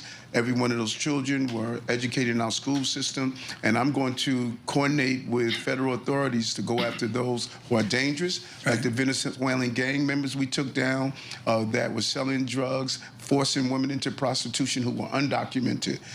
The law does not allow us to collaborate for civil enforcement. We won't do that, but we will collaborate to go after dangerous people. I should mention again, good morning on Bloomberg Television with Katie Greifeld and Sonali Basak as well. Mayor Adams, here's a headline. I talked to Lauren Emmaus, and this is just so important within her expertise of this city. The LA Times. Heavily armed immigration agents descend on LA's MacArthur Park. If I'm having a beverage at the Sunset Tower Hotel, I look across the opulence of LA to a really tough part of town. And the other day we saw military enforcement wrapped around these deportations and ICE marching across MacArthur Park in Los Angeles. If the critics to you will say you're in Trump's back pocket, how are you going to push against the president and his administration if we have those tensions in New York? You know, one of the best saying is if you tell a lie long enough, you think it's true. But we need to deal with the facts here. We took this administration to court on things we thought were wrong more than any mayor in the country. More than any mayor in the country. But when I needed the president to lift the stop work order on a multi-billion-dollar wind farm project in Sunset Park, 1,500 union jobs, 500,000 homes would have benefited from it. I flew to Washington, had a healthy conversation with him. He lifted the stop work order. Same relationship I had with President Biden, 10 trips to Washington, 2 meetings with the president to deal with law enforcement officer. I nicknamed myself the Biden of Brooklyn. I work with presidents. I don't war with presidents. I have to deliver for the city of New York. And it would be irresponsible for any mayor not to do that. But then the granularity of this election and this, it's like Lindsay in the 1980s or something. I can't keep track. Is Adams an independent, a Democrat, a Republican? What is he? We don't know this one. He's an independent. I'm kidding. Mayor Adams, my team is listening to this interview, and there has to be a clarification of your relationship with the President of the United States. When will we see that? I think you're seeing it now. You're seeing a mayor that's defending and fighting for his city in a responsible way. New York City is the largest city in America. And if you're going to be the mayor of that city and you are unwilling to communicate with the President of the United States, if it's Biden or Donald Trump, if it's a Democrat or Republican, that's irresponsible. Governor Hochul went to Washington several times. Mayors across the country are going to Washington. And so for anyone that states that the mayor of the largest city in the country should not be communicating with the White House, that's irresponsible. You're not delivering for your city. I must deliver for New York. That is my primary goal, and that's who I respond to. Mr. Mayor, in terms of delivering for New York City cost of living has always been a key issue. Yes. What is the plan? Is there a solution here? Because every day people keep coming into this island of Manhattan. How do we house them all? 2021, when I ran for office, the top issue was public safety and housing. Follow that. The reason you're seeing other conversations come on the floor in this election is because we solved the public safety problem. You see, with Commissioner Tisch, we have the lowest numbers of homicide. Let me interrupt. I will state where I live, folks. I can state it's not as bad as it was 18 months ago. I still don't like it. But Mayor Adams, I'm going to cut you some slack here. It's better than it was 18 months ago. 4.6 million people take our subway system every day. We have an average of 5 felonies a day out of 4.6 million. Okay. These police officers are doing an amazing job of keeping us safe. But the issue of affordability, I know it so well. I grew up in poverty. The primary winner grew up in luxury. Yet that same luxury he grew up in, he's stating that we should not have a financial ecosystem. I want the person that drives a limousine to have prosperity in the city and the person that sits in the back of the limousine. That's the city I want to live in. The zeitgeist here, and again, Lauren is briefing me on this, is you came into office and there was this scandal, that scandal, that. I don't even, it's old news for me. It's water well under the bridge. But there's a zeitgeist now that you need to get a new team as the next mayor, maybe involving some of those people in limousines. You're teamed up with Ackman, Loeb, and the others within the financial business. If the other guy's elected, Mondami, where, John, are they moving to Coral Gables or to Miami? Which is it? Both. This is serious. Mayor, this is serious stuff. You've got a mandate for how many millions of people are under your watch? 8.5 million New Yorkers, 320,000 employees. I want you to talk to the 100,000 fancy people in those limousines right now. How are you going to get them not to move to Florida? Well, first of all, we're going to win this race. And in my re-election, we're going to continue what we have done. In New York, as we talk about this business channel here, we have more jobs in this city in the city's history, more small businesses in the city's history. Bond rate has raised our bond as they saw us navigate out of COVID, migrants and asylum seekers, crimes. When you take 22,000 illegal guns off the streets, 100,000 illegal vehicles that were used in current criminal behavior, you have stabilized the city. The economic stimulus package of the city is public safety. Oh, Mr. Mayor, given where the polls have you now, whether you believe the polls or not, what is your path to victory, do you believe? New voters. 91% of the voters did not participate in this election. We have a substantial number. We're going to register 1 million new voters over the next few months. And everyone is talking about the excitement that is felt over the primary winner. What they're missing is the excitement that I am seeing every day of those who say this can't happen. How do you run against Mr. Manami? And I'm sorry? How would you run against him? How will you run against him? You have to do it in layers. You have to look at the various communities. And when I say communities, I'm not talking about a geographical location. I'm talking about issues. I met with 250 bodega and supermarket owners yesterday. A government-run supermarket would devastate their business. I met with 250 of the 700,000 small property owners. Can you imagine telling a small property owner that you can never raise the rent so that your rent rolls no longer equal the repairs of the building? Those small property owners are going to lose their property. All of these different communities are now waking up and realizing what his policies would do to them individually. I'm going to make this the final question and come full circle to where we were before. And again, thank you so much on Bloomberg Television Worldwide for being with us. The distinction of this campaign is the kid you were, and it was a train wreck. When did your life turn around? Well, how old were you when your childhood became you as a police officer? What was the age where the tipping point was? About 20, about 19 years old. The parents of that 19-year-old brat, whoever they are today, okay, they are voting for the tradition of Mario Cuomo.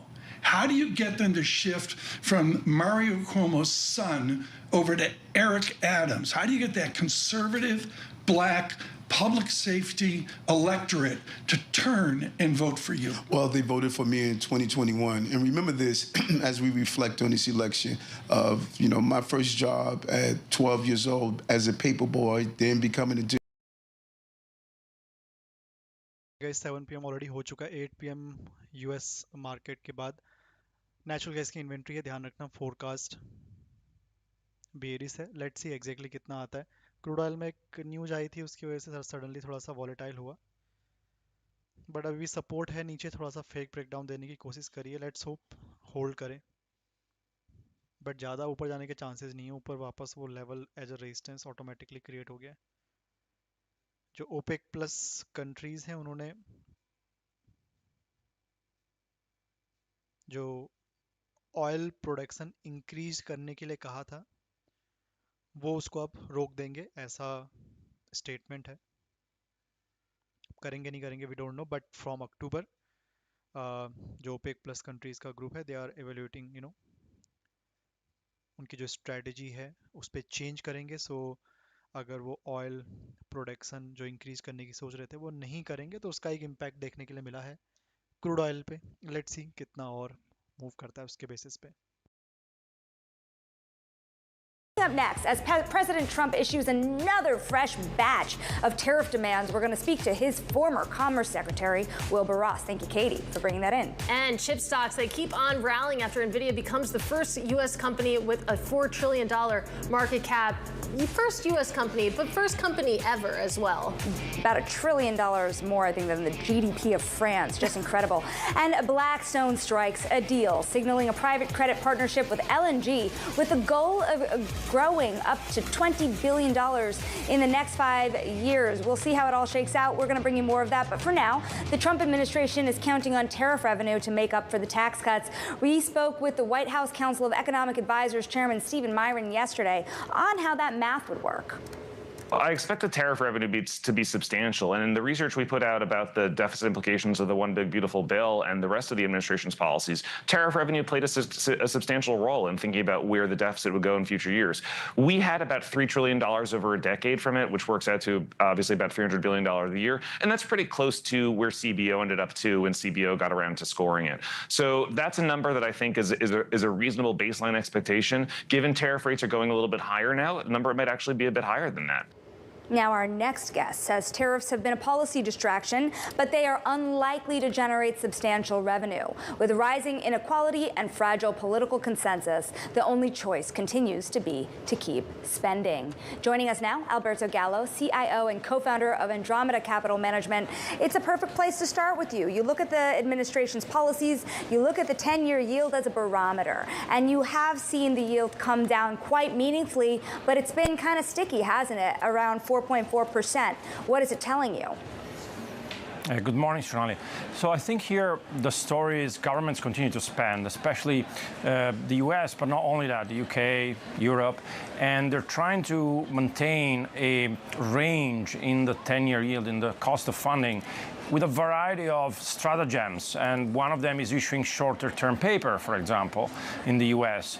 Another one is having central banks that are more dovish, or reducing the amount of quantitative tightening here in the U.K. with the Bank of England. So essentially, or alternatively, helping private commercial banks to buy treasuries, like with the SLR regulation. So essentially, we are in a form of controlled bond market. And the escape valve of all this is in the currency market with a weaker dollar. So the question is really, how long can Western governments continue to spend without either long-term yields rising or their currency depreciating and then creating a negative feedback loop? In the past, China was the anchor, buying government debt from the U.S. and supplying very cheap goods. And this anchor is no longer there. So this is the real breaking point, the real story. So far, financial markets are ignoring the risk. We're in a complacent environment, but the real risk is on the government side, not the private sector. Well, let's talk about that in the context specifically of the 10-year Treasury yield. I want to pull up a one-year chart here because, look at it, we're just chopping sideways. We really gravitate between 4.40, 4.5% on the 10-year Treasury yields, and it feels like we can't really sustainably break out in either direction. And I hear all of the different cross currents that you mentioned. And Alberto, when you take a look at that chart, what do you see priced into the long end of the Treasury curve right now? Look, I think that inflation has quieted down. So tactically, 10-year yields are probably okay where they are, but it's not an asset that we like. And generally, we don't like to own government debt. If you think about investors around the world, and I was asked this question by a central banker, a few weeks ago. The central bank asked me, and a group of other investors, why are investors so bullish on risk assets? And there is very tight credit spreads, high gold, high equities. Why is everything going up? And I said, this is the wrong question. Investors are bearish on central banks. So what we're witnessing is a gradual de-anchoring of the inflation target. So central banks being more tolerant to an inflation level that is above target.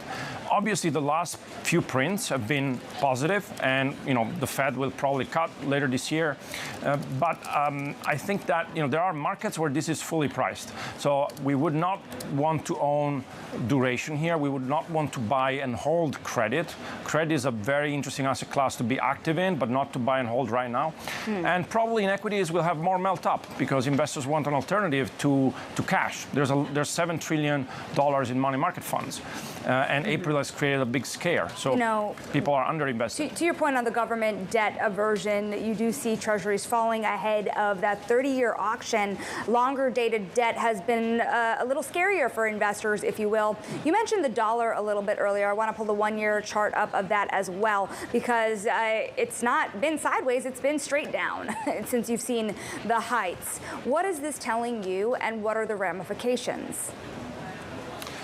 Essentially, we are repricing from a unipolar financial system to a multipolar financial system, right? And so the U.S. is trying to gather their allies under its banner with tariffs and with closer cooperation. But the tariffs are not going to raise enough capital for the deficit to be sustained. So eventually the choice is for the U.S. Treasuries, to do some level of austerity and spending cuts. And we do see those coming in 2026. And the choice for the Fed will be between price stability and financial stability. And so far, what we see across central banks around the Western world is that they're choosing financial stability over price stability, so they're letting inflation run a little bit above target. Which means, FX depreciation, and it means that investors need to own hard assets. So gold, private credit, private markets are okay, but they're very tight right now. And also, investors should be wary of further rounds of volatility. We're in a very volatile world, so right now it's much better to stay a little closer to home and position for upside in markets that have more room to run, like equities or commodities, for example. That's really interesting, Alberto. And just to make sure I'm understanding you correctly, so you do see some sort of austerity, maybe in the form of spending cuts, coming to the U.S. in 2026. That's your timeline? Eventually, that's going to be a need, and you can see that the voters' polls are already showing that voters don't like fiscal profligacy anymore as much as in the past. I think the UK is an advanced version of where the US will be. Obviously, the UK has weaker dependence on commodities, dependence on imports. Is a weaker fundamental situation, but it has been doing austerity and is struggling to raise taxes, right? To raise tax revenue. So the US is in a better situation and can continue to spend at a clip of 6-7%, but eventually, you have to find more ways of funding the Treasury, or you have to cut spending, or you have to push rates lower, real rates lower, and depreciate FX. So it's going to be a combination of all these three. And we don't want to own government debt. Yeah, but to the extent you're talking about with the idea of rates eventually getting lower in the United States, there has been that dynamic of also watching rates generally get higher in Japan. And I'm wondering, when you look at the capital flows around the world, what should investors be paying attention to? This is not obvious for a lot of people. One investor once described this to me as a sucking sound, slowly bleeding out of U.S. assets into higher yielding international ones. Is that something that is sustainable and perhaps not being priced in? So when we think about reallocation, the U.S. has over $100 trillion in equity and bond market capitalization. And Europe or gold or other markets are much, much smaller. So even moving 1% of that pool of capital into a coffee cup sized market will create a much bigger price reaction than in that smaller market.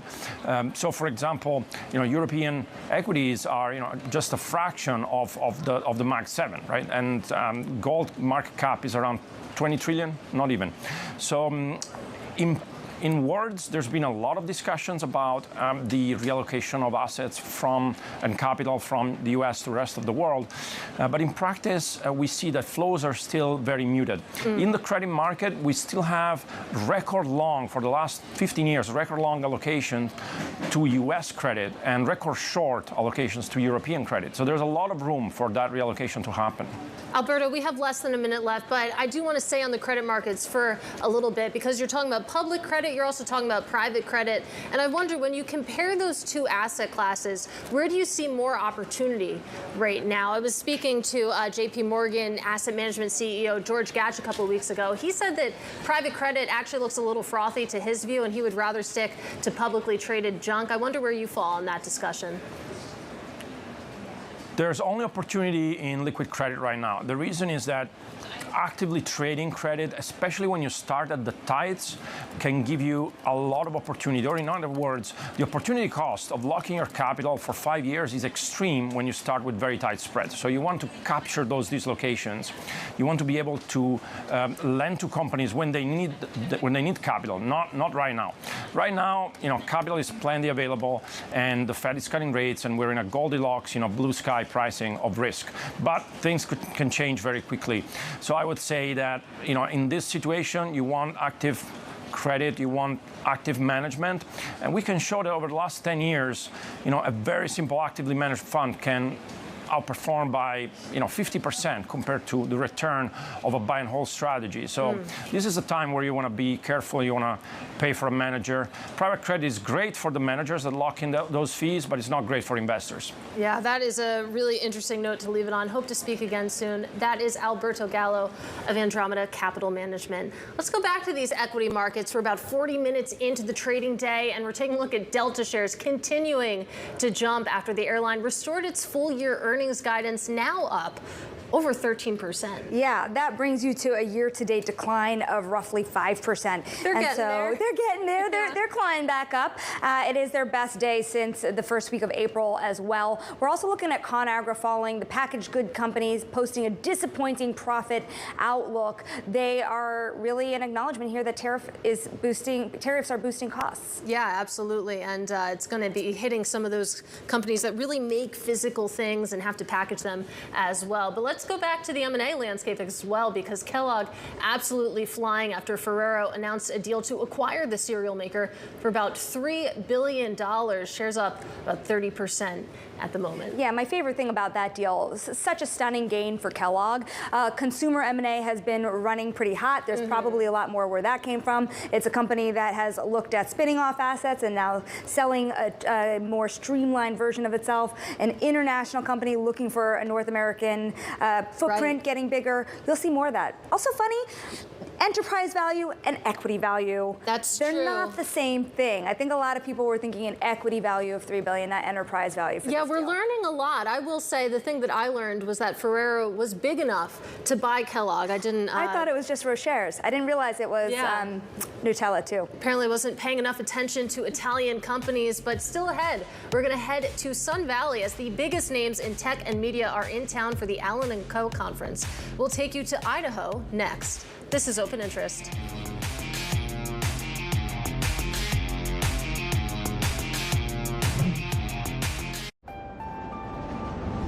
Progress never stops, neither should you. At PwC, we make sure you're ready for what's next, with the expertise and technology you need to outthink and outperform. We're with you, sleeves rolled up, start to finish, so you can stay ahead, so you can protect what you built, so you can create new value. We build for what's next, so you can get there now. PwC, so you can.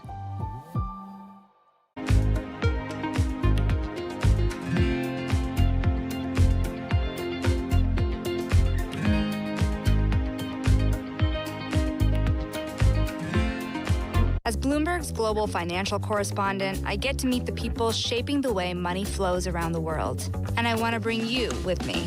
The capitalist system is the best system in the world. There isn't another one that works as well. I love all these new Wall Streets. Y'all Street, Wall Street South. Wall Street used to be a place. Now it's more of an idea. I hope you survived the day. I did. It was a busy day.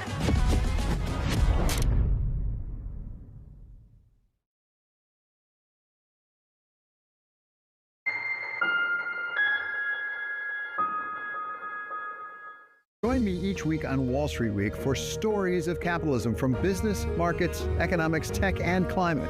More than what you need to know, it's what you need to think about. Our global headquarters in New York, I'm Danny Berger. Welcome to Bloomberg Brief. Let's set your agenda. Bloomberg Brief delivers the market news, data, and analysis you need live every weekday only on Bloomberg. Context changes everything. Morning, this is Bloomberg Daybreak Europe. I'm Tom McKenzie in London. These are the stories that set your agenda. Taking you from the U.S. market's close to the overnight session in Asia, we'll walk you through what you need to know to kickstart Europe's trading day.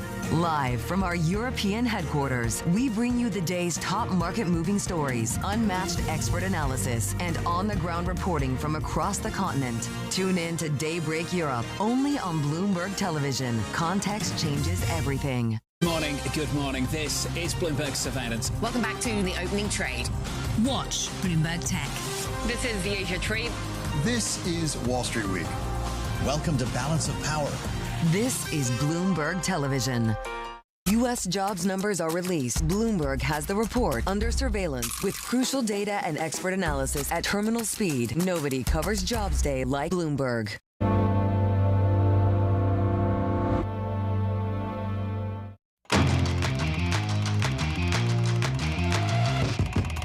And now to high interest, a look at what's making headlines around the world.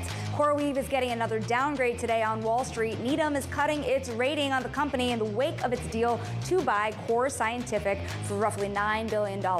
It's the third downgrade since the deal was announced, but remember, it's trading at almost 3 times its IPO price, so serious run up, but a decline today. And Elon Musk's artificial intelligence startup xAI is rolling out its new Grok 4 AI chatbot. This is just 4 months after releasing its previous iteration, highlighting the frenetic pace of AI development. Musk also said the chatbot will be coming to Tesla vehicles soon. And tech titans and media moguls gathering at the Allen & Co. conference in Sun Valley with AI conversations being front and center. Steve Pagluka of Bain Capital spoke with our own Ed Ludlow about the AI revolution and why it reminds him of the early days of the internet. And all the costs are going down for the chips for the model loading. And as opposed to the internet, which there were some very few big winners, I think there will be a lot of winners here because there's going to be vertical models and foundational models, and the vertical models will be chock full of expertise. That was Baines Pegluca speaking to Bloomberg Tech co-host Ed Ludlow. Ed joins us now from Sun Valley. Miss you, friend. Miss being out there with you. And, you know, it's interesting. The one thing I would know is probably happening under the surface. You have Linda Yaccarino leaving X. You have, of course, Elon Musk trying to put out this new chatbot. You also have Sam Altman there at Sun Valley with you. What's the word? Yeah, I mean, the word on Elon Musk, which I think is what you're getting to, is kind of like, well, he's not here. The news cycle happens. What's more interesting, I mean, Sam Altman did come and speak to us, right? And he was asked, you know, what do you make of Musk's beef with the president? And Sam Altman basically said, well, doesn't Elon have beef with everyone? And sort of stopped short of saying any more. What is more being discussed here, you know, according to people familiar with the matter, is the America Party and Musk's continued or ongoing political ambitions. The Grok 4 event last night was really important, and you guys did a good job giving the details there, but it was delayed, right? In true Elon Musk fashion, it was an hour late, so it happened pretty late overnight, and I'm yet to hear what the response is to the performance of that model. But yeah, you know, missing, but discussed in his absence here. So Musk, of course, one of the hot topics there at Sun Valley. What about Mark Zuckerberg? I know that we've been talking about the relationship between Sam Altman, Mark Zuckerberg, whether or not we were going to get a meeting. Have we gotten eyes on Zuckerberg? Yeah, no one has seen Mark Zuckerberg. At least those that I've spoken to haven't seen Mark Zuckerberg. We haven't seen Mark Zuckerberg. You'll remember that Sam Altman said that he expected to see him in the course of the week and that he looked forward to it. And that was in the context of questions around the AI poaching scenario. Remember the reporting overnight from Mark Gurman and Riley Griffin that the Apple engineer that ended up going to the Meta Superintelligence team has a pay package of $200.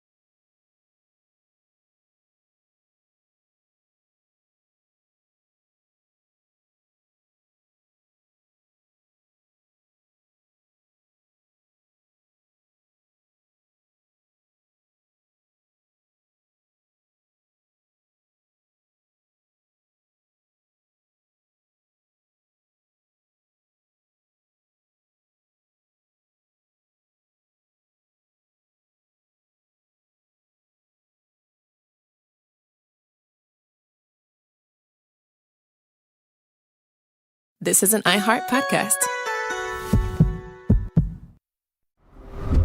Today, we expect more from technology. Companies making the biggest productivity gains aren't just adding more tools, they're choosing integrated solutions. Find out more about these solutions later in this podcast. News when you want it with Bloomberg News Now. I'm Karen Moscow. We have breaking economic news on the jobs front to bring you in just a moment, but first we have the latest on trade.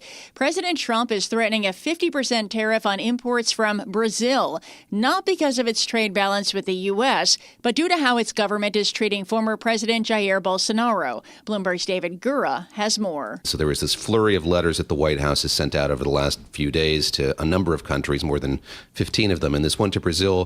Said that the U.S. is imposing this tariff or will impose this tariff of 50% on Brazilian exports, in part because of political reasons. The president is an ally of, a friend of Jair Bolsonaro, the former president of Brazil, who is on trial for his role in a coup in Brazil a couple of years ago. And that's Bloomberg's David Gura, who says Brazil's current leftist president Lula fired back on social media, saying his nation won't be tutored by anyone. President Trump confirmed that a planned 50% tariff on copper imports imports will begin on the 1st of August. And Bloomberg News Global Business Editor Josh Galou says the move could hurt American producers of everything from automobiles to appliances. The U.S. makes about 50% of its own, or it mines about 50% of its own copper, and then the rest comes from, countries like Chile, Canada, Peru, Mexico. So, this is going to hurt American producers of all those things that I was just mentioning who have to import copper. The price is going to go up, and that can have a really wide impact on the economy. And that's Bloomberg's Josh Galou. President Trump says copper was the second most used metal by the Department of Defense. As President Trump presses ahead with his aggressive tariff policy, his first-term vice president is pressing back. Mike Pence says the president's so-called Liberation Day tariffs could be the biggest peacetime tax hike ever on American consumers. I got to tell you, the businesses I talk to as I travel around the country have been spending an awful lot of money on inventory right now. There's an old saying that where I come from that, I was born in the morning, but not yesterday morning. So people say these tariffs are coming. So why don't we fill the warehouse right now? And you can catch the full conversation with former Vice President Mike Pence on the Bloomberg podcast page on YouTube. Bloomberg News has learned India is trying to shield itself from President Trump's backlash against BRICS by stressing it has no plans to challenge the U.S. dollar's global dominance. The president has labeled the BRICS group of developing nations anti-American and accused it of trying to undermine the dollar's role as the world's key currency. A senior Israeli official is playing down the chances of an imminent end to the war in Gaza, even as President Trump says negotiators were very close to a ceasefire. The Israeli official indicated a truce with Hamas could be agreed to in a week or two, but may not evolve into a de facto end to a war that's lasted more than 21 months and destabilized the wider Middle East. Secretary of State Marco Rubio and his Russian counterpart, Foreign Minister Sergei Lavrov, met in Malaysia on the sidelines of the annual Association of Southeast Asian Nations Regional Forum. The Russian ministry says the two discussed settlement in Ukraine, and Marco Rubio spoke to reporters following the meeting. Well, our strategy is to continue to engage all the parties that are involved in finding an outcome to this conflict. We will engage any time that we have an opportunity to do so, like we did today. And that's Secretary of State Marco Rubio. Several hundred people gathered for a worship ceremony at a high school stadium in Texas last night. The vigil held to remember the at least 120 people who died in the catastrophic flash floods over the July 4th holiday. More than 160 people are still believed to be missing in hard-hit Kerr County. Meanwhile, Homeland Security Secretary Kristi Noem is repeating her calls for FEMA to take a backseat role. We need to focus more on helping, not hindering, and state and local authorities need to be empowered. We don't take charge of them. We give them the opportunity to lead the way. And that's Homeland Security Secretary Kristi Noem. President Trump is scheduled to visit Texas tomorrow. The Los Angeles Fire Department says 31 workers have been safely removed from an industrial tunnel after part of the structure collapsed. No major injuries were reported. Delta Airlines issued a new profit target for this year after pulling the goal 3 months ago. It's a sign that demand is bouncing back from the initial shock over President Trump's tariff war. The stock jumped in early trading, and it's also giving a lift to its U.S. competitors. Now to the breaking economic news crossing the Bloomberg. Applications for U.S. unemployment benefits fell for a fourth week to the lowest in 2 months during a period that included the Independence Day holiday. Initial claims decreased by 5,000 to 227,000 in the week ending July 5th. Continuing claims, a proxy for the number of people receiving benefits, rose to 1.97 million in the previous week, still the highest since late 2021. We get the takeaway with Bloomberg's Michael McKee. So I think the way you would look at this is just to say this is more of the same. We're not seeing any real change in the labor market that you need to worry about at this point. And that's Bloomberg's Michael McKee. And futures, they are little change to lower following this report. S&P futures down less than 0.1%. Dow futures down about 0.2%. NASDAQ futures little change. 10-year Treasury yield 4.34%. And that's news when you want it with Bloomberg News Now. I'm Karen Moscow, and this is Bloomberg.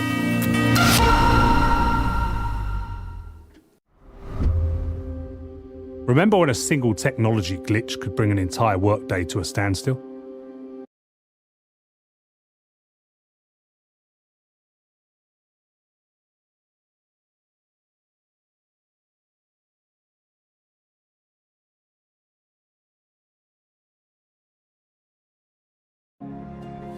In a world of seismic change, will your business shape the future or be Sabi Khan has been Jeff Williams' number two for a very long time. He's been the Senior Vice President of Operations. Now he's stepping into the COO role. He effectively has been COO for the past several years, right? His new role is the same as his old role, in addition to adding Apple Care responsibility. Jeff Williams was the COO because he ran operations, but also had several other things under his purview, including co-management of the China business, the Apple Watch, as well as the health initiatives and the company's design team.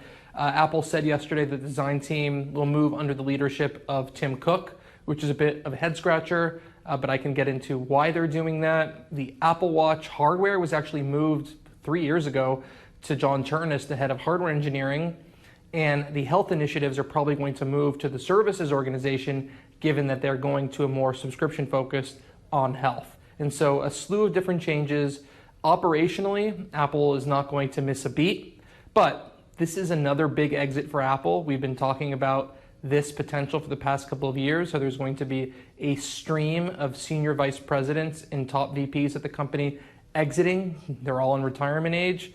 And so this is happening now, and there'll be more to come. So, Mark, you got to assume that Apple, in making this move, or, that they thought about what might be some of the fallout and the people that will leave. So having said that, is the timing smart? Is it a case of a massive company kind of getting their C-suite and executive suite in order, as they should be doing and thinking about the future?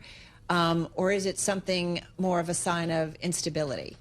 What's your read? Well, Apple's not doing anything here. They just had a bunch of people on their executive team that are the same age, right? They're all in their early to mid 60s. They all have hundreds of millions of dollars, having worked at Apple and had massive stock packages, right? And so they're just leaving. So this is not Apple shuffling the deck chairs. This is people leaving because they're retiring. They're at the end of their careers. They want to do something different. They're burnt out, right? They're tired. They want to spend time with their grandkids. So it's not a sign of, Jeff Williams realizing I'm never going to take over, so I'm leaving. And well, obviously, that's probably part of it. Okay. Like, Tim Cook's not going anywhere. I think he's going to be CEO in a Bob Iger-like way. So I think he's going to be there another 5 years. Interesting. CEO in a Bob Iger-like way. Just well, without the leaving and coming back. Right. So you just mean stay. age-wise. He's going to stay. Age-wise. Yeah. Like Iger's what, 75, 74? So, Mark, one of the most read stories on the Bloomberg terminal in the last hour, and I got this note this morning from Walter Pychik over at, formerly of BTIG, now at Lightshed. He said Apple should consider replacing longtime CEO Tim Cook in a note. He said, quote, Apple now needs a product-focused CEO, not one centered on logistics. Are we going to start to hear more of that? I think it's completely ridiculous. I think it's nonsensical. And I think it's absurd to put out the idea that Apple should replace Tim Cook. Tim Cook is going to be the CEO of Apple as long as he wants to be the CEO of Apple. He was put in that position for a reason, because his whole life is dedicated to Apple. He doesn't have much else going on. He has dedicated his entire being to running that company, and he has run it for the most part effectively, other than certain product decisions and design decisions. He's not a product-focused leader, but he has the ability and the power to put those types of people in the right positions. In some cases, he's done that. In other cases, he's not done that. But Tim's not going anywhere anytime soon, and the idea that he should is blasphemous, I think. But what about the idea that we've talked about with you about when it comes to AI and different things of Apple being behind on and missteps? Some of them may be big missteps. Extremely huge missteps, but there is no misstep too big to get Tim Cook out of that chair. The credibility he has on Wall Street, the credibility he has among shareholders, among those in the company, and most importantly, Apple's board is sky high, has been throughout his whole tenure, and nothing there has changed. The problems are the chess pieces below him, and those are the deck chairs that need to be shuffled. But wait, who's responsible for those chess pieces that are below him ultimately? Well, we've gone into this. You know, Craig Federighi, now runs Apple's AI strategy. John Gianandrea was running the AI strategy, and Tim Cook in March sidelined him basically put him on garden leave, so to speak, several months ago. He's sort of just hanging out there running AI research. He's not running AI products or Siri or robotics anymore. So they are making changes there. I mean, what they really need to do is start bringing in fresh talent and fresh blood by acquiring a bunch of AI companies and design companies and product-focused people.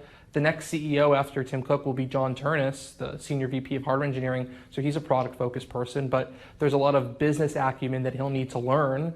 And as far as I know, there hasn't been any grooming process that has started yet. And you know, to the point, Cook's not going anywhere anytime soon. It's going to be a number of years. But could Apple's missteps in AI change that, Mark? And I just want to push back a little bit because shares have lagged Microsoft and Meta. It's lost ground to this year in the race to deploy AI. Apple shares have fallen 16% so far this year. Meta's up 25%. And Microsoft is up 19%. Could AI be a significant misstep for Tim Cook? You're coming at me, Tim, like it's my fault and I run the company. No, I just... Yes, there are a series of serious missteps. The missteps were so significant on AI that it's completely irreparable.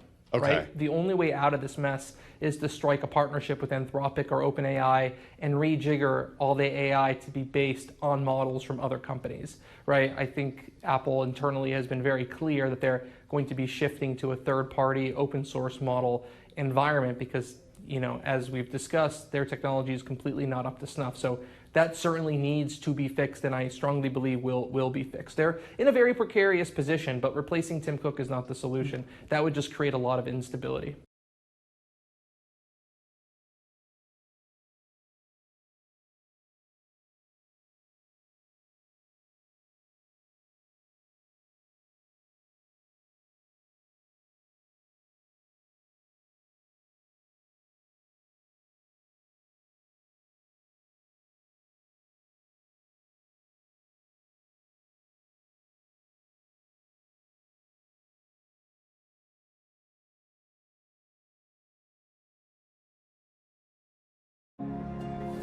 In a world of seismic change, will your business shape the future or be shaped?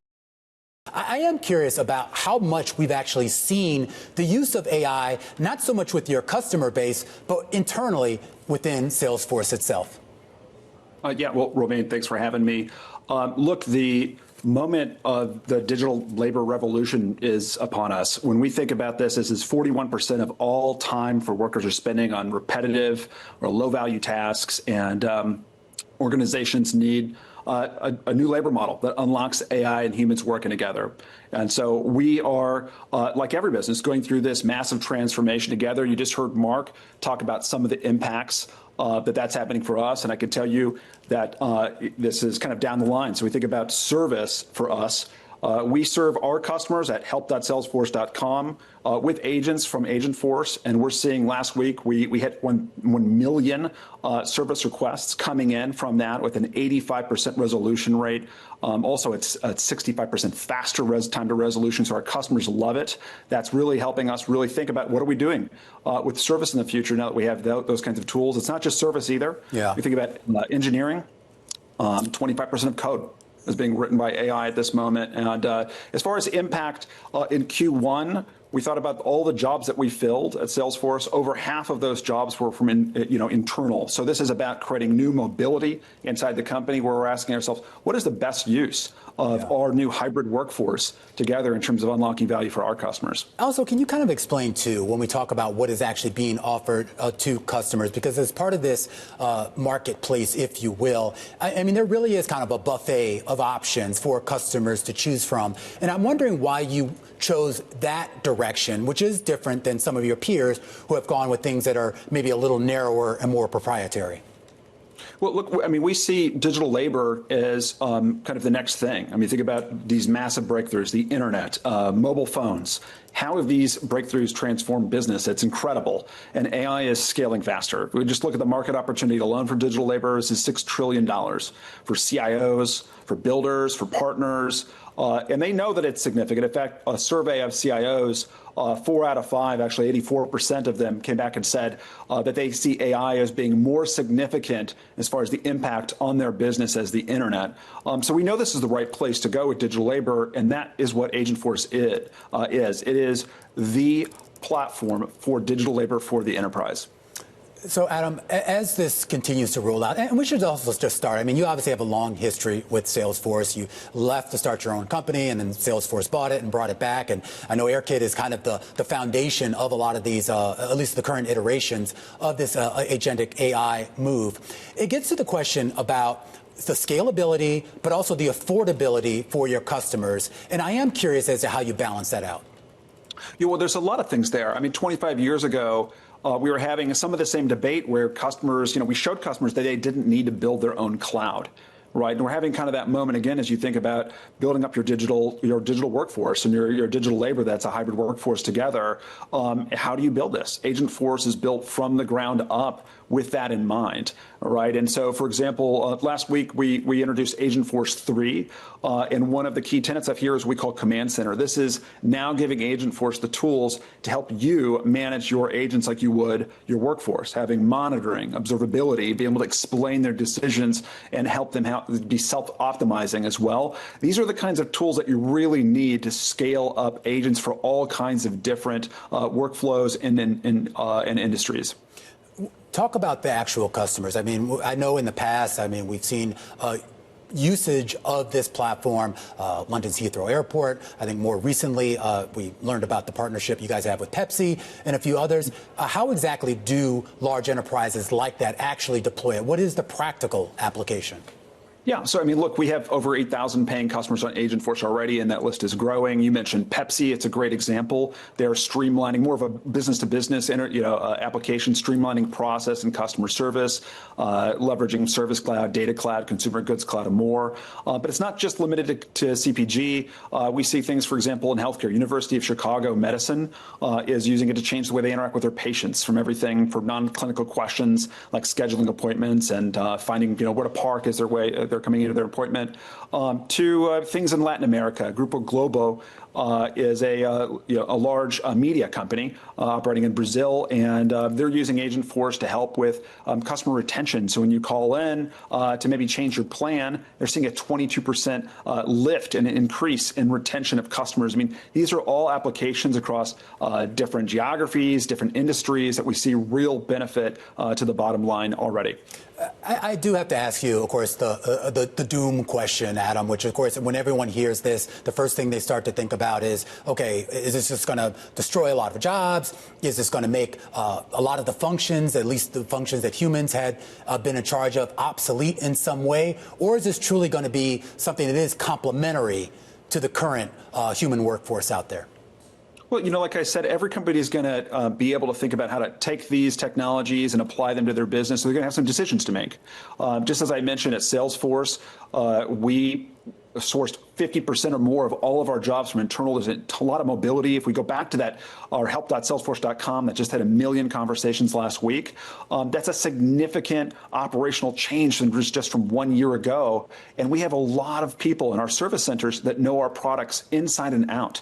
And so instead of having them just help doing repetitive low-value tasks, helping customers, reset my password, those kinds of typical things, and we're saying they know our products so well, they can move more into revenue-generating and growth opportunities and help our customer success team and our sales team.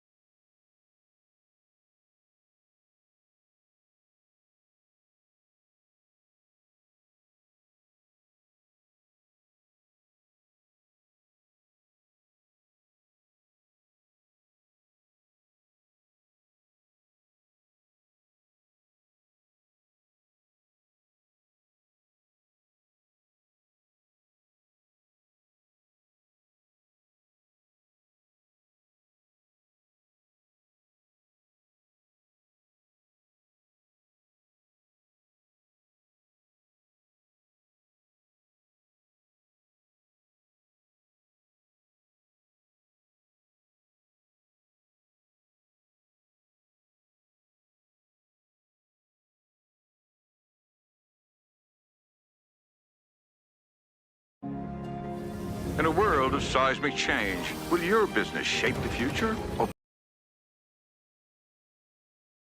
Romaine Bostic alongside the illustrious Caroline Hyde, taking you through to the closing bell with the global simulcast. It starts right now. Tim Stenevik in the radio booth. His assistant, Carol Massler, joining him for one day this week. Welcome to our audiences. Can I take a letter from somebody? Across all of our Bloomberg platforms. Here on, I guess we could call it a record-setting day, at least for NVIDIA, a record high, and briefly a $4 trillion market cap. Yeah, briefly before dipping back down. But, you take a look at the Mag 7. I'm looking at the Bloomberg Mag 7 Total Return Index, and you've got 6 of the 7 names all higher today. So if you want to know where some of the momentum is, and this is something we talked about with Gina Martin Adams, investors continuing to plow money into those kind of really mega cap tech names. That's where it seems to draw the most attention. Not looking like a record, though, for the S&P 500 today, Caroline. We are just about 0.3% from that all-time high that was reached back on July 3rd. So that record is safe for now. Safe. We wait to see what can catalyze it. I think the bond market has really spoken to the stock market today as well. The fact that those auctions went well, the 10-year catching that bid, the yields scream lower for the first time in about 5 days. Maybe that juices some appetite when it comes to the stock market. We should also point out, just looking at the cross-asset picture, you're seeing Bitcoin now back around that 111,000 level, and the VIX below 16 right now, and that raises a lot of questions as to whether people are ignoring potential risks and volatility out there in the markets. Makes me wonder if some of that risk could be in earnings, right? We're just, about a week or week and a half away? No, Carol. Tomorrow. Delta reports tomorrow. No, you know. Do you not pay attention talking about to JP Morgan on Tuesday? Come on. You know when it unofficially starts. The earnings season officially kicks off tomorrow. Delta and ConAgra set to report earnings. Meanwhile, here on the day, green across the screen for most of the major indices and averages here in the great United States of America. Dow Jones Industrial Average higher by more than 200 points or 0.5%. The S&P 500 just shy of its record high, 62.63 and change, up about 0.6%. The NASDAQ Composite and NASDAQ 100 each up just a little less than 1% on the day. The Russell, believe it or not, that's your outperformer once again, and maybe that's a good sign, rallying 24 points or 1%. Yeah, that's kind of interesting to see that outperformance there. Hey, S&P, I'm going to go back to the big caps, if I may. 302 names in the S&P 500. Caroline higher today, 200 to the downside, 1 unchanged. Meanwhile, I'm looking at the sector breakdown. If you're looking at the S&P, utilities lead the charge up more than a percentage point, but you've got big old tech doing its groundwork as well. Communication services, of course, you fold them together, and that is why you've got NVIDIA, Meta, Amazon as your leaders of the pack from a points perspective. Consumer discretionary in the red, consumer staples, a little bit of energy too. All right, a lot of green there. I'm going to go back to something that Romaine mentioned earlier, and that's NVIDIA. It did top $4 trillion in market cap. First time for a company to do that ever. And we are seeing it, though. It did close at $3.9 trillion, so a little bit below that. But nonetheless, the stock up about 1.8% in today's session, up about 21% here in 2025. So a big milestone for that company.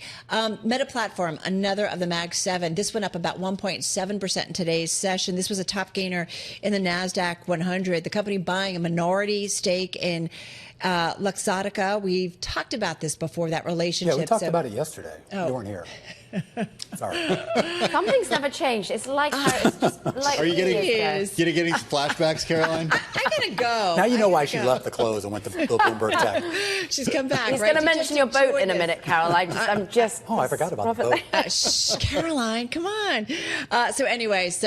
Deepening its commitment when it comes to the smart glass industry, according to folks in the know. So it looks like they've got just about 3% of the stake. I'm going to stop talking because apparently you talked about it yesterday.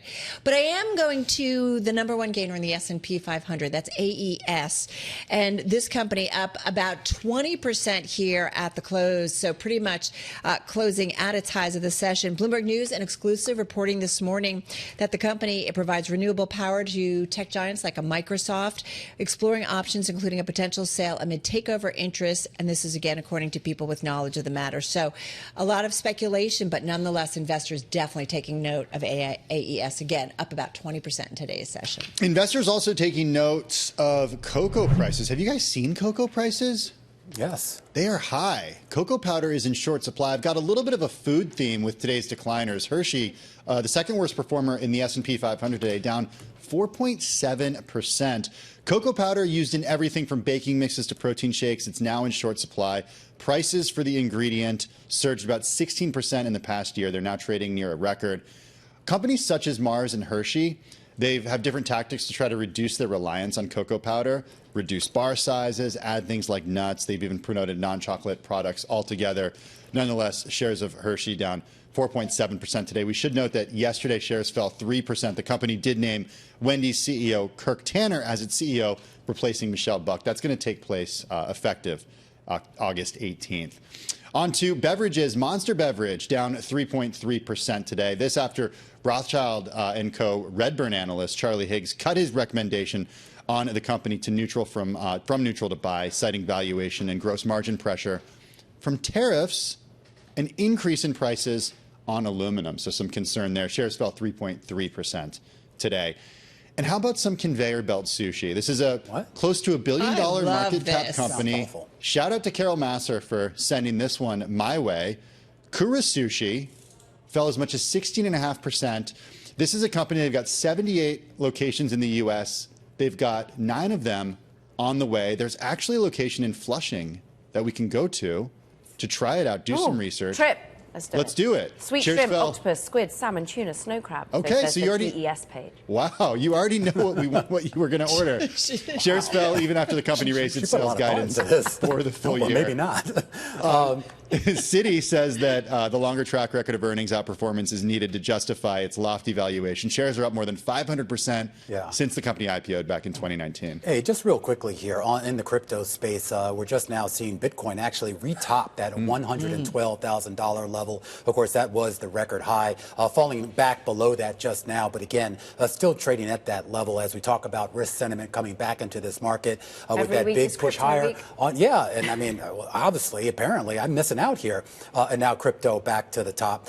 Just real quickly, I do just want to point out yields on the day, too, because we talk about some of the concerns about that auction, which seem to have gone well. And you see the drop in yields on the day. In fact, this is the first time we've seen a drop in yields in the previous 5 sessions. So a 6-day here, finally a little bit of a rally in prices, though I should point out that one of the key parts of the curve, that 5-year, 30-year yield curve, continues to re-steepen. All right, folks, I solemnly swear that I have not lined up a job in private equity. And apparently Goldman is asking some of its analysts to do just that. They're talking to their junior bankers, and they basically want to have them confirm their loyalty on a regular basis so that they don't want them all of a sudden coming to work with them for a little bit and then leaving for a job in PE. Is that legal? Well, a spokesman for Goldman says, quote, "We are committed to a culture where our employees act with integrity, consistent with all of our policies. This move meant to thwart poaching by PE firms that have been signing up junior bankers near the start of their on-the-job training. It's called on-cycle recruitment. Some buyout shops are even approaching newbies before they show up for their analyst programs." And it's one way of saving on training, isn't it? Like you go in, you get someone else to do it for you. Isn't that what it's supposed to be out? But then do you phone it in for those 18 months or whatever? Because you know you got a job lined up? Maybe, potentially here.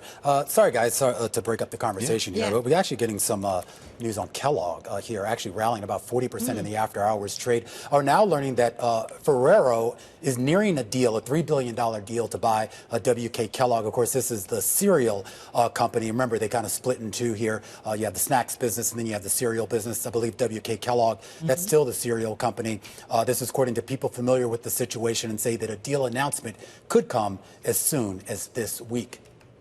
Well, good to see some deal flow happening, right? This is all Allen & Co. Everyone's over there in Idaho. Yeah, and we were just talking even before the simulcast here.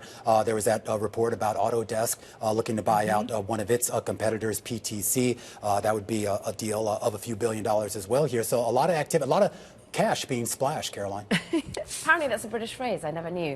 Or at least I taught it to remain, anyhow. Frosted Flakes, Fruit Loops, Rice Krispies, Raisin Bran. Have you eaten any of that, Tim?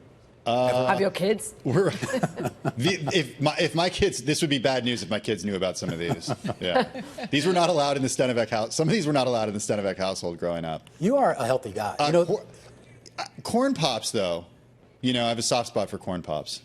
I don't even know what they that used to be is. called Sugar Pops. My dad told me. That's what they got in them, mainly. Okay. Sugar Pops. Good. Truth in advertising. Yeah, it's like now Sugar corn. Smacks. All right. Shares of WK Kellogg, I'm just going to go back there, up about 40% here in the aftermarket. So something to certainly keep an eye on. All right, guys, that is a wrap. Good to have you here, Caroline. Are you back tomorrow? I am. Oh, okay. You really are back just for one day. Just for one day. Just for one day. Just for one day. That's a wrap. Our cross-platform radio, TV, YouTube, Bloomberg Originals. We do it all. Caroline and Romaine, of course, finishing up there and continuing on television. Tim and I back here on Bloomberg Business Week Daily on Bloomberg Radio. We'll see you again, same time, same place tomorrow.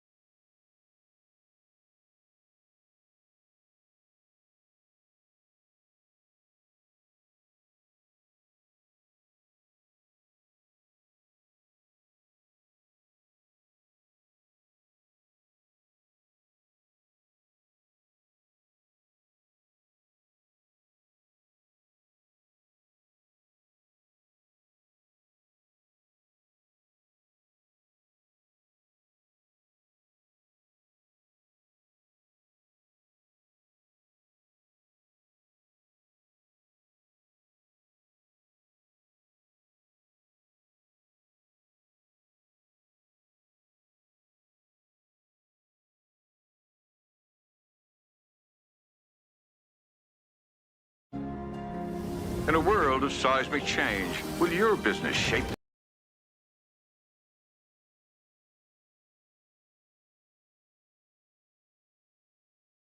the future or be shaped?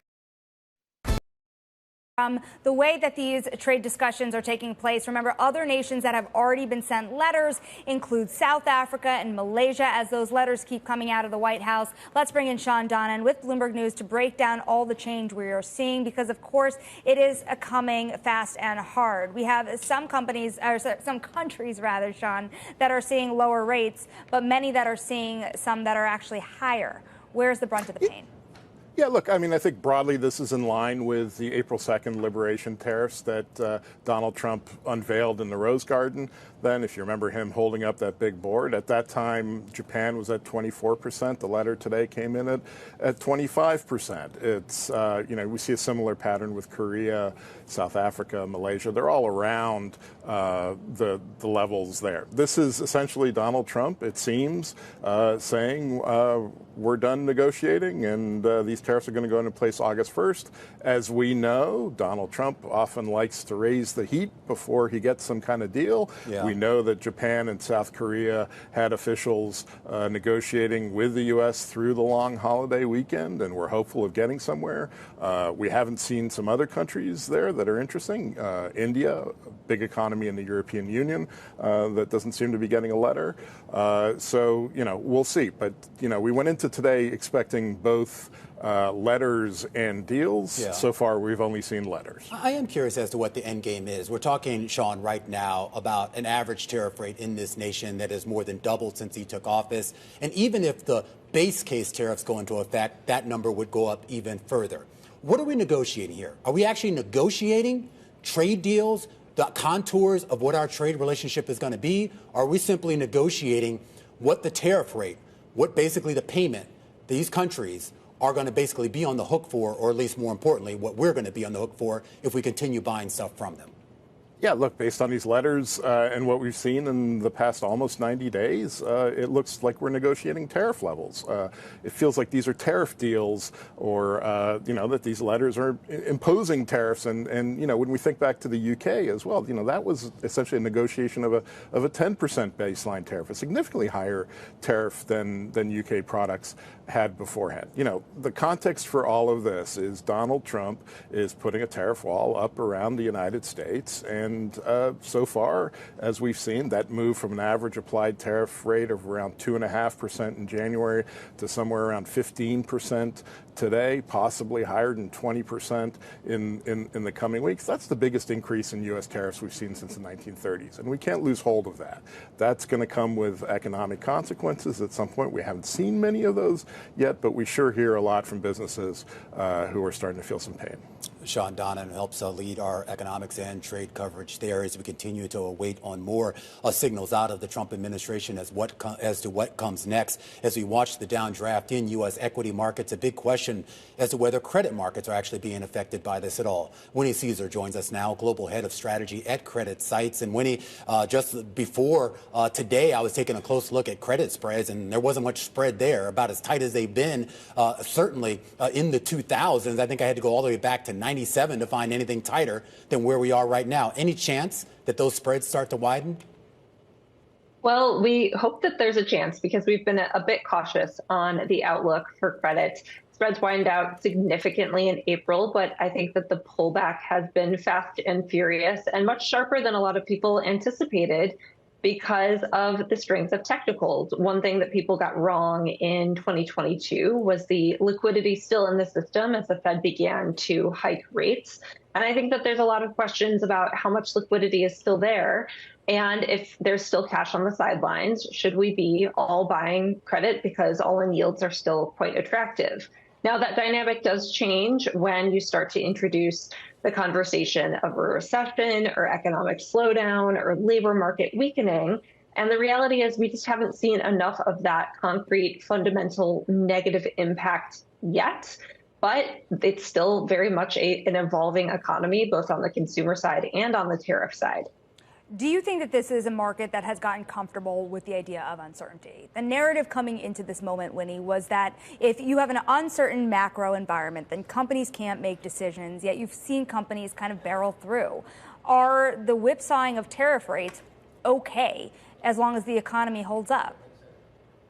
Yeah, I think it's a really interesting dynamic. I think that the market has gotten more comfortable with the current level of uncertainty compared to perhaps where we were in early April. It seems like most are expecting that tariff rates are going to be meaningfully lower than where they were going to be as announced on Liberation Day. But at the same time, we are seeing this divergence between the soft economic data, the survey-based economic data, and the realities of low unemployment rates, and still companies coming to the new issue markets and raising cash for whatever endeavor they're deciding to pursue. So I think that we are still all looking for more concrete evidence one way or the other that the economy is going to be fine, or perhaps we're going to have some sort of hiccup in the near term, and people are just not highly convinced as to which way things are going to break. Do you have any conviction, Winnie, about the potential and, more importantly, the pace of Fed rate cuts? Yeah, this is a tricky one. I think that my highest conviction is if the Fed is still on hold through the rest of this year, as we are generally expecting them to be, that may actually be the most bullish scenario for risk assets, as it would indicate that nothing has really shifted so dramatically in one way or the other that the Fed is reactive. Reactive Fed action is usually what you do not want to see in markets, because that means that they missed something, that they're behind the curve, that some sort of liquidity tripwire has been hit in the system, and they're having to re-stimulate very quickly. Now, as we get into the first half of 2026, it does seem like we'll have at least a little bit more time and more data under our belts to really assess the direction of the economy. How much momentum is the tax bill going to provide on both the consumer and corporate side of things? And how much disruption will tariffs actually have on the hard economic data? And that's the point where I think we could see the Fed perhaps being a bit more aggressive in their easing, as some of the labor market indicators, like a falling participation rate, are not generally a great leading indicator. All right, Winnie, always great. Winnie Caesar's global head of strategy over at Credit Sites, as we keep an eye on the market. And speaking of those potential Fed rate cuts, former New York Fed President Bill Dudley writing an op-ed today for Bloomberg saying that rate cuts might not actually be the answer, and Trump's tariff wars are reducing foreign investors' appetite for Treasury debt. Dudley joins us after the break. Stick with us. This is at The Close on Bloomberg.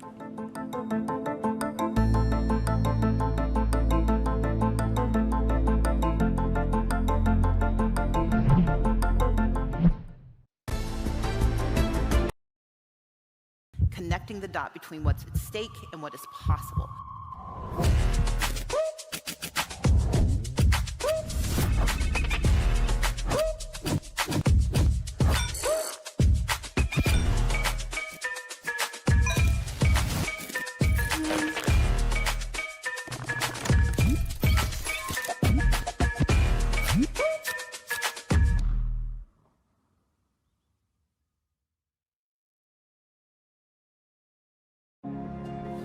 In a world of seismic change, will your business shape the future or be shaped by it? How will we capture the imagination of tomorrow's consumers? Overcome operational constraints to focus on future growth, and unlock economic and social prosperity through environmental responsibility. With EY's full spectrum of services across sectors, we're all in to shape the future with confidence.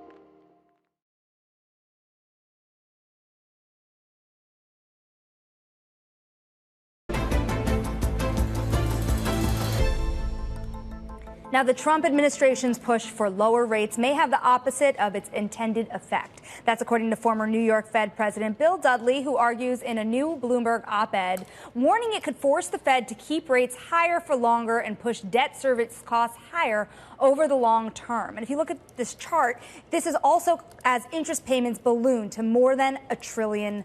Let's bring in Bill Dudley now, because the chart alone says a lot, the direction of travel and the crowding out effect that it has. Now, the question is, as you pose it too, what do you do about it? How do you begin to bring this down when rates have remained so high? So the Trump administration has said what we're going to do about it is we're going to job on the Fed. We're going to cut long-term debt issuance. We're going to move more of the debt issuance to the short end. And we're going to make it more, financial institutions, give them more incentive to buy Treasury debt by relaxing the supplemental leverage ratio. The problem with this is all these things are going to have very marginal effects. In fact, the pressure on the Fed is probably going to be counterproductive, because if it's a close call Fed, they're not going to cut as opposed to cut, because they don't want to perceive their rate cut as being driven by the Trump administration, because that would basically reduce the Fed's credibility and could cause inflation expectations to become unanchored. Shifting the issuance from the long end to the short end, very small effects. Long-term rates are mainly driven by the expected path of future short-term rates.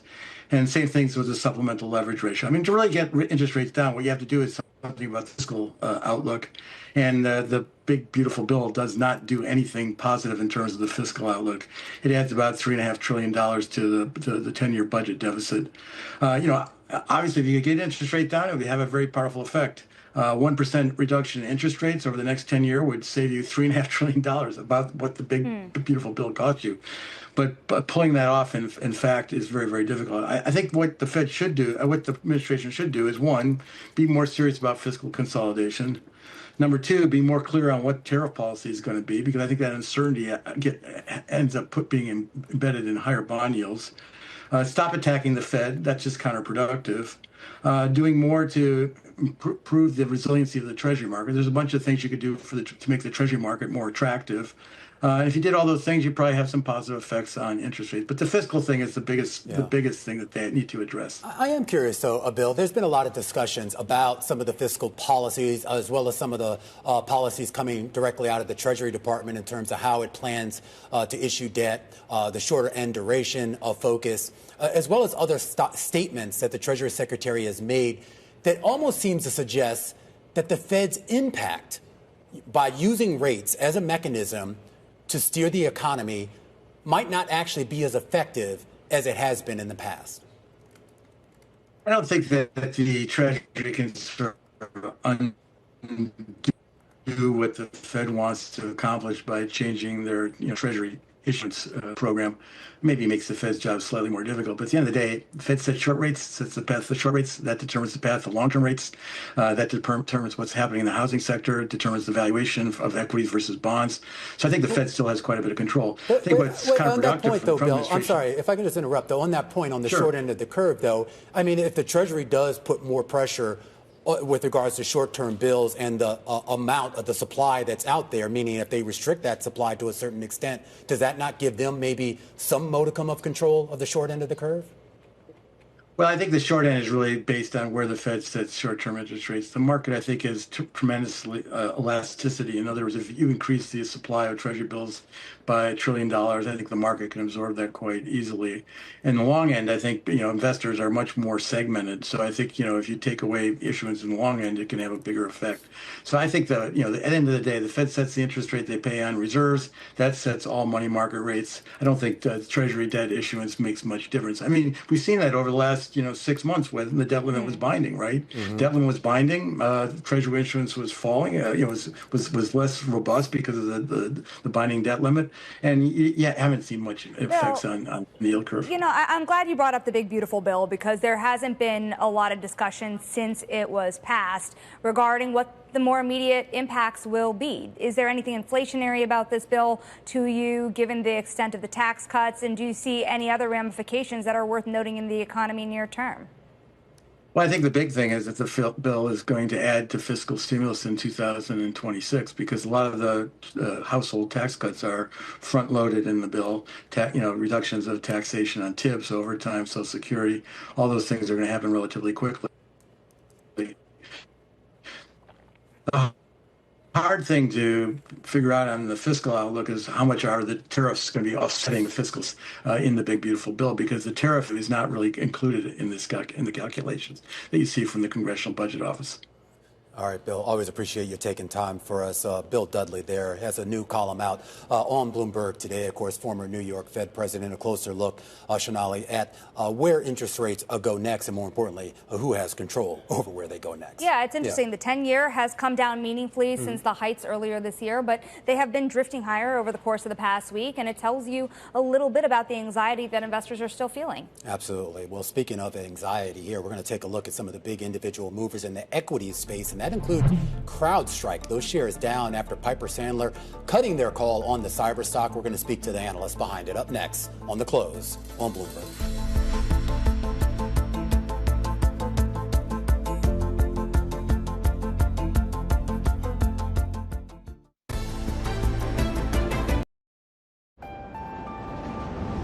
Progress never stops, neither should you. At PwC, we make sure you're ready for what's next, with the expertise and technology you need to outthink and outperform.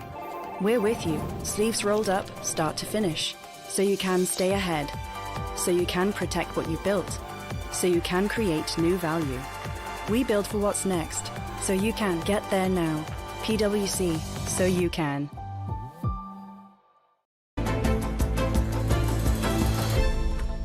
All right, let's get a view from the sell side with our top calls, big movers on the back of analyst recommendations, and we've got 3 valuation calls today. We start with Netflix, Seaport downgrading to neutral from buy. This after a 50% rally in the shares since early April. The analysts raising concern that Netflix has not grown its U.S. share and the gap versus YouTube TV has widened. He also says investor expectations are high and it's time for management to deliver. The shares down 0.6%. Next up, MP Materials. Jefferies lowering its recommendation on the rare earth materials company to hold. The firm sees limited upside potential as the demand outlook remains mixed for some of its key markets. So shares down for a second straight day. And last up, CrowdStrike. Piper Sandler downgrading the software company to neutral. It's maintaining a price target of $505. Now, since CrowdStrike surpassed that price target, the analyst warns investors shouldn't be adding shares at this time as upside could be limited. Those shares down about 3% on the day, and those are some of our top calls as we stick with that last one and bring in the person behind that call. Rob Owens is co-head of technology research at Piper Sandler, and he joins us right now. Okay, I know this is a valuation call, Rob, but I wanted to talk to you a little bit more about what the potential upside could be for this stock. Where is the stability right now, and what potential upside do you see going forward? Yeah, I think when you look at cyber in general, you definitely have a macro that's in favor here. Defensive-related spending, not something that gets cut. However, when we look at CrowdStrike in particular, the stock's up, I believe, over the last 3 months, about 60%. You're looking at something that's over 20 times calendar 26 sales and over 70 times free cash flow. So, for us, the upside's limited. And we had both a base case and a bull case that was at $505. So, as the stock rallied last week and exceeded that target, we're encouraging investors not to add to positions at this time. So we lowered our rating to hold.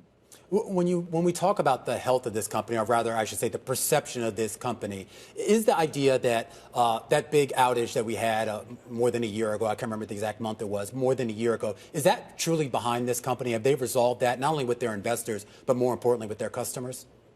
Ironically, it was less than a year ago. It was actually at the end of July last year. We're approaching the anniversary. I still think we're seeing a little bit of the fallout. I mean, if we look at the numbers, we probably cut expectations by about $225 million. We probably cut growth expectations 3 to 5% as a result. And they did have to, make amends to their customers, and they rolled out various programs and gave away incremental product in effect, which in a lot of ways is discounting, but help with customer retention. So I think we're through a lot of the pain associated with that and some of the longer term potential effects, but it did impact the business. Rob, I understand your point about the most recent run-up, but you look at CrowdStrike and it is up around 47% this year. By comparison, you look at Cloudflare and it's up 78% this year. Why wouldn't it just be that, okay, we're in a world where cyber incidents are coming fast and hard and more retail interest is being drawn into these stocks? Could you see an upside given the way that momentum is flowing? I think given the way momentum is flowing, yes, you could potentially see upside to these names. And, there is a case where these things do get more expensive. But at 21 times, especially given 21 times sales, by the way, we're not talking cash flow, we're not talking earnings. And given effectively where the business is growing right now and some of the concessions that I mentioned earlier that they're making, growth is probably a low 20s type of number. And there's limited margin expansion as we move forward in our view. So, to that end, it's probably relatively fairly valued. Now, if we're talking about cyber longer term and some of the consolidation plays, a CrowdStrike, a Palo Alto, definitely are long-term winners in the space. But again, we upgraded the stock a little less than a year ago at $220 post-incident. And we think given the run to over $500 today, it's probably time to tap the brakes, not add to positions at this point, and look for any opportunities to frankly get more opportunistic around the name. Rob, what do you like better? What do we like better? Well, we just put out a preference list today, and number one is actually Fortinet into what we believe is a strong firewall cycle and a setup for the second half. We also have Atlassian and GitLab as our number 2 and 3 picks. And then continuing on with cyber, we have Checkpoint and SailPoint rounding out our top 5. Rob, thank you so very much for joining us today. That Thank is you. Rob Owens, co-head of technology research at Piper Sandler & Company. And it's interesting, CrowdStrike was, Romaine, one of the companies that was engaged by Columbia University when data was stolen by a hacker. Yeah. So high-profile, recent names. I'm sure when it comes down to it and all the new interest that's coming in, every time you're attached to a high-profile hack, there's new interest. It's funny. He just said, he mentioned a 20-plus price-to-sales ratio. I had to look that up. I mean, the great thing about having a Bloomberg terminal is you can run these functions pretty At fast. your fingers. That's insane. I mean, it's basically like the third highest. I mean, their current price to sales is the third highest in the S&P 500. And even on a forward basis, still the third highest. Palantir is really the only one higher than them. And some would argue maybe Palantir deserves it. And then you have Texas Pacific Land, which is number 2. It's hard to deny. You look at, he's in Palo Alto Networks, for example, one of the other big companies that people are watching. But when people are thinking about defense being one of the biggest trades this year, cyber defense is part of that. Yeah, absolutely. Anyways, coming up, we're going to go macro. We're going to bring in Michelle Meyer. She's the chief economist at MasterCard Economics Institute. We're going to talk about the state of the consumer and retailers as we enter the second half of this year. Of course, on the wave of those fresh tariff rates, we're going to want to see what the consumers think. This is The Close on Bloomberg.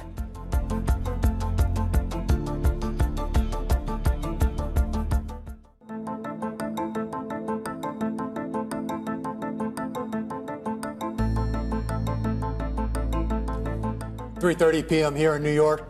This is the countdown to the close. I'm Romaine Bostick. And I'm Shanali Basak, and we're looking at a tough day in the market, Romaine. Yeah, a tough day in the market. Of course, a market that appears to be rattled by some of the latest tariff-related headlines. Of course, that July 9th deadline less than 36 hours away, and we're pretty clear right now that most of the nations that were supposed to be involved in negotiations aren't going to meet that deadline. So our market's having to reckon with that. They certainly are, and tariff rates changing under our feet. One set of clients, if you will, that have to grapple with this is just the U.S. consumer. And you're looking at sales. At Saks Fifth Avenue, for example, falling 16% during the quarter that ended in June from a year earlier, according to Bloomberg's second measure, which tracks debit and credit purchases. At the same time, sales at Bloomingdale's and Nordstrom both rose more than 10% during the same quarter. And if you guys don't know, these tend to be pricier types of purchases. Joining us to discuss more now is Michelle Meyer. She's chief economist at the MasterCard Economics Institute, and it's interesting to see such types of divergence. Of course, different retailers are going through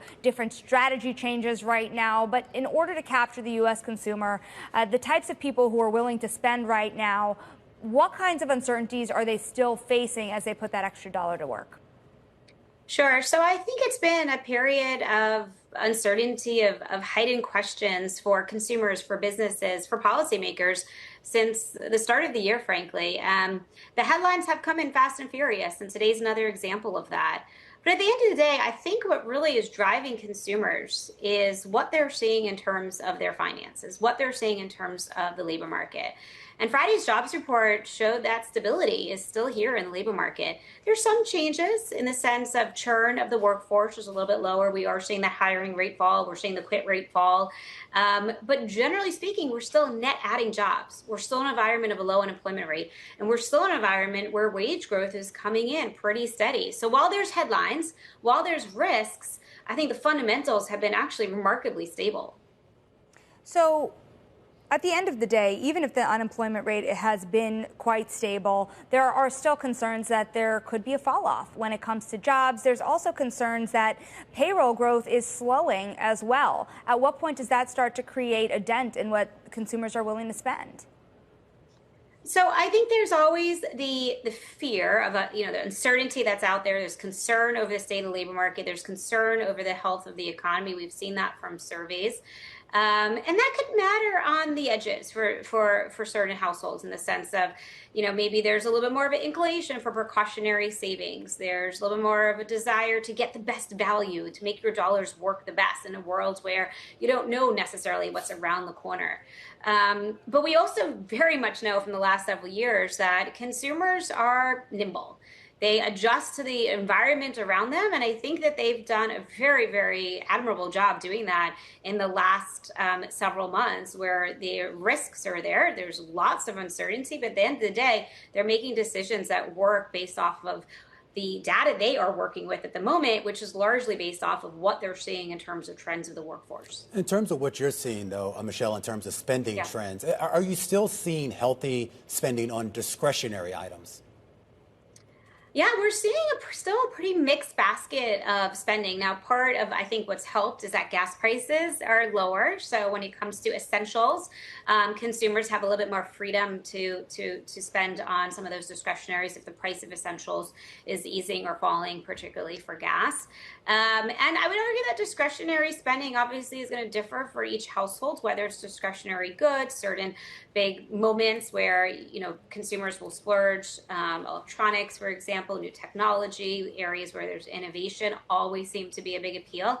But even discretionary services, look at lodging spending. It's still trending pretty strong based off of what we could see. Spending at restaurants also trending at a pretty healthy clip.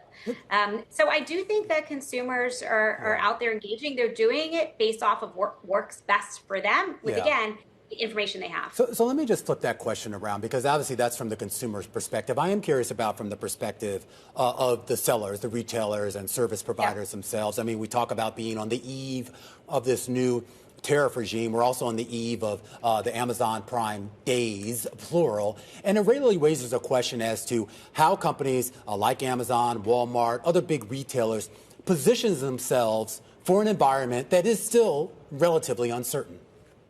Yeah, I mean, I think it's pretty remarkable what we've seen in the last few years where it's a lot about finding consumers where they are and making sure that consumers have that value. And these are these big promotional periods that are out here. Used to just be Black Friday. Now it's this extended pre-holiday period. And there's this kind of summer Black Friday that has come about.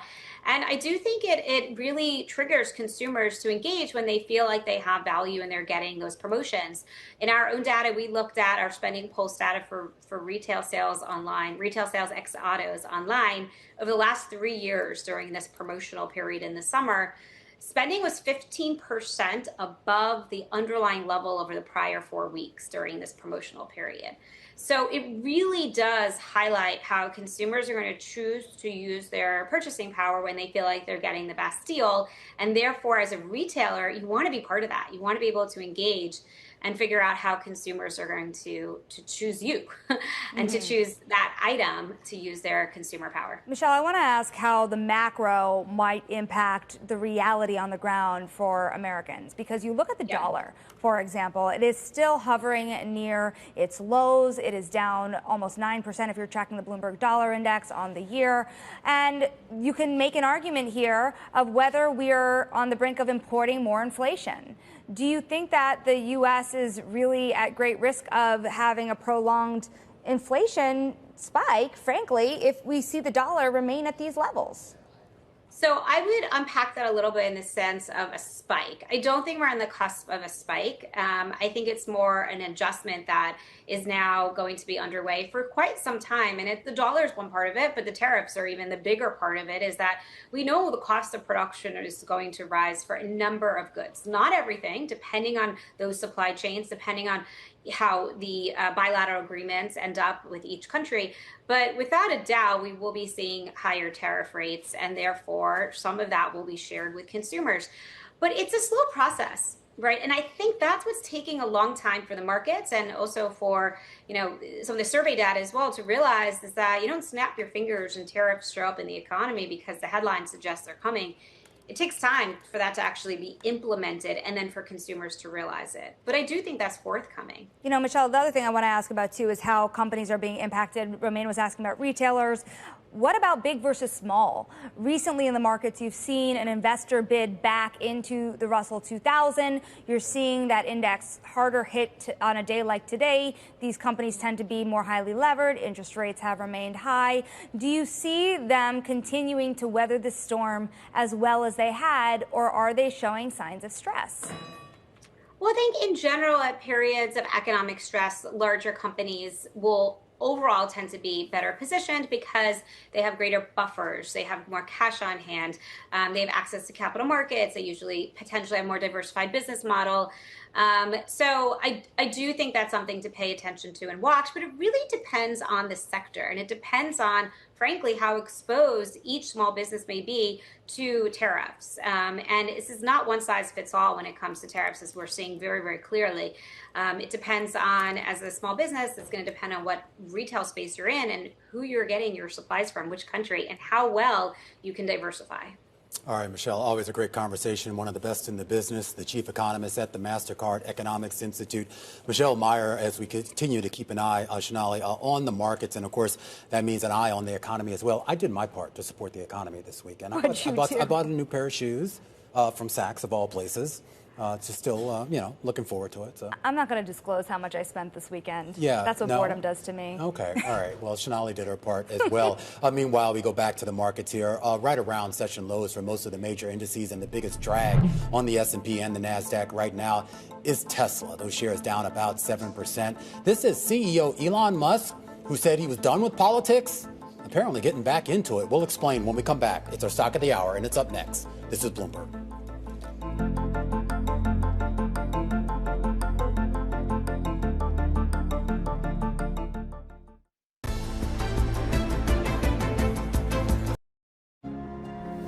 In a world of seismic change, will your business shape the future or be shaped by it?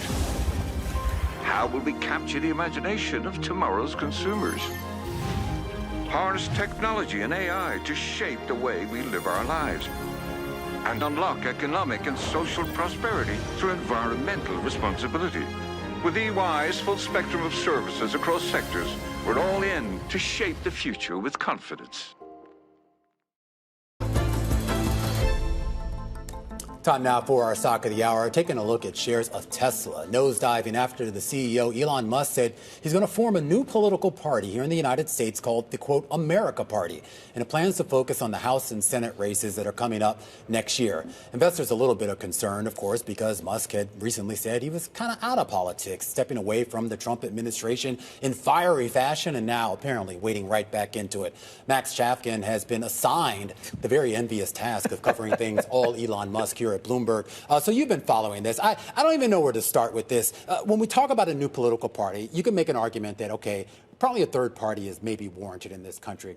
But what's the rationale for Elon Musk doing this? Is it just spite because he didn't get what he wanted out of Trump? It is hard to see a rationale where Elon Musk is working towards his own interests. It's true that when you ask Americans about the two political parties, you often hear sentiments of disapproval. But in practice, third parties have not done very well. The other thing is that what Musk is really proposing when you look at his policy positions is not a centrist third party. It is a far-right third party. It's a party that would be like further to the right of Donald Trump. I don't think it's clear that would have a huge following. I mean, Musk would have to change a bunch of his positions, make them more popular, and then make himself more popular. Because over the past year, we've seen Musk's own sort of personal approval ratings just plummet. He went into the 2024 election as a popular guy, and he's become, basically an unpopular politician. Max, call me a lazy student here, but why create a whole new political party?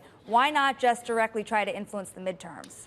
Yeah, and I think that is ultimately where this may lead. And Musk has said a lot of things. Musk says a lot of things on Twitter, some of which turn out to be what he does, some of which turn out to be essentially just trash talking. I think my baseline assumption here is that he's going to fund a handful of candidates in the midterm and try to exert influence that way. Even then, though, I think it's going to be hard because Donald Trump has such a grip on the Republican Party. We saw this with mega donors in previous cycles where when they try to go against Trump, they tend to lose. And we're seeing that conflict now. I do want to circle back to the company at hand because investors are upset about this, not because of any deep political beliefs, but the idea that this is just going to steal more of his attention, his mind share, away from actually running his company, at least the big publicly traded company has, forget SpaceX and everything else. And I am curious as to whether we have to start talking about maybe leadership change. If this is what he wants to do, who's going to be running Tesla? You're starting to see that in very small ways among Tesla bulls who, to date, have been basically all in on Elon Musk. Even when they disagree with Elon Musk, even when they've been sort of vaguely horrified by things that Elon Musk has done, have sort of said, well, you got to give him credit. But what we're seeing now is a handful of bulls essentially saying the board needs to do something. They're not quite saying the board needs to fire him or threaten to fire him, but they are starting to try to push the board in that direction. Well, certainly the pressure is on. Tesla shares really taking a beating, down more than 38% since the December highs. Now, coming up, we're going to switch gears. We're going to take you to the closing bell with the head of strategic ETFs at ProShares. This is The Close on Bloomberg.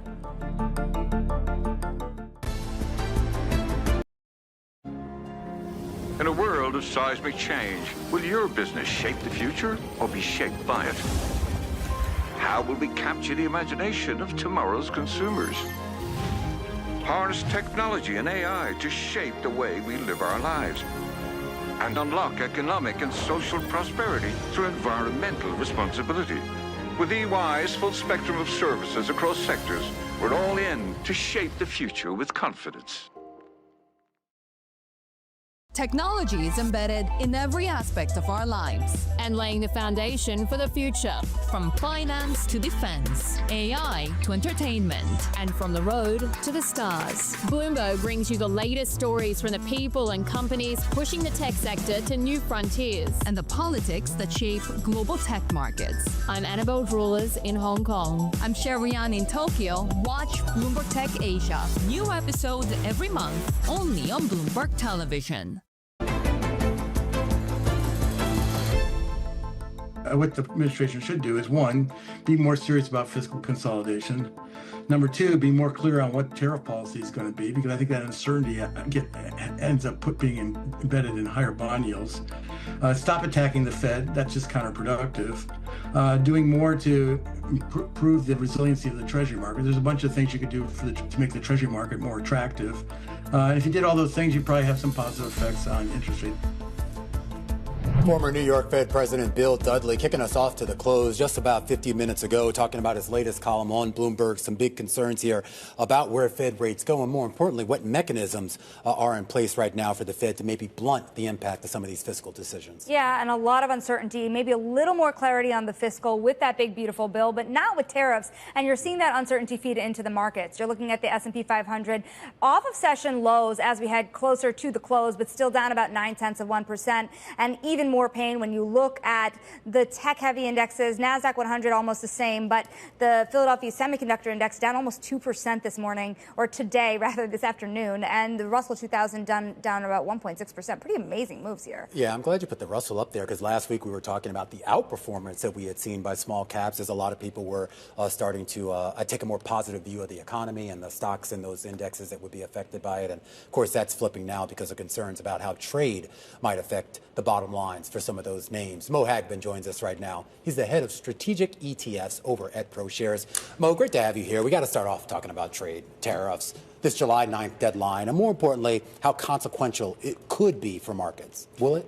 Yeah, well, look, thanks for having me. And I think just on the drive over here, things have changed, right? So it feels like it's a fast-moving space with, announcements on social media and announcements through various means. I think, the market has priced in a lot of good news. I think the negotiations and the extension to August 1 is really something that the market kind of expected. And a little bit of the noise today, I think, is around the announcements with Japan, South Korea, and some of those tariff levels that were probably a little bit unexpected and higher than people thought.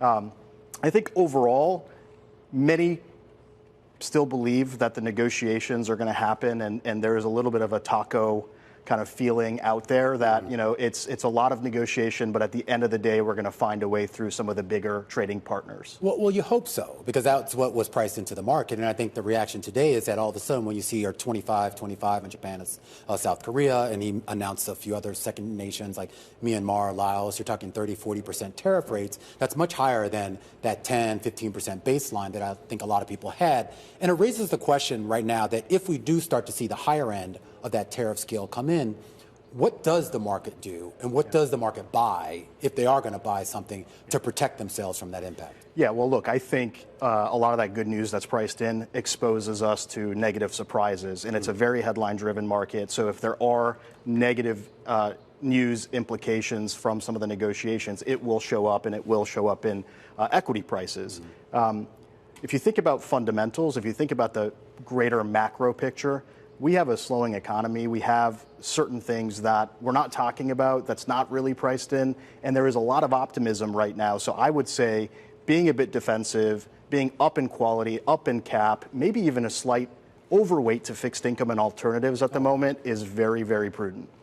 How much do the details matter? Because ultimately, we're talking about these tariffs like you can bring the rates down to some level that is not as scary as the ones we saw at the early April levels, and that could be okay. But then you look at the countries that we're talking about here, Japan, South Korea. Are they friends or are they enemies? Ultimately, these are major trading partners. Does the rhetoric matter at the end of the day, given the countries we're talking about are major auto exporters? Right. Well, what I think it's showing us is that conventional wisdom around trade and policy is out the window. And I think for investors, what you need to be focused on is being nimble and being more tactical. What's going on here and now, I think trying to plan for 1, 3, 5, 10 years down the road is a really difficult thing. We're trying to plan for 3 months down the road. And I think we have to be a bit more nimble and tactical in our asset allocation. Many of the institutional clients I talked to today, they're hugging their policy benchmark. They're not taking a lot of risk. They want to be close to home, and they're not overextending in risk. And I think that's a function of what we're seeing. It's a reflection of some of the uncertainty on the policy side. What do you feel about the direction of interest rates and how much it's going to matter to this market? Yeah. We walked in today, calm bond market. We've seen a drift higher in yields as we watch the day go by. Doesn't make a dent at the end of the day if you think that what investors are really worried about is inflation. So I have a view on this. I think the market is pricing in two cuts by the end of the year. That's pretty optimistic. I think there has to be a catalyst for that. The Fed has a dual mandate. The unemployment or the employment, the labor market side of things is not showing significant cracks. I don't know why we would have aggressive Fed cutting from now until the end of the year. 2 are priced in from now until the end of the year. Another 2 in the first 6 months of next year. I think that's overly optimistic. I think there would have to be a significant stress in the labor markets or a significant event to get the Fed to start cutting rates. You know, Mo, you're never going to get that Fed chair nomination with that type of I'm not. talk. You know, I'm not in the running. But point taken. It gets to the idea, though, too. I mean, with markets at basically record highs, we'll call it record highs from last week on the S&P and the NASDAQ 100, there's a lot of concern about how do you preserve those gains.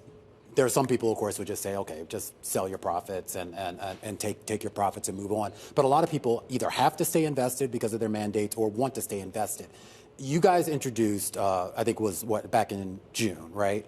Some buffer funds Yes. that, to a certain degree, are supposed to sort of provide you some upside potential, but more importantly, protect you from downside risk. That's right. That's right. I think when I think about ways to get diversification or downside protection, there's two things that come to mind. One is, back to your point, Shanali, income that's not sensitive to interest rates, so think derivative income, is a great area to be focused on for investors. The other is downside protection, whether it's hedged equity or buffer strategies, which allow you to use options to reshape kind of risk and return in the portfolio.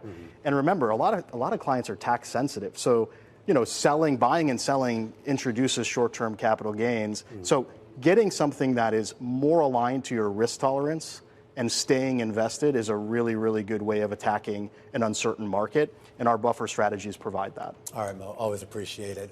One of the great minds got there in the space. Mo Hagman is head of strategic ETFs over at ProShares. And Shanali, I kind of forgot. I was trying to think of the word buffer, but that was a big. But it's actually an interesting concept, and ProShares isn't the only one to kind of start this idea. But the idea you could kind of take these more sophisticated option strategies and package them in a way that is a little bit more palatable for kind of everyday investors. And we know that retail investors even are looking to get into more complex products, especially when they're not looking exactly to take on too much more risk.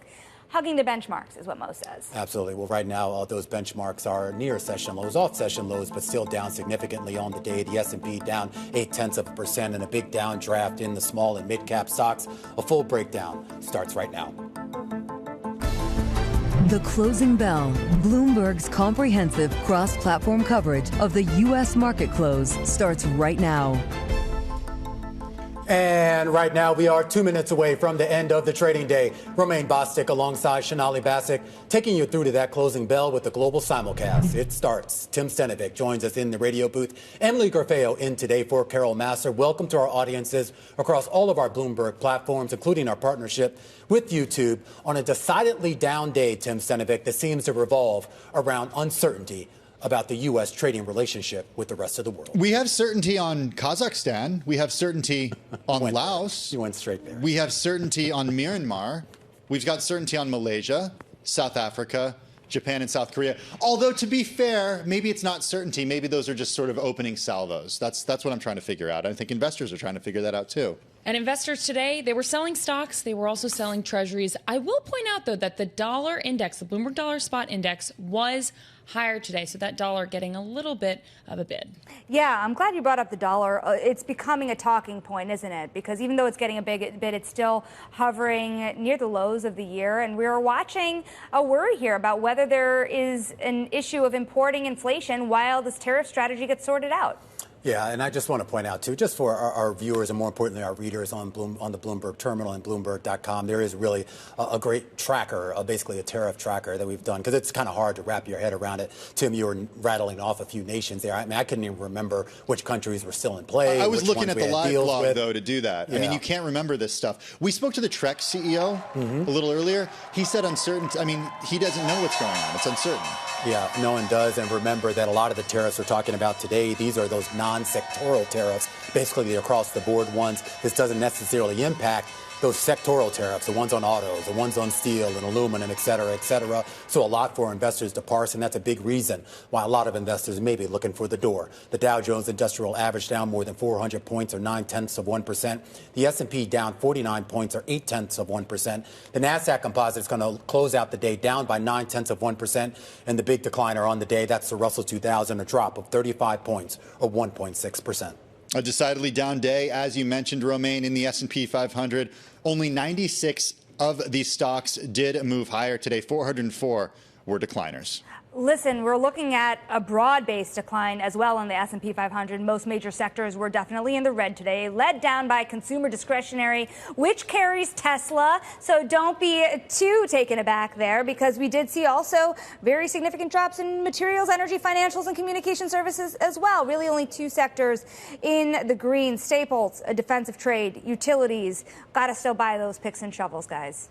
All right, well, speaking of buying, I was able to find a few stocks in the green today. The best performer on a percentage basis in the S&P 500 today, look at that. It's Tractor Supply up 3.9%. Oh, wow.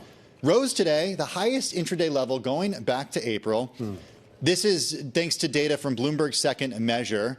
It says that adjusted sales observed by Bloomberg's second measure rose 4.3% in the second fiscal quarter. What Bloomberg's second measure does is it analyzes swipe data, mostly from debit cards, to get an understanding for how people are purchasing and what their consumer behavior is. Yeah. The data does draw from a sample of credit and debit card purchases made by U.S. consumers. Analysts currently estimate revenue for the quarter up about 3.6%. Have you ever been in a Tractor Supply, Tim? I have not been in a Tractor Supply. Where I grew up, there was like a local version of Tractor Supply called Farm Supply. Okay. So I used to go there all the time. Interesting. Yeah, that's where I would get my bag bomb, horse feed, those sorts of things. Oh, okay. Have you been to a Tractor Supply? Yes, I have. Where? In suburban Maryland. Do you remember how popular they were during the pandemic? I do. What was that? I have no idea, Tim. Okay, we'll move on. From Tractor Supply to rockets, I want to look at Rocket Lab Corporation. RKLB US is the ticker. It's a space company. It's seen as an alternative to SpaceX for some things. It was up 9% today. This always moves, well, I don't want to say always, typically moves higher on days that you see Elon Musk and Donald Trump kind of go at it. Look, Rocket Lab is tiny compared to what SpaceX does and can only do a fraction of what SpaceX does. No question SpaceX is the market leader. But if investors are looking for companies that could be alternatives to some of what SpaceX does, they look at companies such as Rocket Lab. And that's why you have shares higher today by more than 9%. And Wolfspeed in the green today. This has been a decliner for quite some time, up more than 95% today. They filed for Chapter 11 bankruptcy late last month. They named a new CEO, Gregor Van Issum, as CFO and EVP, effective September 1st. He does succeed Kevin Spirits, who will return to his prior role of SVP for finance. Once again, shares of Wolfspeed up 95%. All right, and looking at some of the decliners today, let's start with Tesla. That stock falling 7%, almost $70 billion of market cap wiped out in just one day. And this is coming on concerns that Elon Musk's move to form a new political party, a third party, will draw backlash from President Donald Trump. We saw analysts weighing in on this. William Blair downgraded the stock. They said they would prefer Musk to focus on the robo-taxi rollout. And the broker also noted that Trump's tax bill is set to cut demand for Tesla's emissions standards credits. So that stock down 7%, closing out the day. I'm also watching shares of Stellantis. U.S. shares of Stellantis fell as much as 5.7% as Bank of America cut the automaker to neutral from buy, with the broker expecting to see a, quote, very weak first half report on July 29th. And then additionally, the auto workers union warned that the company's Italian car production cratered by a third in the first half and is poised to sink further this year from multi-decade lows. Again, that Stellantis positioning in Europe doesn't look good, at least according to Bank of America, even though the U.S. appears strong. And then finally, Core Scientific, ticker Core Z, shares were down 17% to close out the day. And this is after CoreWeave agreed to buy the company for $9 billion in an all-stock transaction. Now, analysts are positive on the deal for CoreWeave, but they said the negative reaction in the Core Scientific stock could reflect disappointment with the deal terms. And it really was disappointing. It fell as much as 24% and then paired those losses just a bit, but really down in the red today. Yeah, phenomenal move in Core Scientific that really kind of defied, at least on the surface, some degree of logic. Meanwhile, a lot more logic to be found in the Treasury space. You did see that Treasury curve re-steepen here with yields on the longer end of the curve up about 6 basis points on the 30-year, and on the 2-year yield, the shorter end of the curve, only up by about 2 basis points here. And a lot of this seems to be based on the idea of the longer-term risk, potential risk, perceived risk right now going on in the United States and the compensation that investors would demand to take on that risk. You're talking about bond yields. I'm thinking about egg bites. at Egg Starbucks. bites at Starbucks. You know Brian Nichol, former CEO of Chipotle, Oh, yeah, I really remember. turned that company around. He was at California Yum Brands, guy, did yeah. Taco Bell. Yeah, Newport Beach, right? Yeah, absolutely. So he did the Doritos Locos Taco, not exactly health food. Yeah, it but was a now they're hit, trying though. to sort of make Starbucks healthier right now. And what he's doing is he's I don't like the sound of that. trying to take out canola oil from some of the products at Starbucks from Okay. its food menu. What's wrong with canola oil, you ask? Well, in June, Brian Nichol pledged in a meeting with U.S. Health and Human Services Secretary RFK Jr. to further align the chain's menu with the Trump administration's health priorities. So this move does seem to be I'm sorry, what? The health priority? So the priority is what? To kill off corn farmers? What I'm sorry. Maha. to make the egg bites healthier, I guess. Yeah. Did they say what they're replacing it with? Oh, Avocado yes, oil. avocado oil. Yeah. Here's the thing. Seed oils have a really bad rap, and they've increasingly had this bad rap. And it's become Don't most of political our because avocados come from Mexico? Is that, does that There's dovetail literally with a other company policies? called that. The right? only good thing about any of this is that you're used to already spending more than you'd like in any given day at Starbucks. So Right. I just do the wanna- idea of it getting more expensive is just, another reality of the situation. We should note in this piece that even though seed oils have this bad rap, there have been meta-analyses that have found that you're not likelier to die of cardiovascular disease, or it doesn't necessarily bring inflammation higher within the body if you do eat some of these seed oils, even though they are being targeted by Robert F. Kennedy. What'd you have for breakfast this morning, Tim? Yogurt and fruit, let me guess. Yeah, I did have some yogurt and fruit. How about Well, you, It's Shonali? not fair. You walk by my desk and you see what I'm Yogurt eating. and fruit. Emily, save us here. What'd you have for breakfast? Yogurt and fruit. Anyway, all right. Speaking of That's what yogurt. we serve at the office. Okay, all right. Well, we got a bunch of healthy people here on the show, minus one. Did any of you get out this July 4th weekend and go to the movies? No. Okay, well, some people did, and they saw Jurassic World Rebirth, which I'm told is they're scrounging around. And look at that. Is that Scarlett Johansson there? Is Jonathan Bailey? A few other people in this movie trying to get the DNA from these dinosaurs so they can, I don't know. I haven't seen this movie, so I have no idea what happens next. This is the 7th one, right? I don't know. I've only seen the first one, believe it or not, which I think pretty much came out 57 years ago. I've only seen the first one Yeah. also. No, they came out like the 1990s. That was the first one. I was a child. I know that much. Yeah, I was as well. And I guess probably we're the only two people who've seen this the movie, right? Shonali, have you I'm seen this guessing? movie? I have not seen the first Jurassic Park. I will not see the Well, last you've not Jurassic seen the Park. first? What? But I do appreciate ScarJo walking into it like she's about to step into Top Gun. So Well, it was a big box office hit, and I guess some people did find a way to just spend the weekend, as we often used to do in the past, in the old days, spend the holiday weekend at the movie theater. Yeah, I'll go see that movie. Who doesn't love a dinosaur? Pretty good showing for the weekend too. Hey, that is going to do it for our cross-platform coverage of the market close on Bloomberg TV, Radio, YouTube, and Bloomberg Originals. We will all be back tomorrow, same time, same place. And we continue our coverage here on Bloomberg Television with a close eye right now on the White House, President Donald Trump, and that self-imposed tariff deadline. We are expecting to hear from the president potentially in the next hour. We're going to have a conversation when we come back after the break about the potential market reaction to it all with Paul Christopher, head of global investment strategy at the Wells Fargo Investment Institute. This is Bloomberg.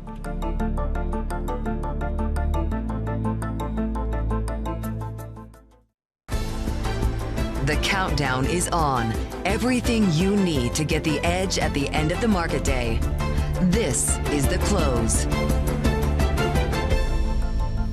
welcome back to The Close. I'm Shonali Basak. And I'm Romaine Bostic. And Shonali, we talk about that massive rally we had off of those April lows. It took the markets to a record high. Well, a little bit of a breather from that. We got a taste of it at the end of last week, the holiday shortened week. But today it really reared its head as a reminder that tariffs are still in play. An S&P 500 down 0.8% here on the day. You saw a slight uptick in yields. The shorter end of the curve, not a whole lot of action, but about a 6 basis point rise on the long end of the curve.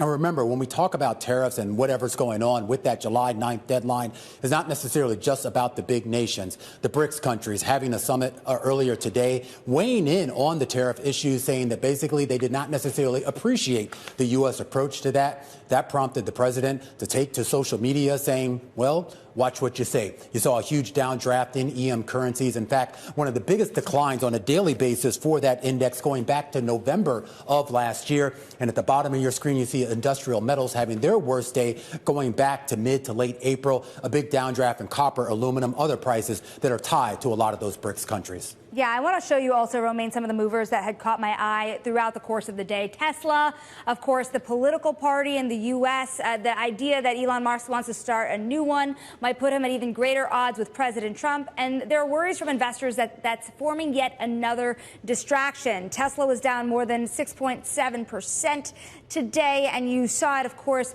increase its decline to roughly 27% on the year. I'm also watching CoreWeave and Core Scientific. CoreWeave down about 3.3%. Core Scientific down more than 17%. They agreed to a deal that would give Core Scientific investors roughly 10% of the combined company. Now, even though this is a massive M&A play in the world of AI, the attempt for both of them to combine here, investors of both companies met that deal announcement with negativity. But for CoreWeave, though, it does show the value of going public, which it did recently, because now, Romaine, it's using its stock as currency for acquisitions, decline or no decline. Yeah, and absolutely. And despite the red on your screen there, that $9 billion deal has actually been part of a lot more activity that we've been seeing in the broader deal spaces, particularly as we start the second half of the year. It's adding to a big deal-making turnaround that really sort of took off in the second quarter, but a lot of questions still lingering right now about the landscape as attention now turns back to trade and the uncertainty that comes along with it, as well as returns with regards to the S&P 500. Paul Christopher joins us right now, head of global investment strategy at the Wells Fargo Investment Institute. And Paul, I do want to start off first with some of the optimism that we saw in financial markets kind of coming out of sort of mid-April, definitely deep into May and into June. This idea here that maybe the markets had positioned themselves for the idea that the worst case scenarios, whether it was on trade, the budget, conflicts in the Middle East, that all of that to a certain extent was in the rear view mirror. Was that misplaced? Yeah, it certainly is misplaced. I'll say present tense is. The tariff part especially never made any sense to us to dismiss tariffs. Look, even if Trump makes a deal with some of these countries, the tariffs are going to be higher than they were before. And let's face it, 25% tariffs on South Korea and Japan. Even if they don't end up being 25%, something lower than that, that's still going to be significant for many of the goods that we all buy every day. The question, though, is, Paul, and I know we don't exactly know what the final rates are going to be, but if they are at the higher end of the scale of what Trump had alluded to a couple of months ago, has any of that truly been priced in? I'm talking about the potential effect on corporate bottom lines, the potential effect on consumer spending and economic activity. No, not priced in, we think, and for a couple of reasons. First of all, you had a very large buildup in inventories, both at the wholesale and the retail level late last year and into the winter months of this year. That inventory is still being sold off. So that inventory comes in at pre-tariff prices. We're not going to notice any real difference. And that may have been part of what has fooled many people about this tariff program and thinking, oh, well, it's been announced, but we're still buying goods that were brought in at much cheaper prices pre-tariff. And the second real problem here is that, companies haven't really decided yet how they're going to manage these tariffs. In some cases, they will be passed through. In other cases, they may be able to foist those tariffs back on the factory from where they're buying. Maybe it's in South Korea, maybe it's in China, maybe it's in Cambodia. Some of those prices will go back to the factory. Some of them will be eaten in terms of the company's cost structure, and some of them will be passed along. We're not sure yet. Nobody can be sure really what percentage that will be. It just depends on the final levels of the tariffs, which don't seem yet to be set. And so there's still quite a bit of uncertainty about tariff policy. We've been promised by the Treasury Secretary that the tariff policy will be set by September. Maybe that was another piece of optimism that this wouldn't go on indefinitely. And that's country specific tariffs that we're talking about here. What about Section 232, right? I mean, if you think about what is left still in the tariff strategy, there's a fair bit that is still en route, isn't there? Do you think that the market is starting to misprice what's possible? You're exactly right. It's as though people have completely forgot about 232 tariffs. Those are sectoral tariffs, and pharmaceuticals, base metals are out there right now, and semiconductors possibly also, maybe with some exceptions, but we're not clear yet on what those will be. So you're absolutely right. Sectoral tariffs are in the background yet. Paul, the other thing about this is that the market is still pricing in roughly 2 rate cuts this year. There are a number of investors that say, okay, we don't necessarily see inflation roaring back by any means, even with these new tariff rates that are being discussed. But what is the likelihood that the Fed really does have room to cut at all, let alone how much the president wants it to be cut? Yeah, we've seen markets start to price in additional rate cuts. We were 2 last month. Now we're at 2.5. That's another way of saying 50-50 odds maybe on 3 rate cuts. That's as that number of rate cuts has come down, the market has been better for the dollar. But going forward, if we do see these tariffs come in, even if they're spread out a little bit more than they looked like they would be in April, we're still going to get a bump in prices. So that's what the Fed is waiting for. They want to see how much that bump is going to be. And it's probably going to start to arrive right around the time most of us are doing our back to school shopping. So late August into September, October, that's when you're going to see the bump. So we don't look for the Fed to cut before then. Real quickly here, Paul, there's a big question right now for investors, those invested in this market and those maybe looking for entry points, as to how you allocate in this situation. That if you want to be a part of this market and you are concerned about tariff risk and budget risk and geopolitical risk, do you, as one of our previous guests said earlier on the show, do you overweight fixed income? Do you look for defensive stocks? What do you do? Well, we would definitely be careful in both areas. In fixed income, we're going to see, we think, the most volatility in price around the long end of the maturity spectrum, the yield curve. So we would stick with those maturities, investment grade, corporates and municipals, yes, 3 to 7 years of maturity. Longer than that, and you're going to get whipsawed as these tariffs push inflation around up and down.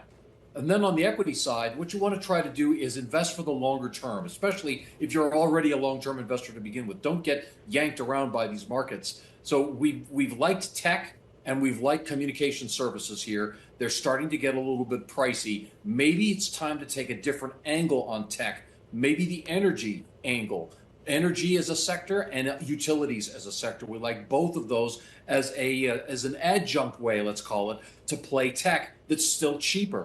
Because what you really want to do is buy that trend in artificial intelligence, but at lower prices as possible. We think, another thing you could do would be to take some money off the top. If you're already invested in tech, take some money off the top, put that to the side. We think you will get a pullback 5 to 10% in this market maybe. That would be a time to put some of that money back to work, either in tech, comm services, or energy, or utilities. Paul, the market has certainly agreed with you today. That is Paul Christopher. He is head of global investment strategy at Wells Fargo Investment Institute.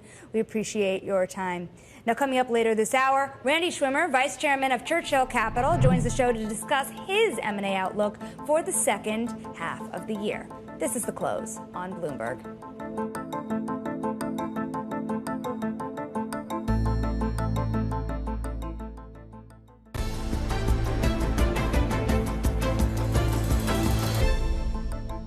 Now, the deadly floods in Texas raising questions around federal, state, and local officials' preparedness for severe weather events.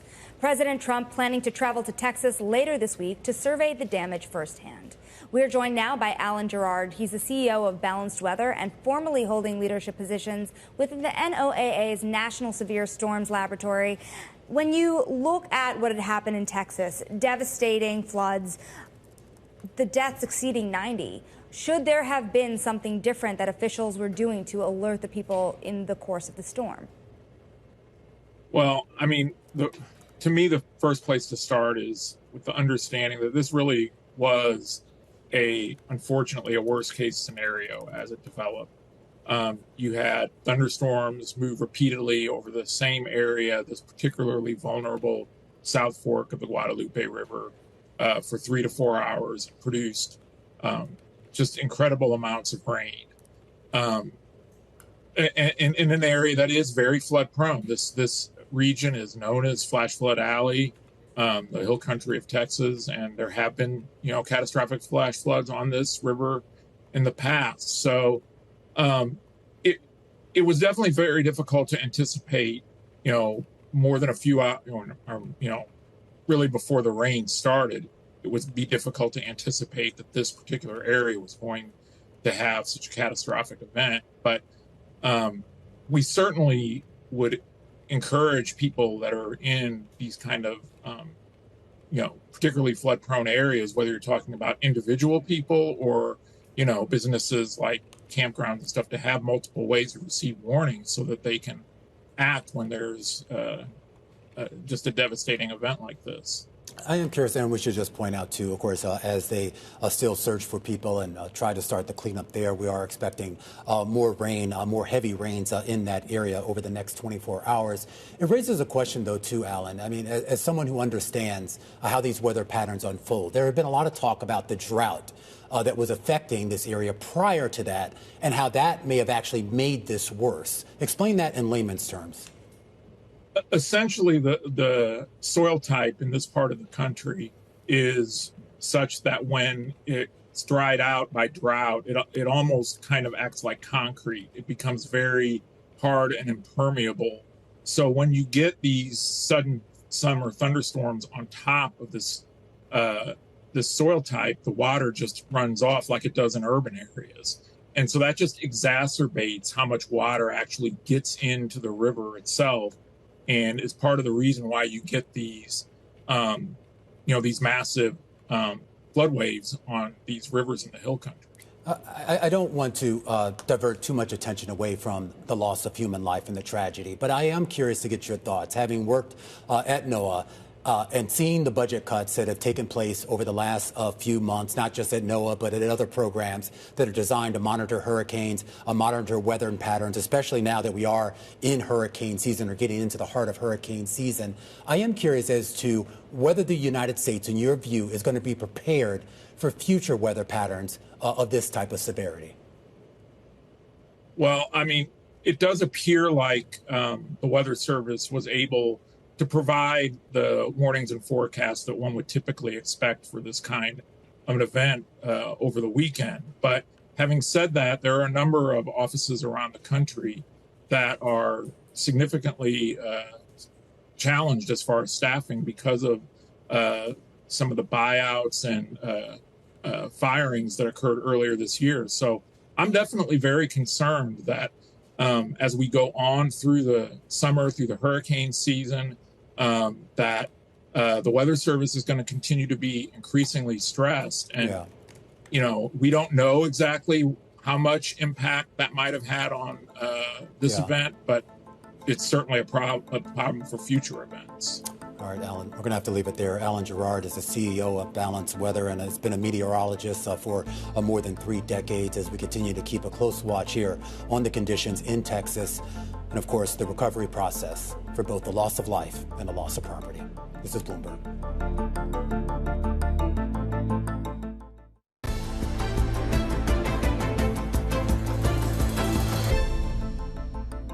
All right, tariff pressures and political uncertainty prompting a shift in allocation. That's according to a new survey from Churchill Capital. Sectors like business services, utilities, tech, and financial services appear more resilient in the current economic climate. Here to talk a little bit more about that report and the outlook for the rest of the year is Randy Schwimmer. He's vice chairman of Churchill Asset Management, overseeing the Investor Solutions Group. Randy, great to see you here. It's great to see you again. I just want to go back maybe just a few weeks, because we did see a pretty significant uptick in deal-making activity. And I was actually kind of surprised when I was looking at kind of the aggregate numbers for the first half. I mean, we're actually tracing above where we were for that same period in 2024, both in terms of deal volume as well as the actual values. Now, I know we're not back to kind of the heyday of 2021 and where we were, but does that give you some hope that maybe the second half of the year is going to be pretty good? Well, the timing on this survey was great. As you know, the way our strategy works is we're an investor in our client funds, as well as being a financier of the middle market companies. And what we're focused on, for the most part, is those funds where we're an investor. We're in an LP in about 400 different GPs. And the beauty of having a survey with those clients is that they're telling you like real time what's going on the ground. The middle market, Romaine, is very different than the broadly syndicated market, than the large cap M&A market, because these private equity firms are focused on strategies that are kind of embedded in specialty areas where they have an edge, an angle, something that over decades their operating partners have developed. And in many cases, these are U.S.-centric companies, medium-sized businesses, in business services such as, for example, accounting firms. Now, the accounting firm industry is consolidating, kind of like the banking industry. And you're starting to see the need for bigger, more scaled businesses. And so private equity sees this as just another example of being able to take regional businesses, grow them, and then sell them and create capabilities along the way. Another perfect example, I think I mentioned this to you before, is commercial landscaping. During COVID, empty buildings, but they still had to, somebody had to mow the lawn, shovel the snow. And my favorite now is pest control firms. So who doesn't care about Fed rate hikes? Ants and termites, right? And so as a result of these kinds of businesses that are U.S.-centric, they're small, they don't, like today's news on tariffs, there's no impact on those kinds of businesses. So we're seeing more flow from private equity firms that we're dealing with in these kinds of very sort of deep middle market sectors. And that's why the pipeline, our pipeline in particular, is growing quickly. Well, I am curious. It's interesting you say that. And I like the examples you give, because we talk about companies that to a certain extent might be a little bit insulated from some of the noise that's going on out in the world today, but also companies that to a certain extent might actually have certain markets, if not all to themselves, certainly close to it. But it does raise the question that when you hear the noise, whether it's tariffs or the budget bill and all the other things coming out of Washington, does that create any worry in your world at all? It creates a lot of noise. And one of the beauties of being on your program and being on with Tom and Paul on the radio is that we get to tell our story about what's actually going on in private credit. So today, July 7th, back in 1980 is when I first started my career in private credit. And one of the things I learned about dealing with medium-sized companies is they operate sort of below radar in a lot of cases. And while in those days it wasn't viewed as really attractive because they weren't being able to access the large markets, they couldn't go public, they couldn't access the bond market. Today, that's considered actually to be a positive for investors, because these companies are sheltered from the kinds of macro issues that we've been seeing in spades. I mean, whether it's tariff or trade or the geopolitical risks that we've been seeing, and even with rates. I mean, we have seen most of these companies are high free cash flow companies. They're leaders in their businesses, and they tend to be, because they're private equity backed, at a growth pace that's higher than the sort of average GDP company. And so all of these benefits are now kind of flowing together on behalf of investors, which is why it's so popular. I am curious, though, but on the deal front, I mean, because there was always this idea that those types of companies needed an exit path, either to an IPO or to be bought. And we have seen a lot of M&A activity where a public company is buying a private company, or in some cases seeing two private companies combine. When we use the phrase exit path or whatever iteration of that, is that sort of a misnomer? Is that sort of the wrong way to look at it with these types of companies? What's interesting about the survey is that, and this is why the second quarter numbers were so helpful, is that our clients were saying that the exits they were expecting over the next 12 months were increasing. So I think it was 90% expected 2 or more exits this year, in the next 12 months, and 3 more exits for about a third of our private equity clients. So that means that the pace is accelerating, in part because I think that people are recognizing the benefits of some of these, again, companies that are below the radar screen, companies that are more resilient no matter what happens with rates or tariffs, and companies that have higher growth paths. And so what's interesting for us as private credit investors is that the purchase price multiples remain for these businesses actually higher than they were in 2021. Because over the 4 years that we've seen these companies perform, the buyers are saying, oh my goodness, these companies are really resilient and I'm willing to pay more. Now, as a private credit investor, we have a lot of equity below us, therefore, and our average loan to value in the deals we're seeing is about 35%, which is very attractive. I'm curious for new deals, or even just trying to value your existing deals, and I think I posed this question to your partner a few weeks ago, Ken Kinsella, this idea of price discovery and how reliable that is in this environment, because even though I know these companies to a certain extent are somewhat insulated from some of these issues, but the noise out there certainly has an impact on investor sentiment. So whether you're talking about at the GP level or at the LP level, there certainly has to be some concerns about what I'm buying and am I buying at the right price? Yeah, well, that's the beautiful part about dealing with private equity firms that have 20-year, 30-year track records as great investors.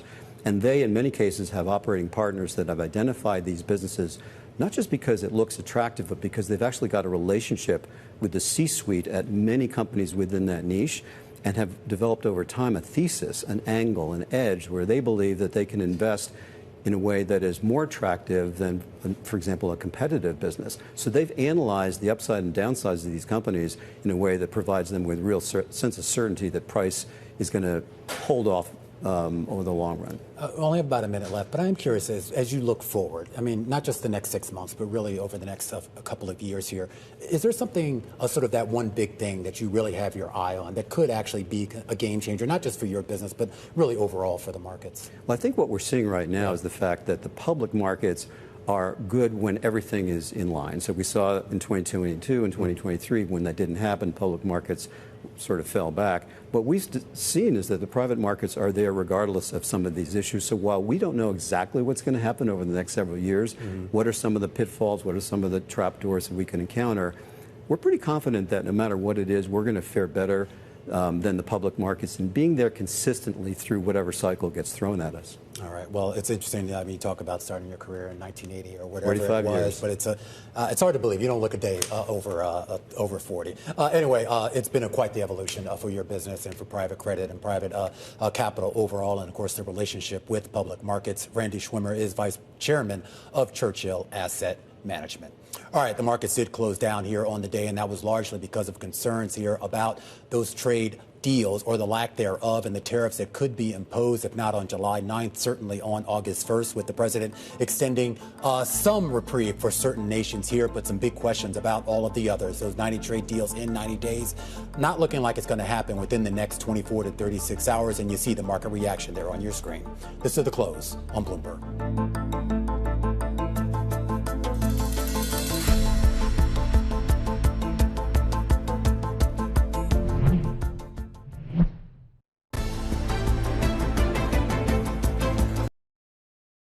Technology is embedded in every aspect of our lives and laying the foundation for the future, from finance to defense, AI to entertainment, and from the road to the stars. Bloomberg brings you the latest stories from the people and companies pushing the tech sector to new frontiers and the politics that shape global tech markets. I'm Annabelle Drulers in Hong Kong. I'm Sherian in Tokyo. Watch Bloomberg Tech Asia. New episodes every month, only on Bloomberg Television. All right, time now for a look back at this day in history. 8 years ago today, when Tesla's first mass-produced car, the Model 3, rolled off the assembly line. It was the culmination of years of effort to take the Tesla EV platform that gave us the $100,000 Roadster, the $80,000 Model X, and the $60,000 Model S, and use that platform to create a more affordable car with better economies of scale. Now, the rollout of the sub-$40,000 Model 3 started slow, with about 10,000 produced in the first quarter of 2018. But that number would triple the next quarter and continue to rise, eventually making the Model 3 the first ever EV to sell more than 1 million units total. But annual sales peaked in 2023 at just under 600,000, a number projected by analysts to dip for a second straight year in 2025 to 533,000. While there are indeed a myriad of reasons contributing to the sales slump, including increased competition, most investors, they point the finger squarely at Elon Musk himself. They've complained about a lack of focus, a lack of leadership as he juggles his roles at multiple business ventures. And they've complained about Musk's foray into divisive political theater with his 2022 reshaping of Twitter and his 2024 financing of Donald Trump's presidential election victory. Now, Tesla as a car brand is still popular, to be sure, but its dominance has faded. Its market share for EVs falling from more than 75% 3 years ago to less than 50% today. Tesla sales globally, they were down 13% in the first quarter, another 13% in the second. And Musk, well, he's been trying to do some damage control, pulling back from his role in the Trump administration and promising to devote, quote, far more time to Tesla. But that promise is now being doubted after Musk announced over the weekend that he's spearheading a new U.S. political party that will immediately target House and Senate seats. That's not what investors in Tesla wanted to hear at all. The shares, which had already declined 22% this year through last week, slid an additional 7% today amid renewed questions about to what degree Musk's personal brand of politicking will continue to hurt Tesla's corporate brand image. Now, investors holding Musk to his vow to devote far more of his time to Tesla after he parted ways with the administration. Our next guest, he actually argues maybe some CEOs should actually be a little bit more hands-on when it comes to politics. Gautam Mukunda is Bloomberg opinion columnist, and more importantly, he's a lecturer of management practice at the Yale School of Management and has wrote one of the definitive books on corporate leadership. Great to have you here. Great to be here, Ryan. Of course, a lot of questions right now about what the leadership of Tesla is and, more importantly, what it should be, and the idea of whether CEOs should be mixing their own personal political projects with their business projects. Right. So what I said is CEOs need to be more knowledgeable about politics. Right. And there is a big difference there. Okay. There's a long history of CEOs being involved deeply in politics in lots and lots of different ways. You have sort of very big institutions that were created just for that. But when CEOs make themselves the political story, they're, especially in this time, they're going to make half the country enemies. And if they do it the way Elon Musk has done it, they're going to make everyone in the country their enemy, which is not good. So he needs knowing more and speaking less was sort of the advice that I would give him right now. What's the advantage? This might be a dumb question, but what's the advantage of knowing more about politics? Why? Governments are intervening in markets and acting in ways that they have not historically in generations. So American business people in particular have a set of reflexes about the way the U.S. government will act within very normal bounds. Those reflexes are all taking you astray right now. They're all just wrong. They're not accurate. And that's true for other governments too, right? We're seeing major wars in Europe, major wars in the Middle East. If you are deeply sophisticated about politics, you could know a lot more about that. You might have some ability to see around corners that a normal CEO who just figures the politicians will do their thing just won't have. But then there's, I guess, the balance that you have to have of not actually getting involved in that. Some would look at someone like Elon Musk and say, I mean, if anyone could see around corners, I mean, given that his perch in the White House and on the Trump campaign, he would know exactly what was coming around the corner. But of course, he inserted himself in a lot of things that, at least for certain consumers of his, they were not necessarily on board with. Yeah, I think what we saw with Doge was Elon Musk plunged deeply into politics without doing a lot of sort of the background reading, is the way I would put it, right? That it turns out that a lot of these institutions are, in fact, pretty delicate and take a lot of deep technical knowledge to manage. And if you bring in people who are 23 and ask them to fire people based on AI and keyword searches, things are going to go wrong. Musk's track record of success in lots of places, right? It's not portable. You can't say just because I've succeeded in area X, that means I can succeed in area Y. You've got to do the work and build the base of knowledge. And he seemed to plunge in without doing that. With regards, though, to just being politically aware, there's awareness of long-term structural changes. Yeah. There's also awareness of a lot of the short-term things, which some people would dismiss as noise. And I would assume, I don't know, you tell me your opinion, but I would assume that you don't necessarily want your CEO reacting to the short-term noise, or do you? So only someone who has sort of a deep knowledge of the field is going to be able to tell you what's the noise and what's the signal. And so just as we'd never hire a CEO who said, well, I don't really know what's happening in the markets and I don't care and I don't pay attention. Well, for 3 generations, that was fine if you said that about politics, if you're an American CEO. It's just not fine anymore. The world has changed and we need to catch up to it. I'm going to ask you kind of a loaded question, but it's the idea that particularly in this particular environment, given, and we're primarily talking about the U.S. here, given the way this White House works, isn't there an advantage to maybe being more active in politics for certain CEOs? Yeah, you've clearly derived. There are CEOs who've clearly derived significant benefits from that, and in at least in the short term, and maybe in the long term, depending on how politics plays out, that could be very rewarding for some companies. But you're definitely upping your risk. There's a very, very long list of people who thought that they could work closely with Donald Trump and manage Donald Trump, who Trump has turned on. And what Elon Musk has learned in the last few weeks is something that I think, again, someone who's deep in politics would have told them. If you are the richest, most powerful business person in the world, which he definitely is, you're still a pygmy compared to the President of the United States. When you look at the CEO slate out there now, and even go back to the first Trump administration and the CEO slate then, is there anyone that stands out to you that maybe did it right, that found a way to sort of navigate the somewhat volatile politics without necessarily upsetting the president, and at the same time not necessarily upsetting their consumers and investors? The easiest answer is Jamie Dimon. He understands politics at a level of sophistication that very few people, even in the financial sector, but just broadly do. And even when he puts a foot wrong, which everybody does once in a while, he's built up such a reputation and such credibility that he can get out of that problem relatively easily. I mean, it's the cliched answer, but there's a reason it's the cliche. It's because it's usually right. Yeah, he's usually right. I think some people might put Tim Cook in that basket as well, although things are a little shaky nowadays.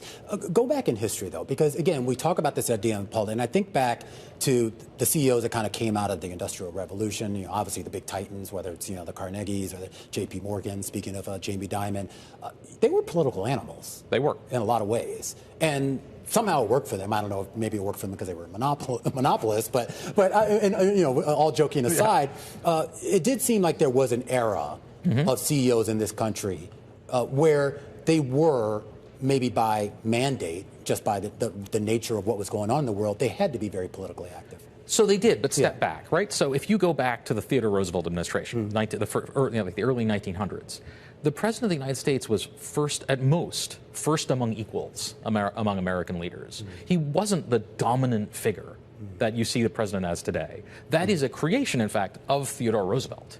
And so famously, when he started doing antitrust investigations of J.P. Morgan, Morgan sent him a note and said, if you have a problem with what I'm doing, send your man to my man and they'll work it out together. By your man, he meant the Attorney General. So in Morgan's view, he was a peer of the president, and his corporate counsel was a peer to the Attorney General. And a big part of what Theodore Roosevelt did was establish that that was not true. And I think we're kind of maybe getting a repeat of that now with the current, but to a much different extreme here. Gautam, we have to leave it there. Really great stuff, and we have to get you back on for a longer conversation about this. Gautam Mukunda is a lecturer of management practice at the Yale School of Management. He's also a Bloomberg opinion columnist. All right, stick with us. We're going to set you up for it to watch when we come back. This is Bloomberg.